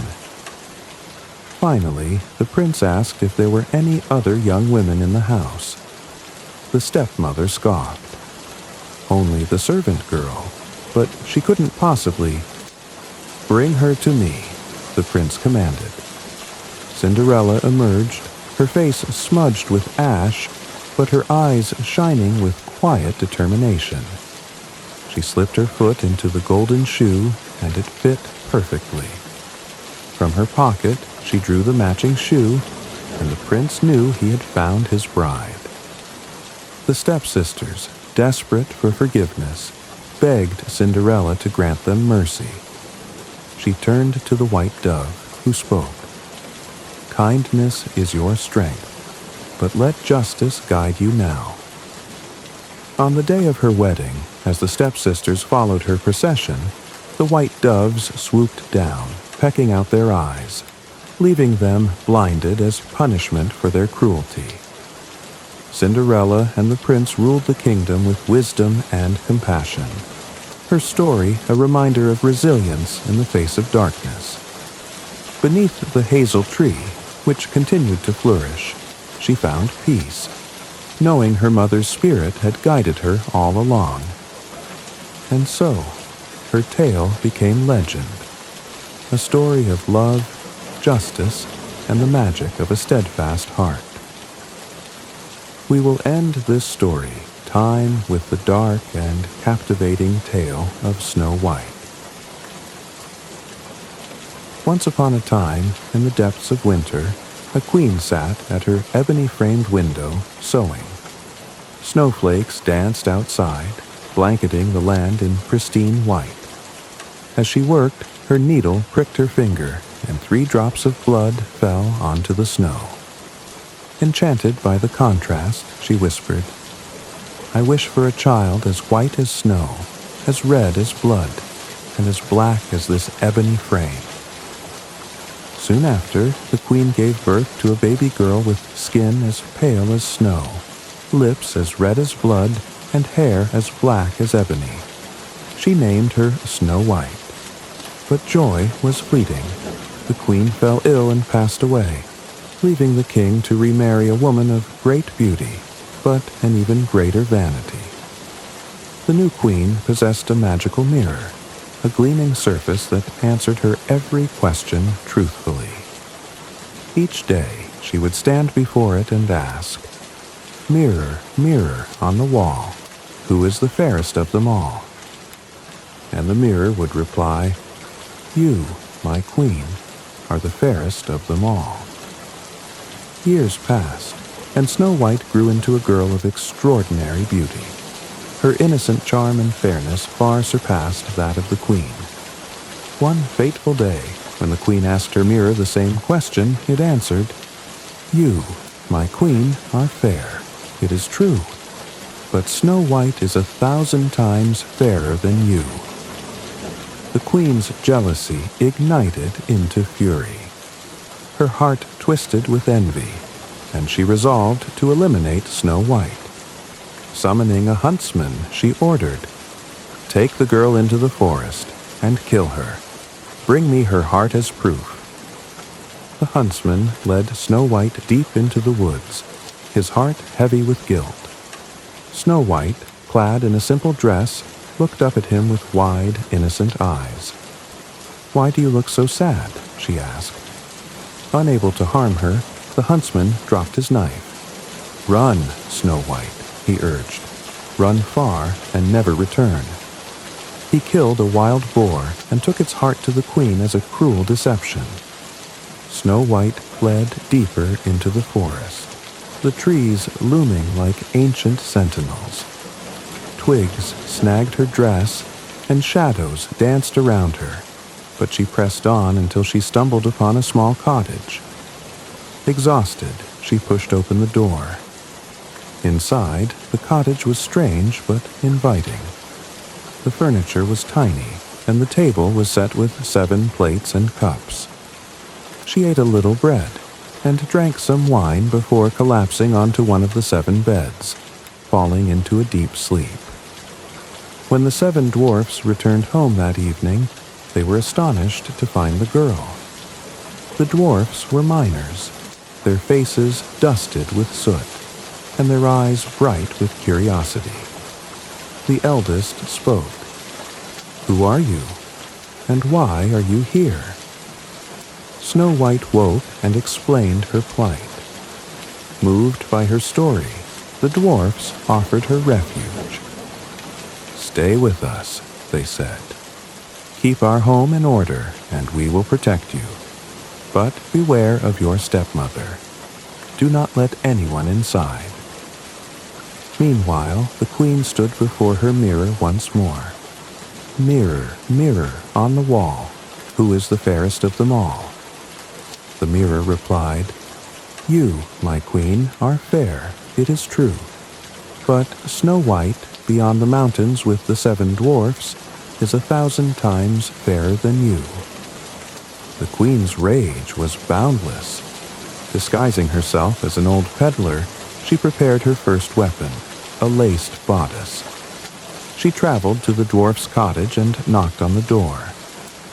"Lovely wares for sale," she called. Snow White, charmed by the old woman's appearance, opened the door. The queen offered to lace her bodice, pulling it so tight that Snow White collapsed, breathless. The dwarfs returned just in time to loosen the bodice and revive her. The queen, furious that her plan had failed, devised a second plot. This time, she fashioned a poisoned comb. Once again, disguised as an old woman, she offered the comb to Snow White. "Let me fix your hair, dear child," she said sweetly. When the comb touched her scalp, Snow White fell as though dead. But the dwarfs returned, removed the comb, and saved her life again. Enraged, the queen crafted her most wicked weapon, a poisoned apple. Half of it gleamed with a crimson hue, while the other half remained untouched. This time, she disguised herself as a simple farmer's wife. When Snow White hesitated, the queen took a bite of the unpoisoned half to prove its safety. Snow White, trusting her, bit into the poisoned side and collapsed. Her lips stained red as if kissed by death. When the dwarfs returned, they could not wake her. They mourned deeply, laying her in a glass coffin adorned with gold. Animals of the forest gathered to grieve the girl whose kindness had touched them all. Time passed, and one day a prince wandering through the forest discovered the coffin. Struck by Snow White's beauty, he begged the dwarfs to let him take her to his castle. Reluctantly, they agreed. As the coffin was lifted, one of the bearers stumbled, dislodging the piece of poisoned apple from Snow White's throat. She gasped and opened her eyes, alive once more. The prince, overjoyed, declared his love for her. Snow White agreed to marry him, and the wedding was held in great splendor. The wicked queen, upon hearing of the festivities, asked her mirror, "Mirror, mirror on the wall, who is the fairest of them all?" The mirror replied, "You, my queen, are fair, it is true, but the young bride is 1,000 times fairer than you." Consumed by rage and despair, the queen attended the wedding in disguise. But her deceit was discovered, and, as punishment, she was forced to wear red-hot iron shoes and dance until she collapsed, meeting her end in agony. Snow White and the prince lived happily ever after, ruling with kindness and wisdom.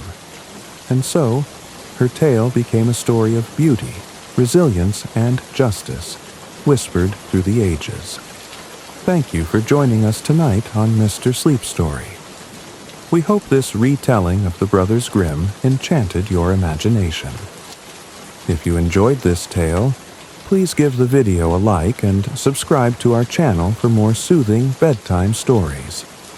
Don't forget to hit the notification bell so you never miss a new adventure. Feel free to share your favorite Grimm story, or suggest what you'd like to hear next in the comments below. Sweet dreams, and may your night be as peaceful as the stories we share. Good night, and we'll see you again soon.